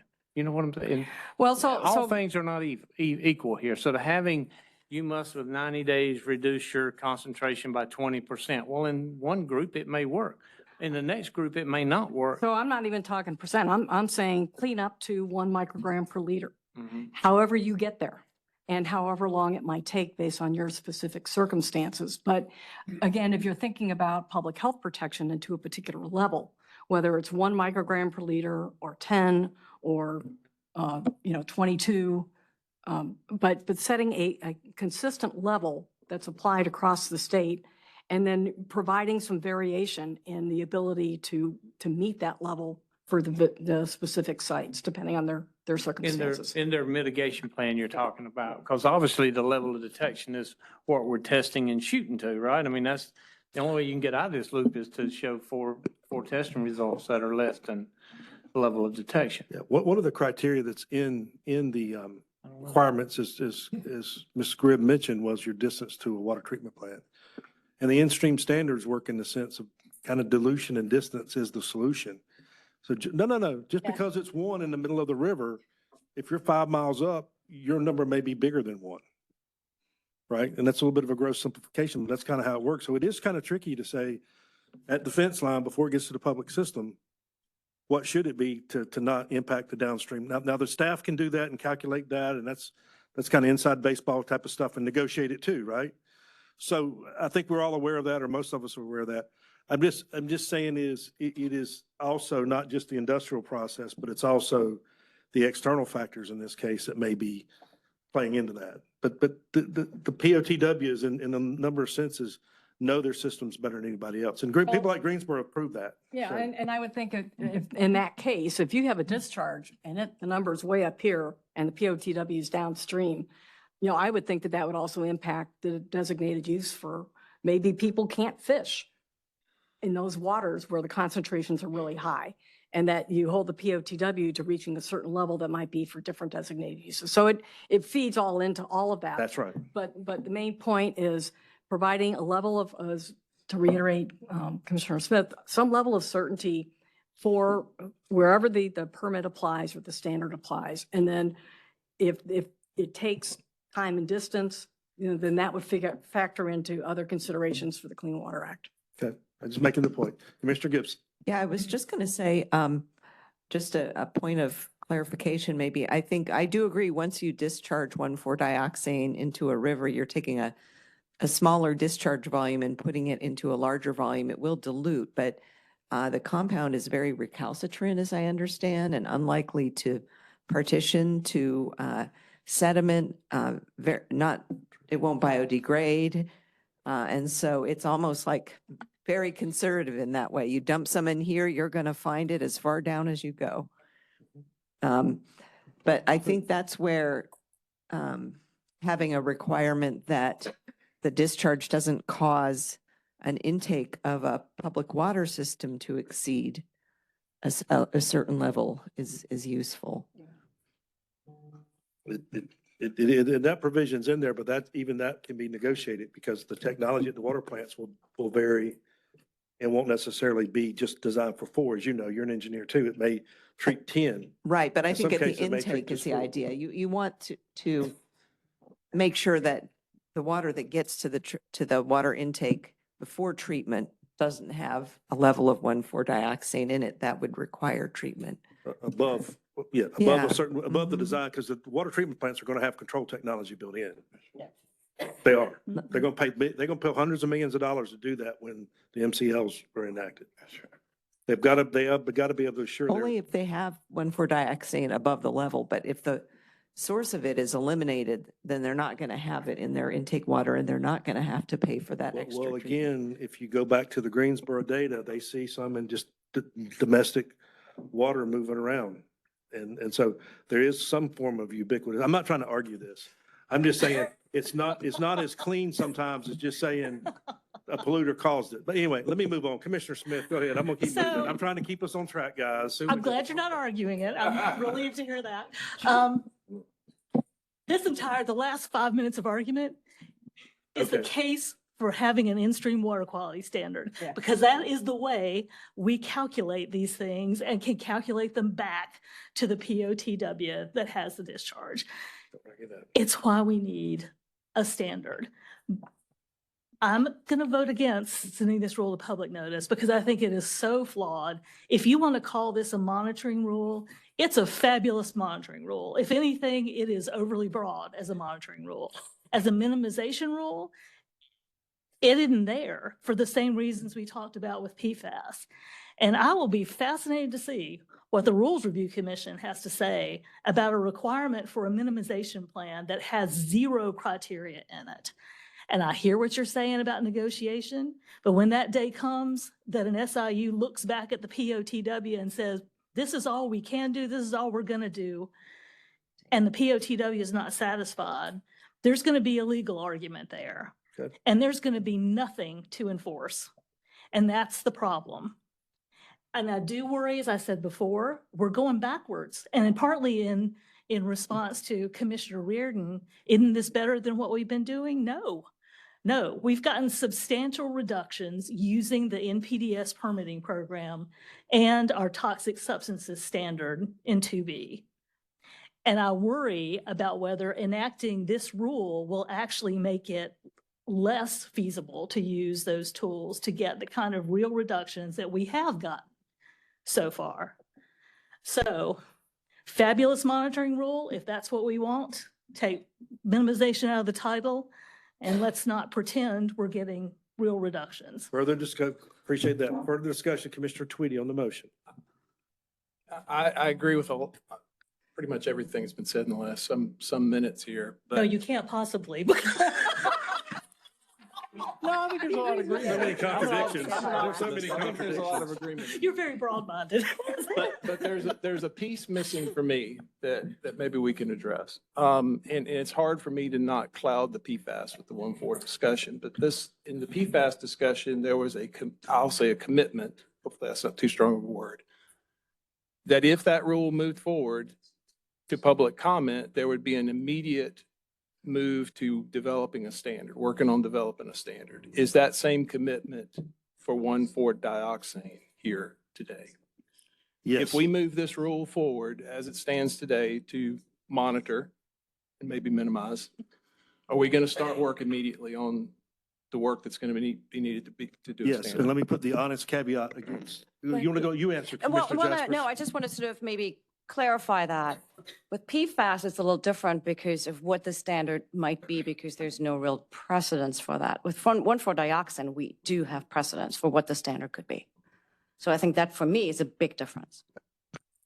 That make the process of setting a So standard easier. Commissioner Ellison, let's talk Sorry, briefly I about your jumped point of in. view. Yes, if you're finished, Commissioner Tweedy, yes. The standard proposed by the department, and Mr. Keen, correct me if I'm wrong, it's either 0.35 or 0.035. It was below the PQL. Correct.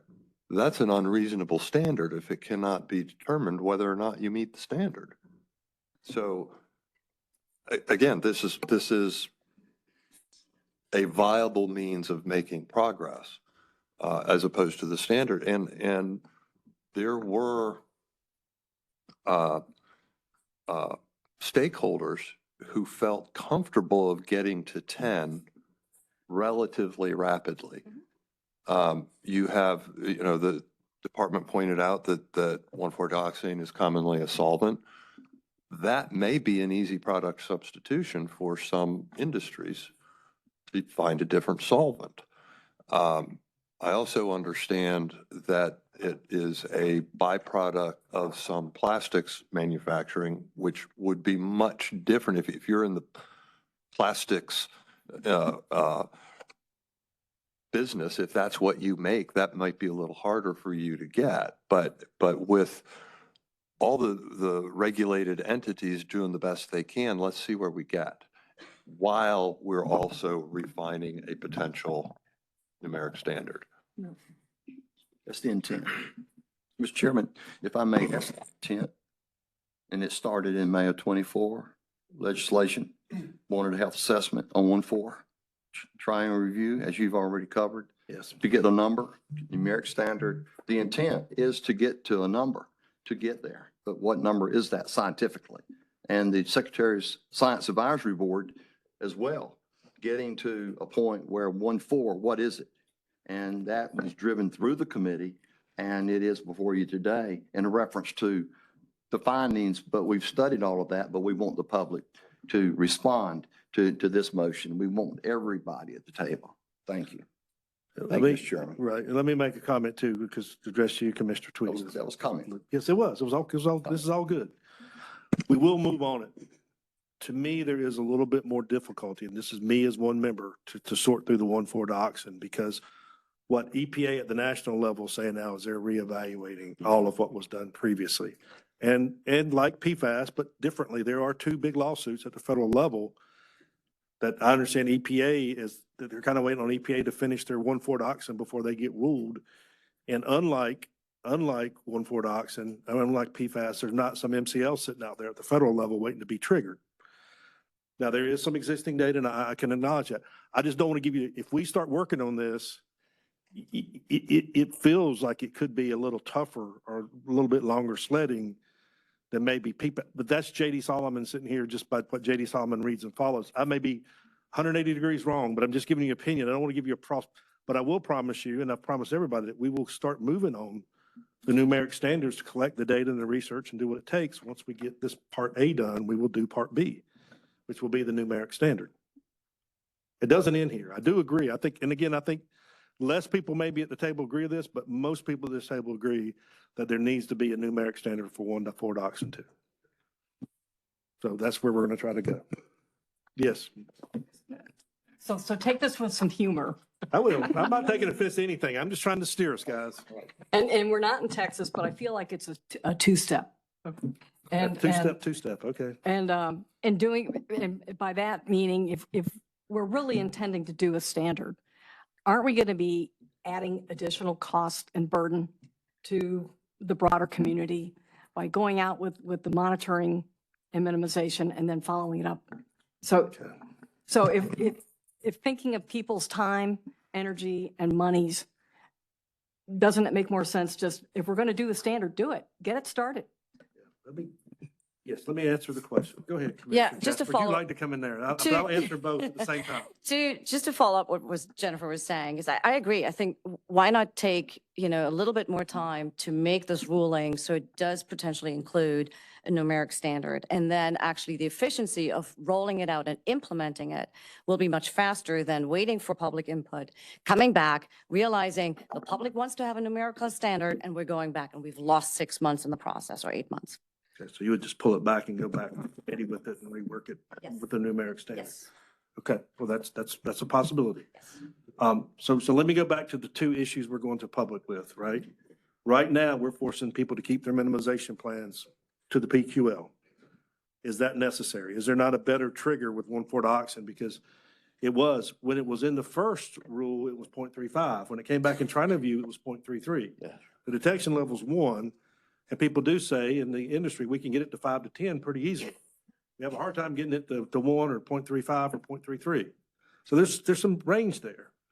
But if we agree it is a problem to human health, as Commissioner Chmielewski says, we've got to make sure we're not contaminating everybody across the state. We're doing general applicability. In the rulemaking process, we ask some people, should we just focus on the Cape Fear Basin? But that neglects the rest of the population. Right? That's like saying other people don't matter. We're just going to focus on this one basin where we have more data. It may be other places and it may be on sites. And part of this rule tries to, but we ask that question. We ask that question, should it be statewide or just the SICs in this thing? And we also ask the question, should it be at the PQL to let people on or off this program, or should it be at some number like 5 or 10? We want to get that input. The other thing, and this is problematic, I think, we had this, and Julie didn't do it, her name was on it, but we heard this last March at the EMC, and we had this debate, I believe it was. But then again, it wasn't Julie, it was Mike. But we asked the question, why do you need this rule? And Mike held up this colored slide in the presentation and said, if you give me an SOC at these 3 entities, I don't need a rule. That's an enforcement problem that I understand from DEQ. But for us, germane means we've got to do this general applicability across the state. So I don't want to be seen targeting 3 entities, City of Ashboro, City of High Point, and APEC Polyester, which is now out of business, I understand, drafting any kind of rule that doesn't address something statewide. So that is a consideration that you all need to make in this of saying, why don't we just redirect the money where we know there's a problem? If it's really a problem, it's a problem for all North Carolinians, not just the few we've identified already. And we need to go investigate that to see if it is a problem inside the fence line, at the fence line for all these. That's just my opinion.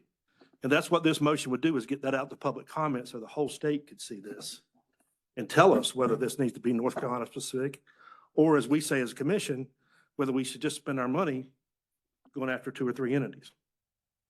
So that's in the presentation, so I'm not making it up. Can both not happen at the same time? They can. And I think, I'm not trying to, if y'all want to go with Commissioner Jasper's thing and pull it all back and numeric standard with this, but we're not going to be making as much progress on 1.4 as far as understanding the problem, as some of the commissioners have said, if we pull everything back for 6 months or a year while we sit here and start grinding on a numeric standard, which can be very contentious. Go ahead.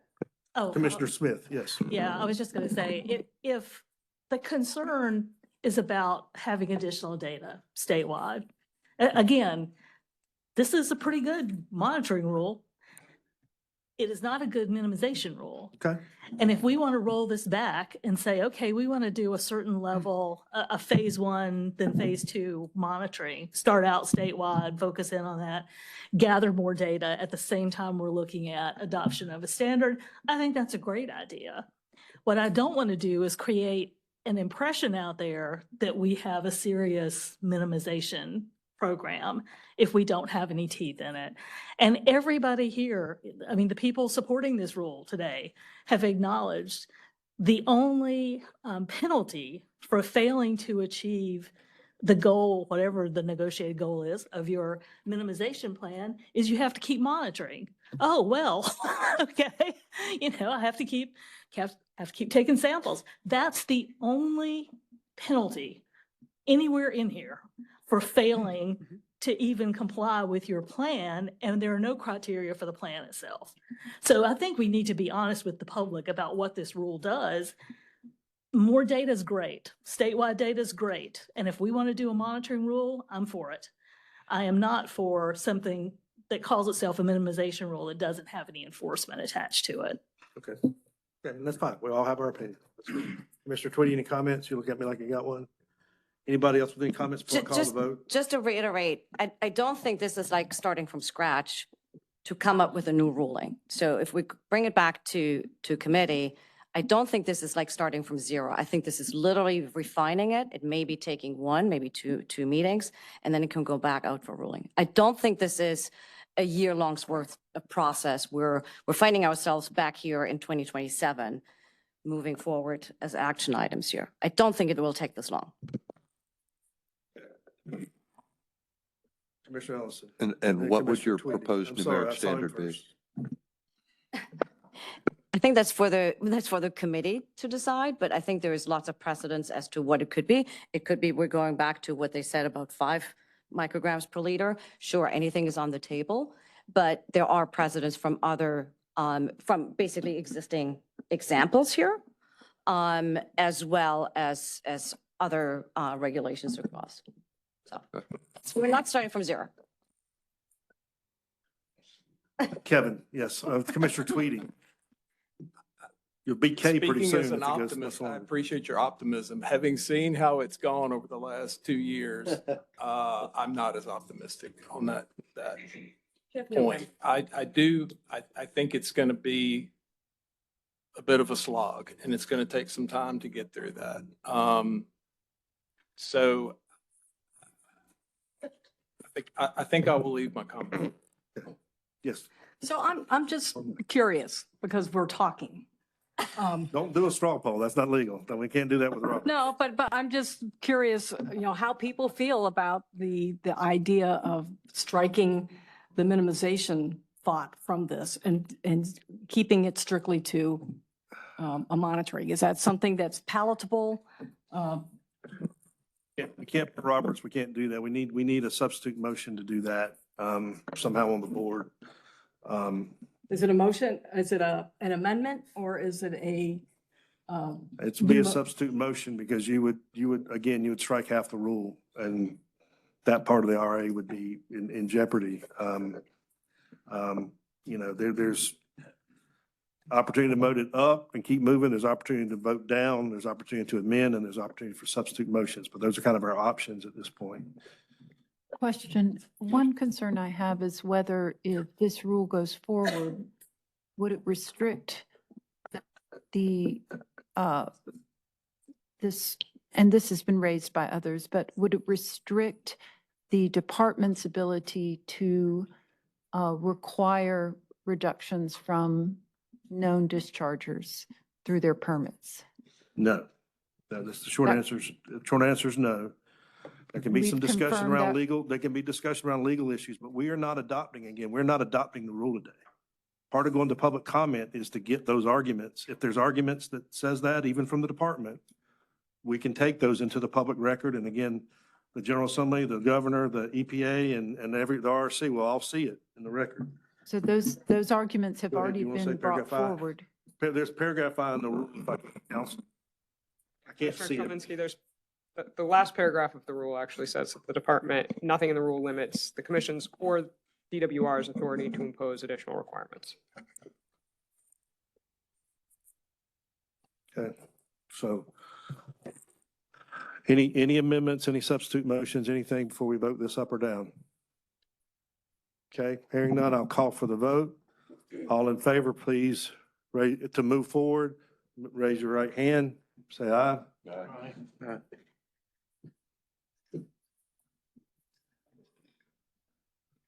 And opposed, let's make the record straight.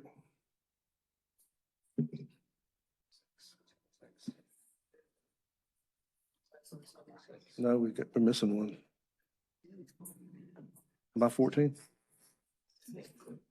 So carry, okay, so we've got, make sure we got the affirmative right. Who we got in the affirmative? Raise your hands again. 5, 6, 7. Yes. Okay, and those opposed, just to make sure we have it right, guys, let's be fair. Key Gibson as opposed. Okay.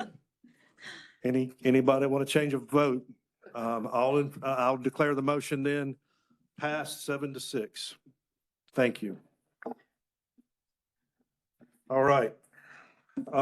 Let's move on to status items. And this is kind of new. If you look at our bylaws, the bylaws gives ability to have a status item, and we have not used that in recent years. And I've pulled it out of the bylaws because of this, anticipating what may be some paid staff by the EMC. And to me, this may be, in my thinking, where they're reporting back to us about our dedicated staff reports back to us on the status of items they're working on. And then as we move on to the next agenda, I admit would be info items provided by the department, just like we always do.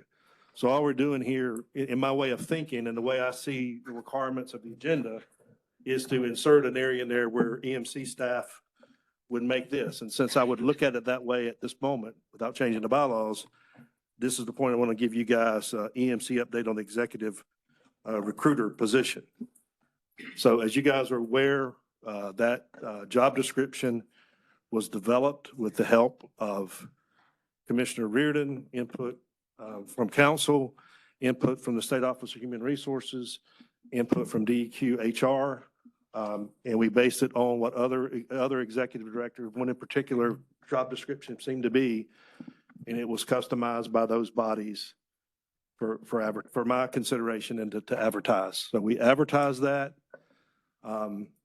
because I'm officially by statute what effectively is the hiring manager. I asked how that got distributed. We distributed it to the EMC, of course, and hoped you would spread it. But we also, as a hearing officer, they said you need to spread it to your contacts and on social media. And so Office of Human Resources, I didn't create a LinkedIn thing. They did, and then I forwarded it. And I think one or two of you may have forwarded it. Commissioner King, you probably forwarded on LinkedIn, I believe, but I appreciate that. And we are at the status now where I originally thought we were Friday, Thursday, then it was Friday, and now I think it closes tonight at midnight. So my training for this is you don't talk about open application processes till they're over, because you don't want to skew it to say, hey, we got a great bunch of clients, and then somebody that may be qualified, here's that and nothing qualified, and you say, we got nobody applied, and then everybody applies that maybe not qualified. So as the hiring manager, I've not even looked at it yet. Okay, so I don't know who's applied, I don't know how many's applied, I don't know if it's viable, I don't know if we'll have to re-advertise. But we are in that period now, as the job posting says, and that's on the EMC website.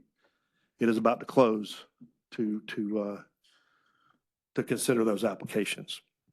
So next steps will be go through that with the Office of State Human Resources and DEQ HR to screen the applicants and say who technically by the job description are qualified and not. A number of you have been in the state management system, so you know what all this means. Basically, we have applicants we can judge and who we want to interview next. Next steps for me will be, we will work with council and HR department, but I will interview those people, and I expect, once I make sure procedures are worked out properly, we probably have several other people on the EMC to participate in the interviews. Two others to do that from the EMC. So that's all to be determined, and I don't want to get, we've been dealing with a lot of other issues on this related matter from an organization or administrative standpoint, Ellie and I and Philip Reynolds. So I've not really had a chance to focus too much on what happens after it closes, but I will be having more information probably next week on which way we should go. But that's really the direction. We were approved for up to 5 FTEs. Going to start humble with the first one, which is the executive director, which you guys see on the website.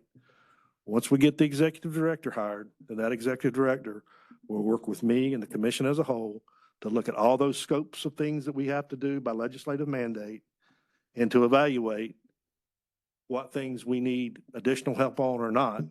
And then from that, we will base whether we hire 2 people right away or 1 person or how much budget we have. We have a fixed budget. So we have to manage all of that stuff. But the first step was not to hire 3 people or 5 people. It was to hire an executive director who could work with us cooperatively and the department cooperatively to figure out what is the best use of total resources and time. Can I ask one technical question? Yes. About the posting, because I don't remember seeing this. Is this classified as an exempt position under the State Personnel Act? Based on the nature of the position, it probably should be. I think it is, but the advertisement, if you look at the EMC agendas, it's on our EMC page. Okay, I didn't remember It says seeing that executive piece of director. it, but Have it y'all may be seen, there. you hadn't seen it, but have y'all noticed the button? Please tell me you have.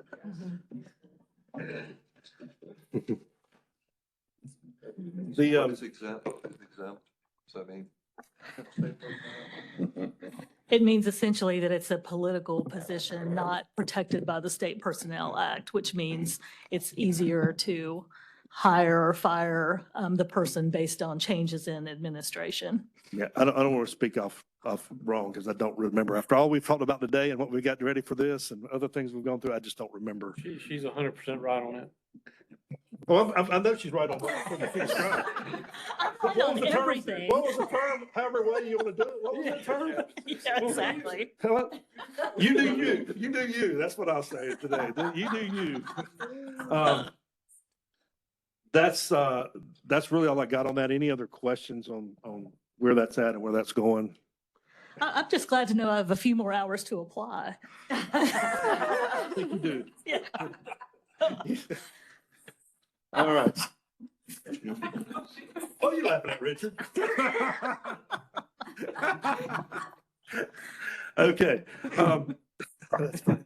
All right, let's go to director's comments. I know you guys in the audience are tired, but Toby, give us your top 5 for 5 or something here, okay? How about 4? 4 would be great, Toby. All right. 4 for 4. Toby Venable, Director, Division of Energy, Mineral Land Resources. Let's see, DEMA has complete stakeholder engagement on its O2K dam safety rules and is currently using the information gained to draft proposed rules and amendments and has begun regulatory impact analysis. Mr. Jacob Smith with our dam safety program provided informational update on this process in yesterday's Water Allocation Committee meeting. We plan on bringing this back to the WAC in March and then to the full EMC hopefully in May of 2026 of this year to approve the proposed rules and fiscal analysis to proceed to public comment and hearing. This process is currently very on schedule and we're very proud of that right now. Given the status of our retirements that are happening within our programs right now. Dam Safety has also moved forward with publishing the grant application process for the $10 million grants that are available under the additional hurricane recovery funding from the General Assembly. We received 18 applications for which 7 appear to be initially eligible, but are under review for the technical aspects. We intend to have the initial application reviewed by March of this year to begin awarding these grants to the eligible high hazard dams impacted by Hurricane Helene. If all 7 remain eligible after the final review, they will be awarded up to $7.4 million of the grant allocation. We will then be announcing a second application opportunity following this for the remaining $2.6 million. Stormwater, that staff has been working with IT in developing our Access DEQ conversion from BIMS with Laserfish document management for the post-construction stormwater application and compliance processes, and in combining the MPDS construction stormwater process with the existing erosion and sedimentation control application process. Those are currently going through internal user testing at this time, and we hope to have it implemented later this spring with IT so that we can get it out to the public for what we consider our busy time during the summer. Stormwater section's also been working through its O2B and O2H rule set under Rulemaking Group A with draft work to be completed, and draft regulatory impact statement has been sent to OSBM for their initial comments. We're currently still on schedule on that, and we'll be back with you hopefully at the next meeting. That's all I have at this time. It's good to see you, Toby. We hadn't seen you in the last meeting or two, I think, but it's good to have you back. Yeah, I got dragged out on some dam emergencies, but that's, What'd you say? You drank out some dam emergencies? Yeah, that's What? right. Okay, all right. I got pulled out on some dam emergencies. Okay. Thank you very much, Toby. Only you can get by with that at the director's table there. Can you top that one, Director Scott? Probably not. I'll hit just a few highlights. Thank you, Mr. Chairman. Michael Scott with Division of Waste Management. Did want to update the commission members. We have been working collectively with Water Resources and the UNC Collaboratory and town officials in Pleasant Garden, North Carolina, Guilford County, just below Greensboro. Extensive sampling by DWR and the Collaboratory. Their specific project at the Collaboratory is focused on North Carolina fire stations that have private wells. And both sets of data, DWR and the Collaboratory's data from Dr. Jeff Warren, showed significant levels, the Collaboratory data, near the fire department. So we have implemented a private well sampling program starting back last November. We've got over 78 private wells sampled so far in this town. Unfortunately, it's not served by municipal water, so about 67 out of the 78 wells have PFAS above the MCL level. So we're working collectively with the mayor, DWR, and other local officials to get filters implemented for the community, determine next steps regarding source properties. We got some other industrial sites in this southern area of Guilford County in order to take care of these private well PFAS impacts. So more to come on that particular front. Did also want the commission to know on the UST front, we've been moving forward successfully with our online applications for underground storage tank permits. So we're getting ready for Buc-ee's to come into North Carolina at some point in the future. I'm sure as you guys have read about, we've already got online submittals coming in from Sheetz and other major gas stations. So we're really excited about our online permitting process for the UST program. I'm so old, I remember when we got excited about Chick-fil-A's, but now we get excited about Buc-ee's, right? Oh, yeah. Well, we've got Sheetz, Wawa's, Buc-ee's next, all kinds of new things on the UST front, which is its own conversation, I'll tell you that. But also related to UST, really want to commend our underground storage tank staff. We got money from the General Assembly for a Helene Bridge loan program to loan money to gas stations that were impacted. I think I briefly mentioned this before. And we issued our biggest loan right around Christmas for over $500,000 to a gas station in Old Fort to help them buy new dispensers. They're going to be putting in EV chargers, but to rebuild that gas station in Old Fort that was completely wiped out by the flooding. So we're really excited about that. And to wrap up, we love to talk about brownfields. Brownfields at the end of 2025 had over 780 completed agreements, a total of $533 billion, that's a B, billion in private capital investment in those sites, and 14,000 acres in North Carolina redeveloped. So kudos to them. Thank you. Great report. Director Rogers. Thank you, Mr. Chairman, members of the commission. All my comments are in my report. I just want to make a couple highlights relating to Helene recovery. We continue to recover, working with several of the water wastewater systems. Highlights is Spruce Pines, who's been on our list of recovering, is now back at normal operations with their drinking water system. And also Waynesville, down in Waynesville's wastewater treatment plant is recovered fully from Hurricane Helene damage.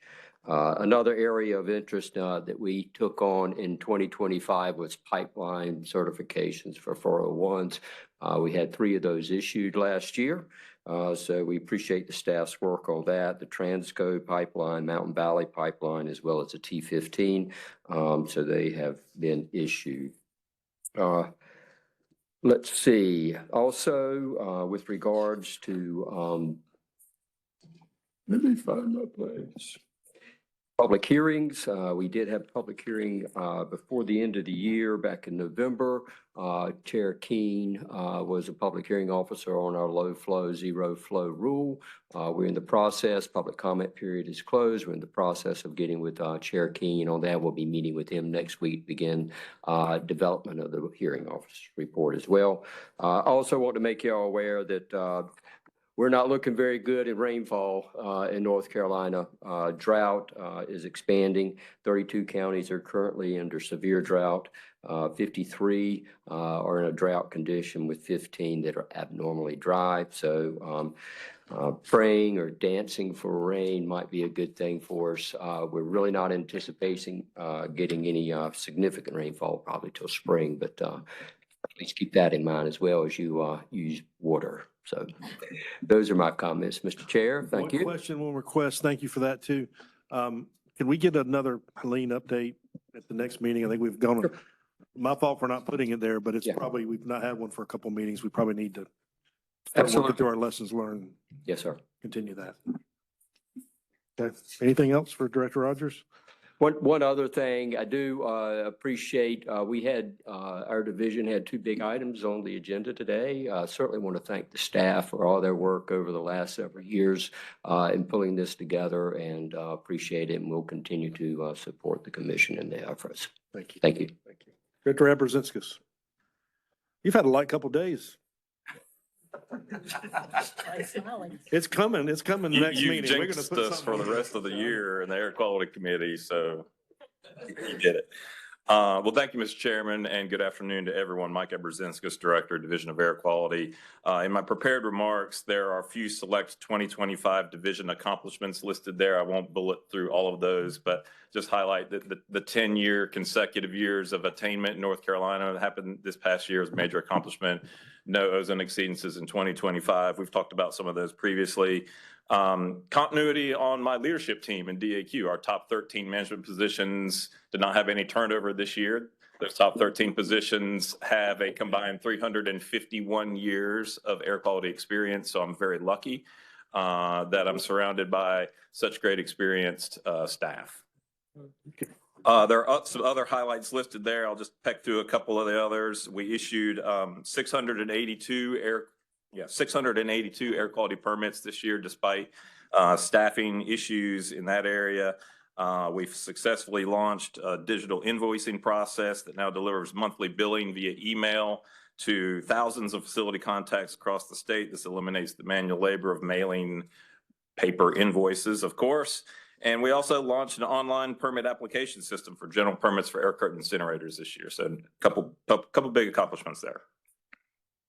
Also highlighted in my written remarks, a couple of the upcoming outreach events. I wanted to highlight our division's Outside Involvement Committee, or OIC, meetings that happen quarterly. Anyone can attend those virtually or in person. I have a link to our PIO's email address if you want to get on that mailing list. The purpose of those meetings is just to give quarterly updates from all of our program areas to all of our stakeholders. Also advertising an event where our staff serve as the faculty for the North Carolina Manufacturers Alliance Air Quality Workshops that happen annually. This is mainly for the regulated community, but it's a really, really important part of our overall portfolio of outreach to stakeholders. And so those air quality workshops are upcoming in March in both Raleigh and in Hickory. And then finally, another important part of our portfolio of outreach is the Carolinas Air Pollution Control Association, or CAPCA, meetings that happen in the spring and the fall. The one in the spring happens in North Carolina and Asheville. The one in the fall happens in Myrtle Beach in South Carolina. But this is the 57th annual meeting and conference of that group. Carolinas, plural, Air Pollution Control Association, April 15th through the 17th, and that agenda is now online. One quick final note, or next to final note, update on some career development rotations in our division. You all know Katie Quinlan very well. She's our branch supervisor in our planning section that you hear from frequently if you're at the Air Quality Committee. She is rotating into the role of planning section chief for the near term, and our current planning section chief, Randy Strait, is rotating into a special assistant role in the director's office up until his anticipated retirement date at the end of this quarter. We won't roast Randy today. We'll wait till the March meetings to do so because he'll be here then. But just wanted to note that these rotations are really designed to provide staff development opportunities, ensure operational continuity, and then also consider pending retirements like what we have in this situation. And then finally, a quick preview of the March AQC meeting. We're anticipating bringing forth a concept for new rulemaking that will allow permit public noticing via the website in lieu of putting it in newspapers. We're going to bring back the action item and draft rules and regulatory impact analysis for the Title V exclusionary provisions for non-emergency engines that the committee heard about previously. And then we expect a hearing officer's report coming back for the full commission as well in March. One other, by the way, we also anticipate the schedule for the rule readoption process for the air quality rules to also be on the agenda in March. That's all for today. Thank you. Questions for Director Abrazinskis? Yes. Just a quick question. For pollen monitoring in North Carolina, are there any plans to expand that? Because we are entering decades of probably increased pollen season, longer, more severe, earlier. That's a great question. We are the official pollen counter for the state of North Carolina. We do that at one site with one person and one microscope. And that's all we can afford, so that's all I've got to say. But with all joking aside, you know, that is a very manual process as well, where we actually count the grains of pollen on a slide, on a microscope, and distinguish what types of grains those are. It's a very valuable service that we're providing. Just like a lot of things, I'm a scientist and I love more data in all the places, but you know, there are resource constraints, but not at this time, I think is the answer. I'll forward you a new technology that I think you might be interested in. Fantastic. Good. Thank you. Okay. All right. Any other questions? Thank you very much. Thanks. Directors, thank y'all very much. I know some of you sit here through a lot of stuff, but putting the information I said over and over, putting your comments on the website, it really helps the public and the commissioners, and being brief here, but giving us a longer explanation in your comments, really, really fruitful, and I thank y'all for that. Let's go around the horn. You committee chairs, we didn't have long committee meetings yesterday necessarily, and Commissioner Keen, I'll spare you from any committee reports if you want to. But I do want to go around the horseshoe as we always do. Go with Commissioner Wright first, and we'll come around that way. And any comments or any observations today? I'll be brief. Thank you, Mr. Chairman. I appreciate the dialogue today on both topics. It's been a long day. I think I can speak for everyone. I'm tuckered out. So a lot of our conversation today focused on the role of the POTW. And, you know, we've had some of those folks in the audience today. And I just want to say, I'm excited to get both these sets of rules to public comment because I want to hear from those guys. We've received some comments along the way that almost vilified the publicly owned treatment works and, you know, was going down the path of willful negligence and, you know, identifying them as a polluter. And I don't think that's the case. Having worked around a lot of those folks throughout my career, I just want to say, you know, public works employees, public utilities, those guys are consummate professionals and they want to do the right thing. So I'm anxious to hear them weigh in on both of these sets of rules and how they can contribute to ultimately getting where we all want to be, which will take different paths to get there as noted today. But I'm excited for that, these rules to be published and get on the street. Very good. Thank you, Commissioner. Commissioner Tweedy. Reports real quick. Yeah, no, give them brief though. We had a good committee meeting yesterday, I think, and congratulations too by being the new chair of the committee, so. I'll keep it brief. We had 3 on the Water Allocation Committee yesterday. We had 3 items. We had Jared Jacob Smith with the Dam Safety Program talking about the rules revision and readoption. And that may come back to committee in March. They're working through their RIA. And then that will be voted in committee to go to the MC for public and then out the public comment. Then we had Harold Brady with DWR who gave us an overview, very good overview of the IBT process. Might have some more of that. Harold's here today. Might have some more of that in the future. And then Maya Holcomb gave us an update on the current IBTs, 3 current IBTs that are in process. With the main one being Fuquay Varina, which is in its public comment period right now through April 1st. So just put that out there. Other than that, just continued thanks to the staff on the work. I could wax philosophical. I'll spare everybody on that of the day's comments and everything, but I know, I'm guessing staff had some different opinions on the way things should go today, but I know there was a lot of work that was put into getting us where we are today. We're moving forward. I believe we're going to make good progress. So thank you all for your commitment. Thank you for all you're doing. Let me add this, guys. Rules review and readoption, I try to get a lot of commissioners involved. I think those are big enough that we need to get some experience. But Kevin's a good example. You do a few of these public hearings if you haven't done any, and then you hit something like the EIS for the IBT, and he did 3 of those. It's another level. And I think it's good that we build that capacity up by having different members of the commission get experience and do what they do. But I just want to thank Kevin. He been a lot more comments and issues than I thought maybe, but you've handled them like a champ and you've done a good job so far. And that whole public involvement process, you see it in quasi-judicial mode. So thanks for what you're doing. Commissioner Smith. Just one thing, after today's discussions, it occurs to me it might be worth our thinking about changing our bylaws in terms of how we take up rules that are coming out of committee. Um, we can change our bylaws to get out of the Roberts Rules straitjacket that puts us directly into a motion situation. I think it would be a much more effective and efficient use of the commission's time if when a recommended rule comes out of committee, we could have something like a work session to talk through all the changes, corrections, whatever the commission feels would be appropriate, and then come back at the next meeting, have the staff come back at the next meeting with a revised draft based on those changes and a revised RIA if that's necessary. But going through this in a motion situation is virtually impossible. I mean, it's just really difficult to do what you need to do and do it in a timely way. So I would suggest we think about whether we should change our bylaws to create a process that's a little more rulemaking friendly than the Roberts approach of taking a motion directly out of committee. Correct. And I hear that. And last year, if you remember, or year before, when I lose, we did amend the bylaws. We considered 6 or 8 things and we took the top 4, I think. But certainly that part of the bylaws can be done again, or any topics that we see can obviously be done. It should be done from time to time. You don't want to do them every year and make them political, but you want to do them every once in a while to make sure they're fresh. And I appreciate the comment. Dr. J.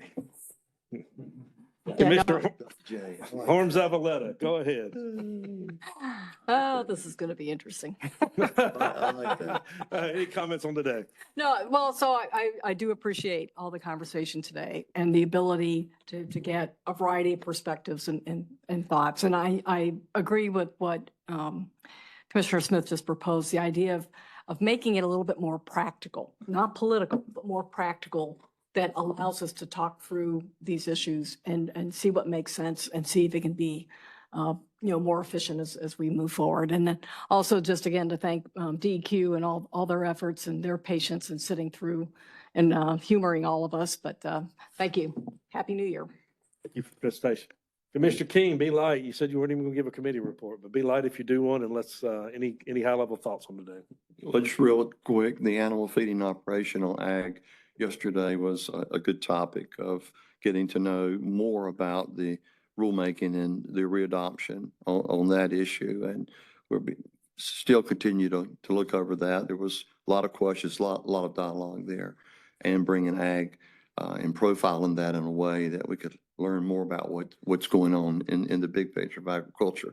Just glad that, sorry that Bill's not here today, Bill Yarborough, but certainly glad that Joe Reardon is on our committee and offers those that knowledge that comes with agriculture and what he does. Yesterday was a good meeting with that. We had sort of circled in with models yesterday with the Jordan Lake models and the Upper Neuse, and had Falls Lake, and that was really good. It was boring to a lot of people, but there were science and there was. Yeah, I learned a lot, and it was good that we had all the 3 modeling pieces. So that in the committee and coming out with the department and doing something here in the future. Not sure it's going to be March. It may be May, but they're working. I enjoyed the collaboration there, Mr. Chairman, of what's going on at this particular time with that. In reference to PFAS, PFOA, and PFAS, and the Gen X, and all of what we talked about today, Mr. Chairman, and 1.4, we've worked on this for a year, and I was just real glad to see it to come out, speak for the committee. We get it out to the public. Just appreciate the knowledge at the table. I appreciate the dialogue on the committee level and getting it into the MC. But we are encouraged at our committee to start this year out where all committees members are at the table. We will all be involved in moving within and working within the committee to get the right information back to the commission when needed and getting it out to the public. Thank you, Mr. Chairman. Thank you. Thank you very much. Commissioner Gibson. Sure. I'd just like to thank fellow commissioners for being willing to engage in dialogue and look for areas of common interest. I think we all have a lot more areas of common interest than we might acknowledge sometimes. And I also wanted to echo Commissioner Wright's support for publicly owned treatment system operators, water and wastewater. Those people are unsung heroes and not appreciated until something goes wrong. Commissioner Jaspers. I'm going to skip over. I got God, council and vice you chair. skipped 3 here. All right. First of all, I really want to say a big thanks to the DEQ staff. You can continue to amaze how much sort of concise information you provide and really educate us. So thank you to all the work. Happy 2026. I also want to appreciate all of the dialogue, conversation. I'm learning a lot. I'm trying to learn a little bit more law speak, and I'm hoping that this will sort of like by osmosis will transfer over a little bit, sitting close to Ellie. But I'm really excited to see what's coming next, and really excited to see what the public comments are going to be on the 2 rules that are out for public comments. I think there's going to be a sort of check-in what the public really wants us to do, and I think we need to listen and really pay close attention to what they think of the ruling. So I'm excited to see that. So Happy New Year. Mr. Hardison. I really don't know what more I can add. To repeat a thank you to everyone. It continues to be eye-opening, insightful, a learning experience. My heart didn't race but a couple of times today. And I appreciate the mainly cordial discussions we had. So look forward to next time being together. Mr. Ellison. Thanks to really good planning with Director Rebrezynskis, the air quality meeting was the most efficient we've never had. But we do have a rather loaded agenda or set of agendas coming up with readoption, so that's going fine. I don't want to say it's going to be fun, but it's going to be busy. Other than that, no further comment. Mr. Chmielewski. Again, just want to add my thanks to DEQ staff for all the information and thank everyone for the discussion today. Commissioner Wright's comments made me think sometime it might be helpful for, at least for new folks like myself, to have a little information piece or session about POTWs. I actually visited one in the past in Raleigh. It was cool, so cool, but about control authority and just some basic, I guess, powers that they have would be helpful for me, so. I think we can arrange that for POTWs for the utilities and for the stormwater utilities, because we delegate a lot of power to the local governments to do that. We could have both of those sessions if you like. Okay, That's nice. thanks. Mr. Bumgarner. Yeah, the Groundwater Waste Management Committee met yesterday. Congratulations to Vice Chair Bailey. My promotion. Your promotion. I think she figured out why she was there. Some of all those IMAX or something. Yeah, that's right. That's what it was, which I really want to appreciate your help on those. 2L groundwater standards were an information item yesterday as discussed. We also had an information item on the Sampson County landfill SOC. Good discussion on that. And sounds like the commission set our agenda for next meeting and we'll deal with some of that. Other than that, if it hadn't been said by now, it doesn't need to be said. So there you go. Mr. Bailey? I just wanted to say I appreciated all the friendly discourse, also known as arguments, that we had today. I think it went really well and brought out a lot of good issues in a very cordial way, actually. And I also want to thank, I've talked to people from the Cape Fear Utilities Commission. They attended our meeting at least yesterday. We've had people from Fayetteville and Greensboro here, and I think that's very important that those people come to our meetings and take their time to drive here and stop and talk to them. I think it's very good that they've been here, so I appreciate any participation. And Happy New Year to everyone. Happy 26. Vice Chair Reardon. Wow, what to say, great comments, right? But thank the department and everyone for being here. You know, when you think about our role as public servants, really for the benefit of every citizen in this state, I think it's a great burden, but it's a huge opportunity for us to do what we do. So I do believe steel sharpens steel. So maybe there was a little bit of that here today, a great dialogue.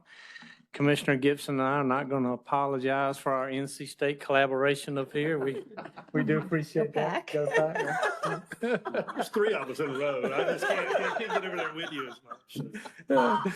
I don't know, but anyway, thank you everybody for your engagement. I do believe, and I'm optimistic that these rules will have some benefit. I'd be really discouraged if they don't.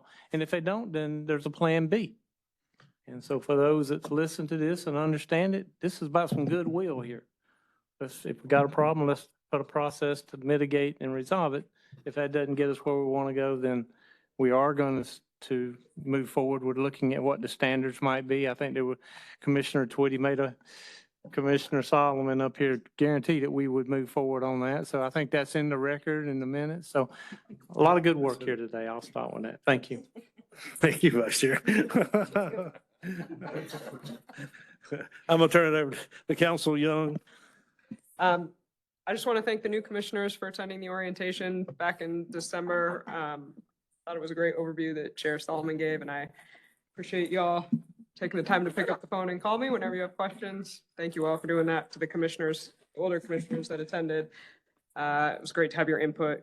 Great to have you guys there as well. So other than that, Happy New Year. Okay.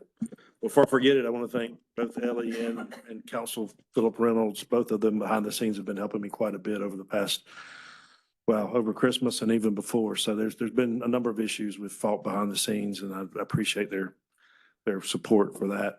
I want to, I guess, top of the thing, I don't want to forget both the staff and the committee for the hard work they've done on these topics we heard today. These last two. I think it's taken a lot of effort and a lot of gas out of some people, but we are, as the vice chair said, we are public servants, and we are trying to do the best for this whole state and continue to have it be a great place to live, but make it a better place to live. And I applaud staff and the committee's work there. But I want to applaud the EMC more than anything. You bring new people into the EMC, and everybody's got a gel. And I started feeling like today, I felt the gel, and I think some people that are fairly new are getting their legs underneath them now. It takes a little while, right? You got to learn the terminology. The orientation helped, as Ellie mentioned, the orientation helped. But I liked the debate. I liked everybody talked. I think everybody tried to be respectful and listen. And if I stepped on some toes, I might apologize. I don't think I did, but I'm trying to keep us moving forward, right? I didn't want to be here till midnight, but I wanted us to make the right decisions. But I thank you for your honesty, your comments, your efforts, and everything that this body, I've said it before, there's no weak links on this commission. We got a lot of smart people in this commission, and we got a lot of backgrounds. And whenever we have these kind of discussions today, you realize just how talented we are and why we're all here. Because you are at the top of the pile of all the people in North Carolina. There's 15 of us sitting here to make some of these very important decisions that we have to make. So I want to thank y'all and thank y'all for the open discussion today and all that y'all have done. As always, if you have any questions, please feel free to call me or email me. And I have nothing else. Hearing nothing from the department, hearing nothing from you, we can be adjourned. Thank you.